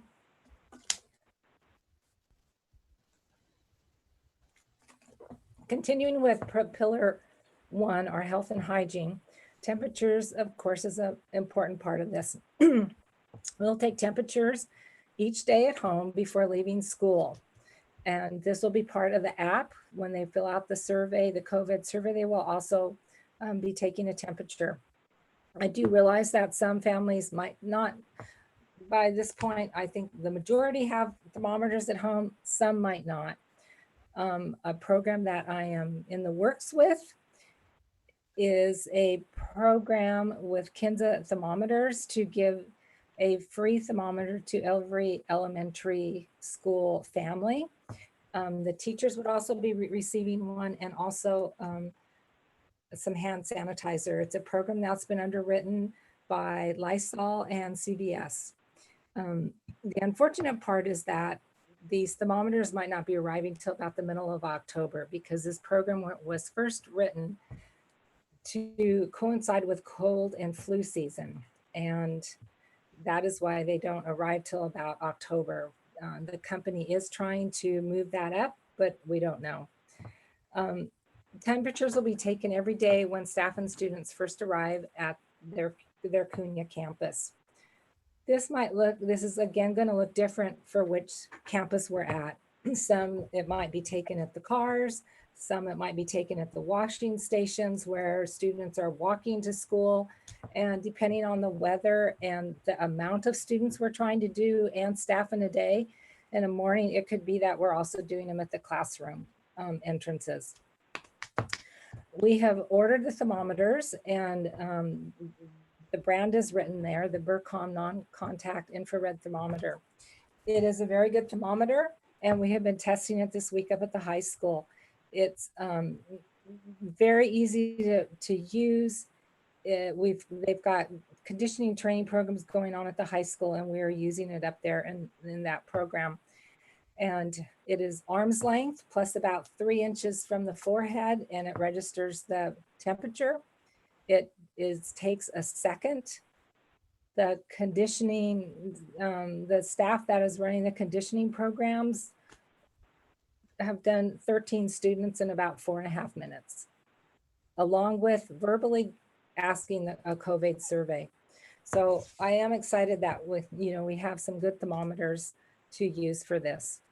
The bus transportation will follow the same procedures that we've put in place for entering our school campuses, and this will be done at the bus prior to the students boarding.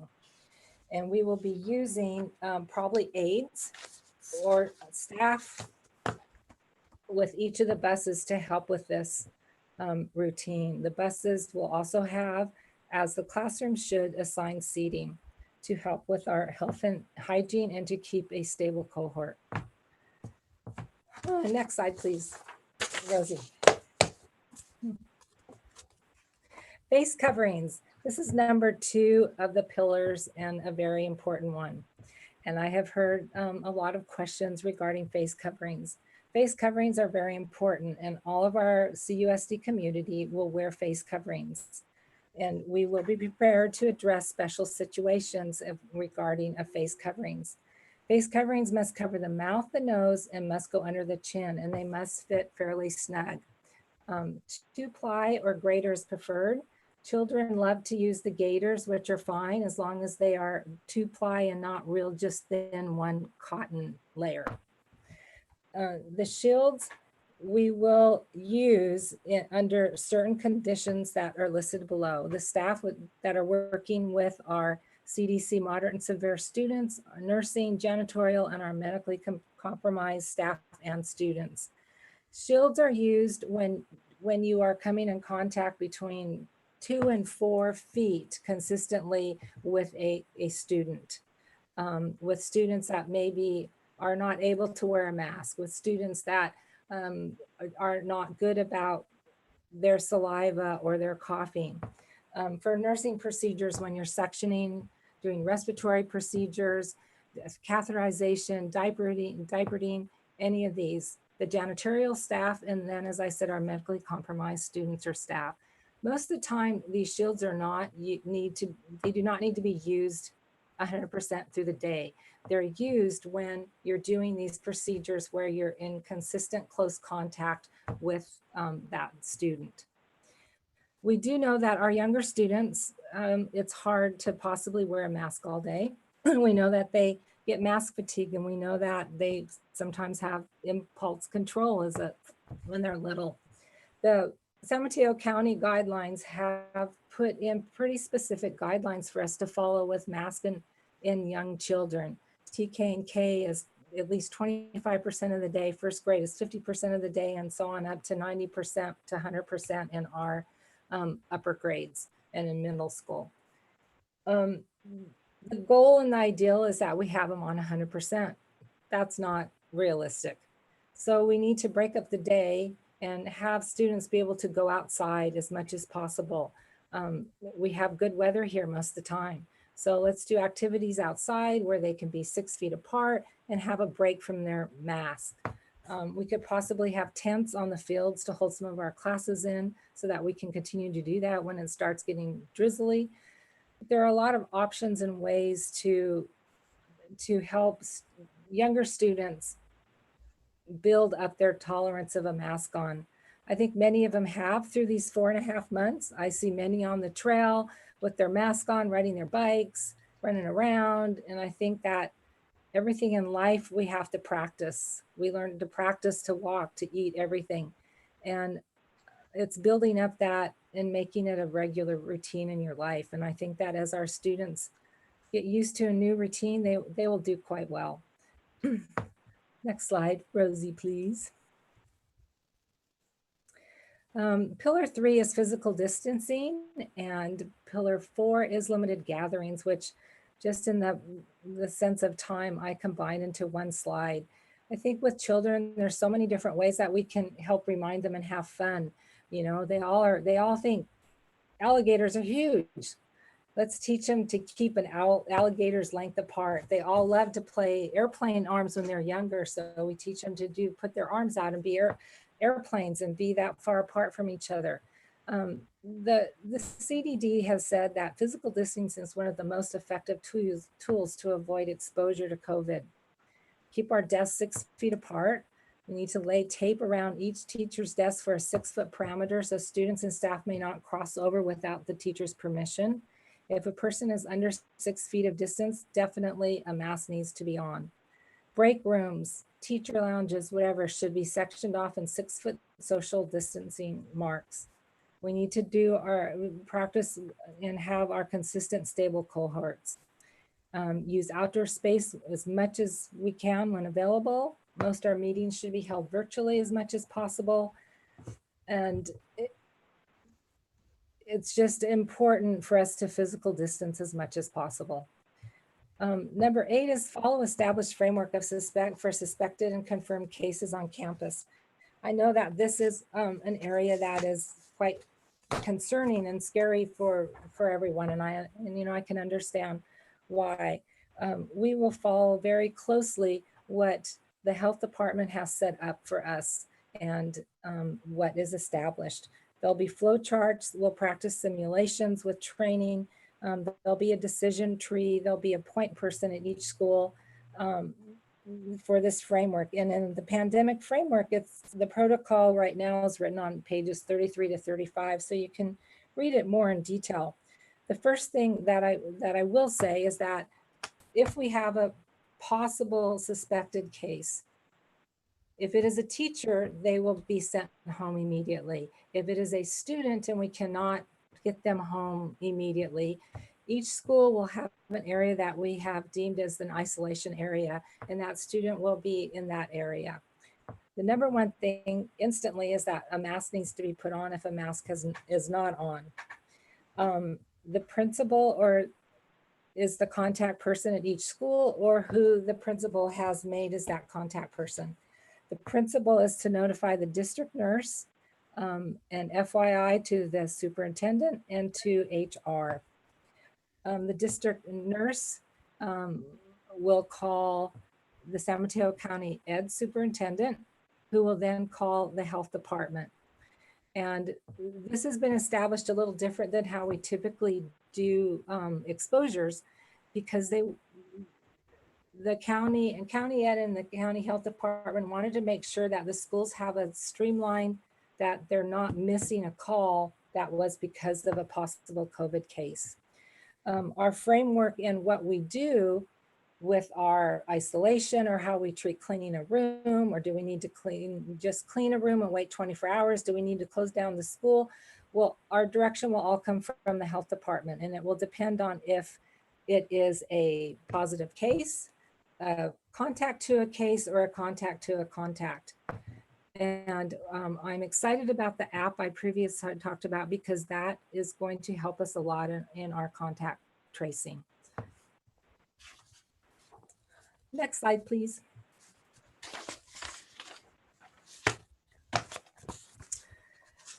That evidence shows that the 4 pillars work in significantly decreasing the transmission of COVID.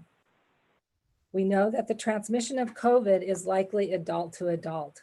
So it is very important that we all do the correct behaviors to help decrease the transmission of the virus on our campuses. The next steps are continuing to work to hopefully build the confidence of the staff and the teachers, our students, our whole school community. There's a handbook being written for our staff, and I'm editing the 2nd edition. There will be training set up for all of our staff, and in all of the procedures and the hand washing and social distancing, how we do things. There will be posters and signage for the campuses and all the classrooms. There will be signage on the classroom doors everywhere that we can to help remind and train. I think the most important thing is that we need to continue to improve and grow in our collaborating together with the goal to keep our school community safe and healthy. We need to be positive in attitude to achieve what is possible.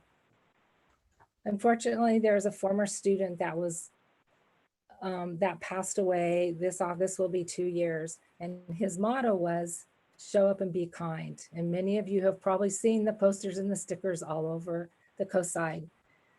And I think that is very important. If we keep in mind to show up and be kind, along with practicing the 4 pillars, I think when the time comes that we get to open our campuses, we will be successful. Thank you. Thank you, Susan. Thank you for that hard work and then memorializing it and putting it into protocols.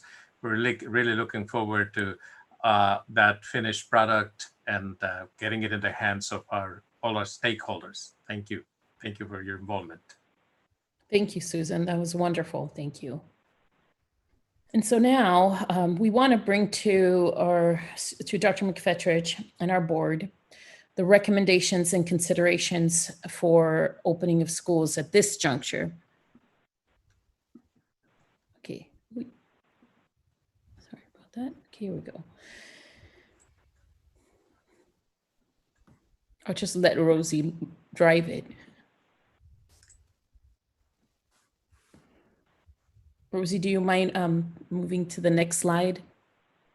There you go. Thank you. So what we are recommending, we're recommending a phased-in approach to opening of schools. And we're doing this, again, keeping the safety of both of our students and staff in mind. And following the recommendations of all of the information that we received, and we obtained the valuable input from our parents, from parent community, our staff, certificated, classified, underrepresented. And we feel that beginning the school year with a 100% remote learning model will allow us time for us to deliver professional development needs for our staff. It'll allow time for staff to develop the learning plans and learn about the protocols. It'll allow us to establish a concrete remote learning plan in case, as we all know, things are shifting left and right every day. We have to go back to remote learning plan. If we start off with a strong 100% remote learning model, if we have to come back to square one, we will have a strong learning plan that will make sure that we give the best possible learning model for our students.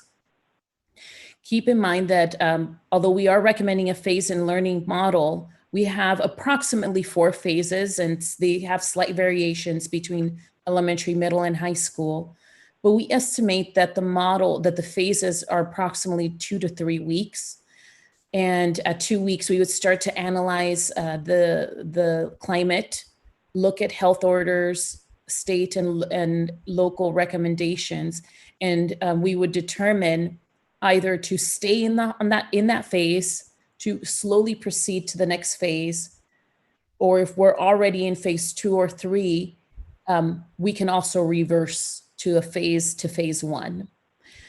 With this being said, when we do get to phase 3, which would be the implementation of an in-person learning model, as the survey mentioned, we would like to recommend the two learning models. Learning model A, which would be the hybrid in-person remote learning, the 2 days in person, and again, 3 days asynchronous. Just letting you know that last week, again, we had our amazing team, a task force, our steering committee that met and are continuing to define what are the 3 days look like. So this not only will include asynchronous, but we're also adding synchronous learning. But we also want to bring and have and recommend the approval of a 100% remote learning option. This would be learning model E. Because again, the first survey we send out to our families, about 20% of families would like a learning model that's 100% remote because they're not ready to come back until there is a vaccine. And also, we don't know at this juncture if that percentage decrease or increase. So please know that we are working with our pupil personnel department, and survey information will be sent to families to choose between model A or model E.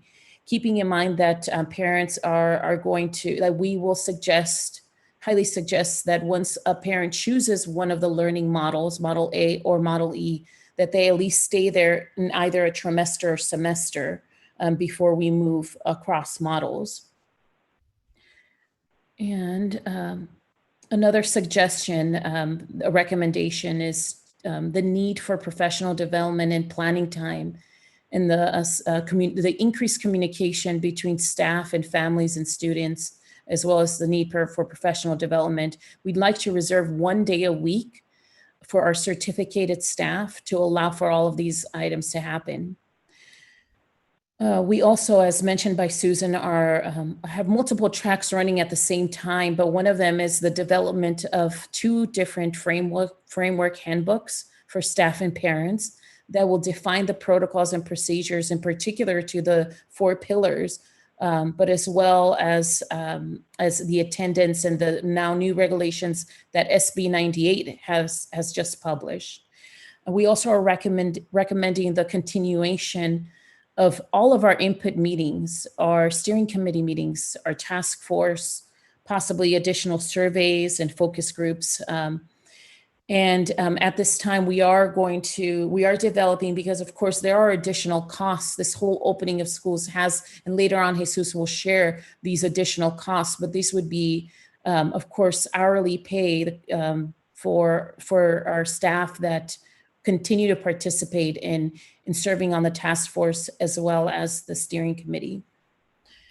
Now, so other considerations that we want the board to approve is to allow for a later start. Right now, we have the student start date of August 13th. But as we have learned about professional development, and our county continues to develop different professional development opportunities, we'd like to allow, and also as Susan mentioned, there's also a need to provide training on these new protocols. We'd like to recommend a 2 to 4 day later start day for students. So this would mean not starting on August 13th, but starting approximately 4 days, 4 school days after. Keeping in mind that we are already, as Dr. McFetridge mentioned, engaging in conversations with our unions. And of course, this will be all based on those conversations and recommendations with the collaborative conversations that we're having with our unions. We also are, for later on, you'll see the second phase, and when that should the health order allow us to begin to safely bring back students, we'd like to start in slowly and at least for our special populations and sections of courses, such as ELD, as well as special education classes that have a cohort of students that are 12 or less, we would like to bring them back to 4 days. So we want to make sure that we clarify that caveat that although we are recommending the learning model A for the majority of students, classrooms with 24 or more, for those classes or sections that have 12 students or less, we'd like them to be in person 4 days a week, still allowing for 1 day of professional development and planning for our staff. And the last consideration here, and again, it'll lead to the next slide, is our ability to be able to modify the plan, of course, with the continued input from our steering committee, our task force, as the changes happen from the county, and potentially even tomorrow, we might have additional changes. So we'd like approval for these recommendations at this time, but also the ability for us to be able to refine and readjust as the conditions change. And of course, a theme across all of tonight is that we definitely have a few things that we're certain of. We are definitely, this process has demonstrated to our teams that we're certain that we have one mission from all stakeholders, that we want to be able to provide the best possible learning opportunity for our students in the safest possible type of environment. Now, another certain theme that has come out is that we are definitely sure that the conditions will change, and we will need to continue to work with our teams to readjust according to health orders and state and local guidance. So we also want us to remind ourselves to be flexible and to expect change with these conditions that are not stable. Okay, we do know that that models that are being recommended tonight, later on, our secondary and elementary, will continue to evolve as we proceed to receive new data from the effects of COVID and recommendations from the state and county. Now, this next portion of the presentation will demonstrate further details on the secondary elementary groups and the models that our task force have brought up to recommendation. I do want to let you know that we were able to share the middle and high school models with our steering committee, but again, we have multiple tracks running, multiple trains running at the same time, and we do the elementary model was shared with our steering committee via email, but we will engage in conversations that again may lead to a potential tweaking and adjustment of the model.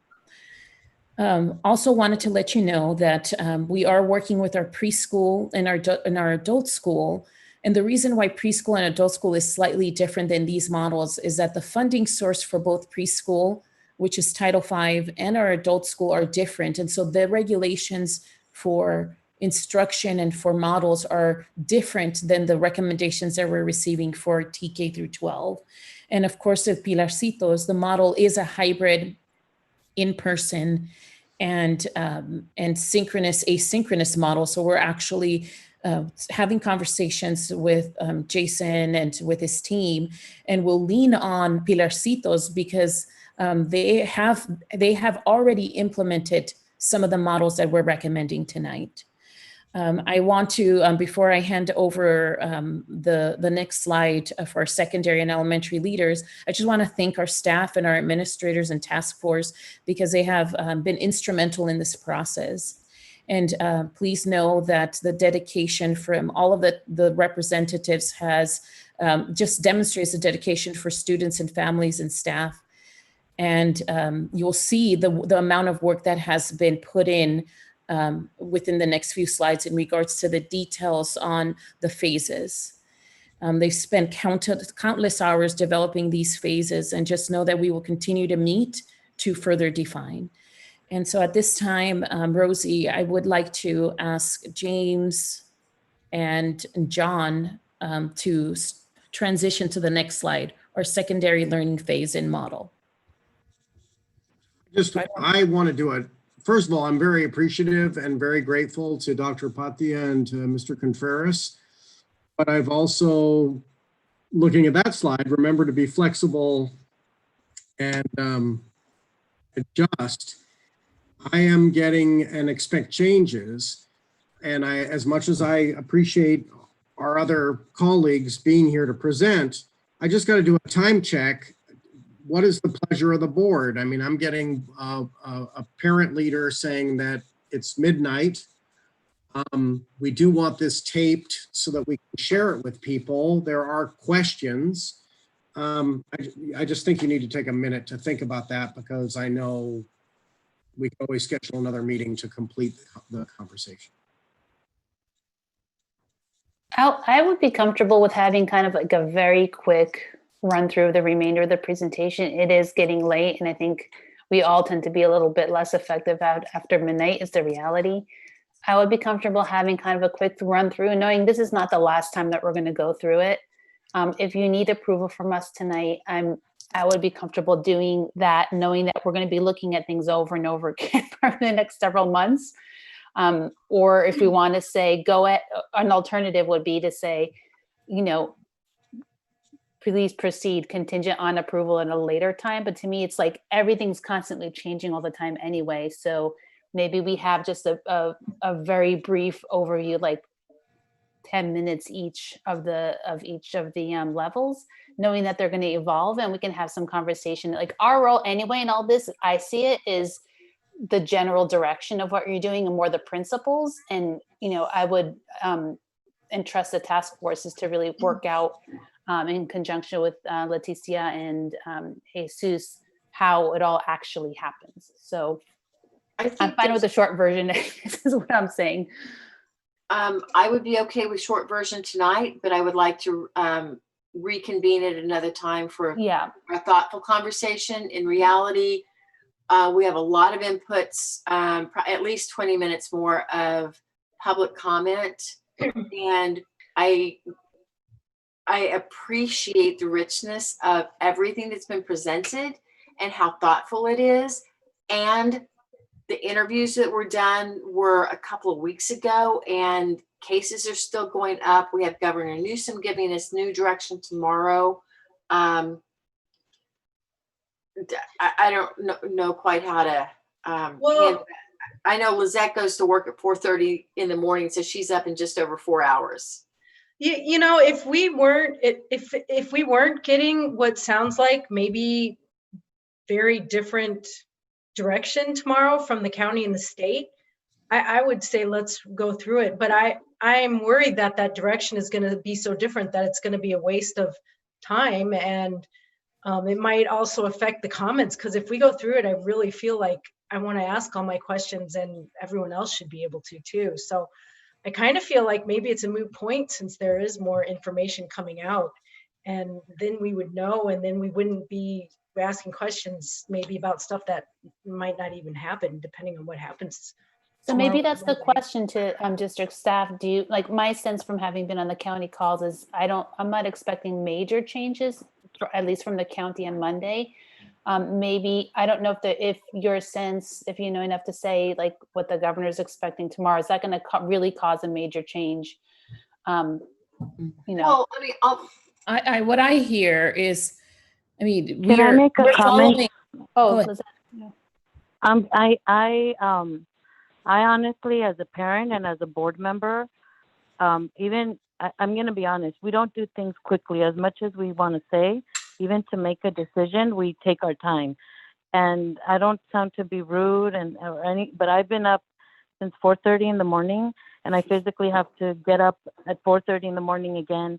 And I work over 10-hour shifts, and I hate to sound like selfish, but I think as a parent and as a board member, I'm not going to be very useful. And I'd rather just continue it on another day, because to be honest with you, I think we're not quick about anything, and this is not something to be quick about. So that's just my feeling. I'm ready to but I appreciate and I respect the fact that there are people ready to present. But in all honesty, and for the sake of the importance of this, I'm ready to just call it quits for right now and just continue on another day. Yeah, we still have 50 slides to go, so if we Well, could if we're, my main need to not hold up the staff from proceeding. So that was my thinking in saying we could kind of give it some kind of indication for staff to go ahead and proceed contingent on our formal approval at a later date, like next week. I would just hate to hold people up because I know people are really keen to get things moving. If we feel like we're not going to have any major objections, you know, that could be a path I would forward. prefer if we were going to indicate any kind of action that we do a limited one tonight, just because I feel like we haven't really had a chance to look at all the detailed steps of the phases or to hear the comments on them. I think what's really clear is that we're starting with remote learning. And I think that if we could make action on, you know, indicate our support of that step, at least that allows the teachers and the administrators to begin with that. And then next week, once we've had more input from the county and the state, and then also going back over these with all of the comments, making a meeting that's only on this topic, that we could have a more useful discussion about the following steps. I do not feel comfortable approving those steps until we've had that. And I agree, it's hard. I'm exhausted. I think everybody is pretty tired. So I don't know, that would be my recommendation. So I just asked, and I think I've gotten sort of direction from everybody that it sounds like in the interest of being responsible to the public, in the interest of making effective decisions. I apologize to my colleagues and to the public for these extensive meetings, but there's been a lot of planning. And I would ask probably that we would reconvene next Thursday at the same time and only have this presentation and only this presentation. And we start from this point. We don't have to recap everything. I think I appreciate what Freya said in terms of acknowledging that all of these plans do start with remote learning and then are phased. And I really look forward to the juicy description of everything that the high school, middle school, and elementary had thought out, because that's where there's a lot of richness. And my heart's like, I've heard rumors about it, and I think you guys have done a fabulous job. But I want to be thoughtful in conversing with you. But in terms of giving a nod to agreeing with starting with that remote learning, it's not an official vote, but I would give you a thumbs up on that. Freya? Thumbs up from Freya. Mary Beth? Well, you would want a motion if you're going to approve up through page 30, I think. Do we need a motion for that? I just want to, but no, I want to get. I would be, if I can, it would probably be better for us just to hear the direction from you. If you want to vote to approve, you'd need a motion. If we could just hear direction from you, you know, which I think. I would like to, so then I would like to make a motion that we give a.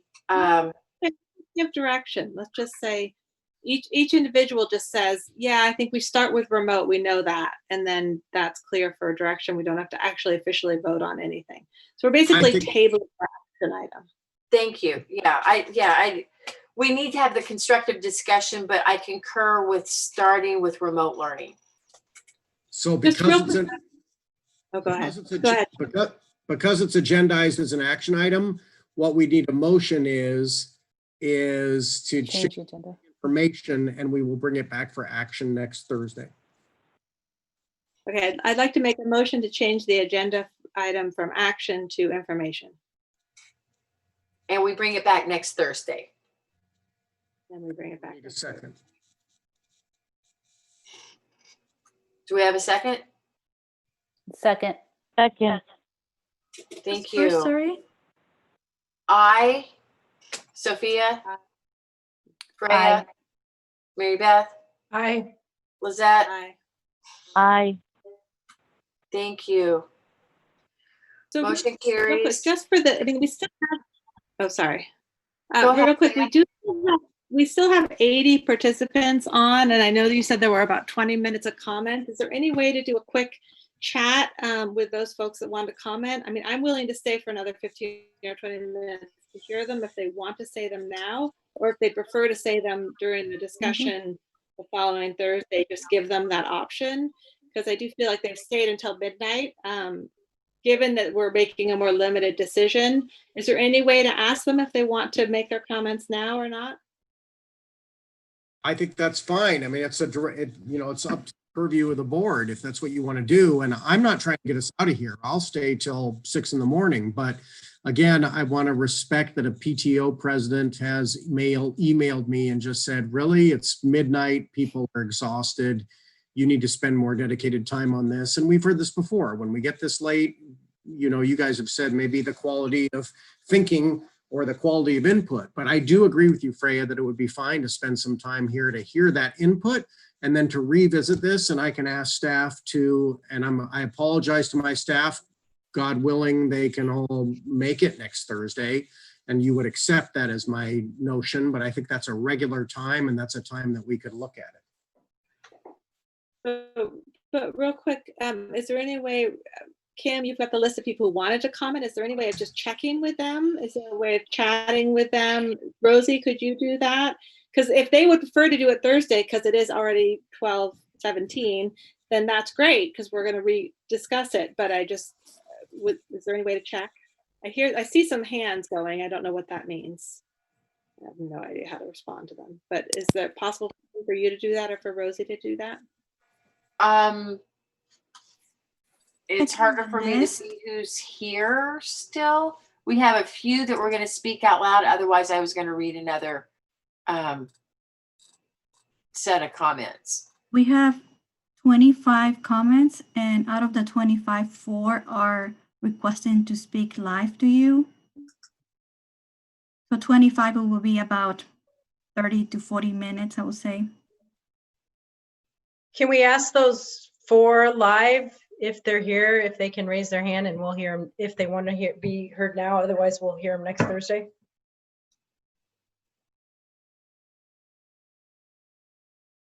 I mean, I see 2 people holding their hands up over here. Yeah. With their hands. Because I think they've waited this long. If they want to speak now, I would like to. I agree. I'm trying to see. The ones that are raising their hand are not on the list. Oh. They will need to submit a request.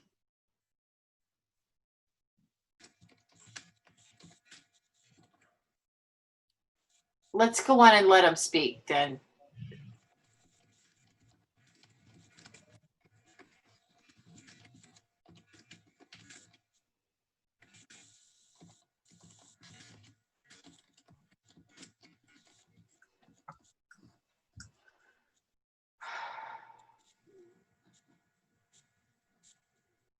The ones that are raising their hand, you want me to move them to? Let's let, if those are the people who are here and available to speak, let's hear from them. So we've got 2 comments, Caleb Hartman and someone with initials NW. Okay, I'm gonna allow Caleb to talk. There he is. Hi, Caleb, go ahead.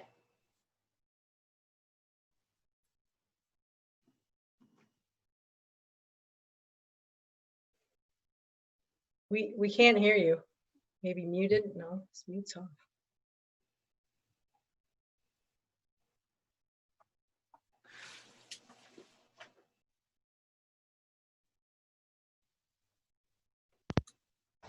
Can you all hear me now? Yes, we Okay, can. perfect. Okay, thank you.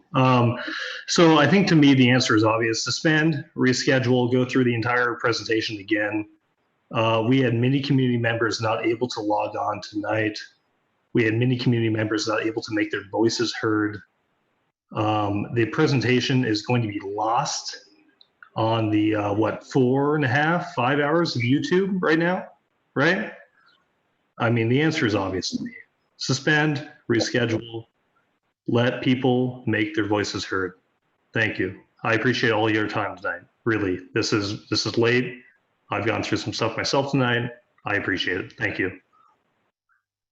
Thank you, Caleb. And the person in W.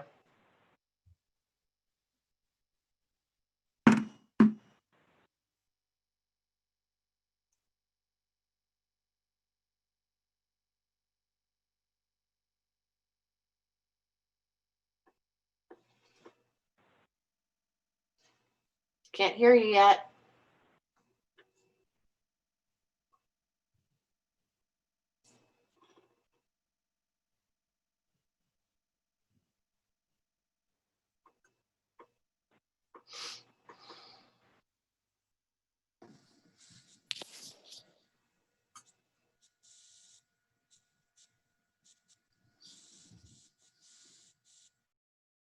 If you're talking, we can't hear you.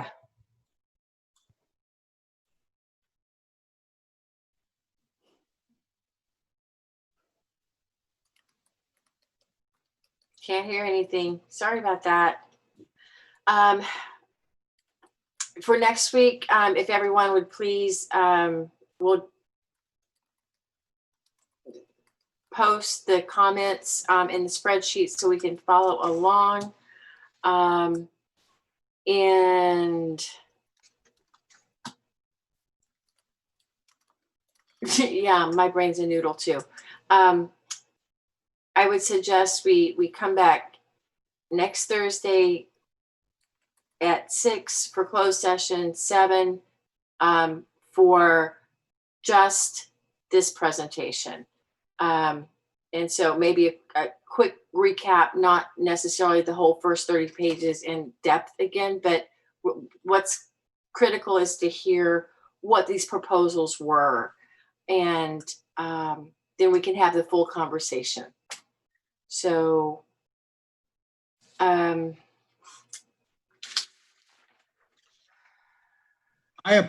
want to say thank you to everyone who gave voice. I know Joseph Santoni was in the wings, and Martha Ladd and Deanna Tower and James Barnes and John Nazar.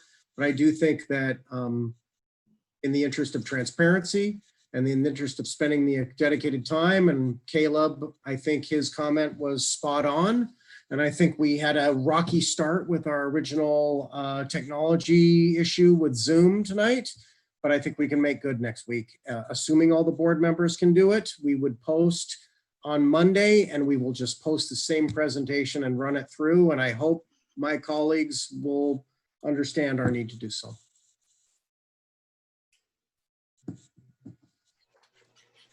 thank you, everyone. Do I have a motion to adjourn? Motion to adjourn. Second. Second. Lizette. Yes. Aye.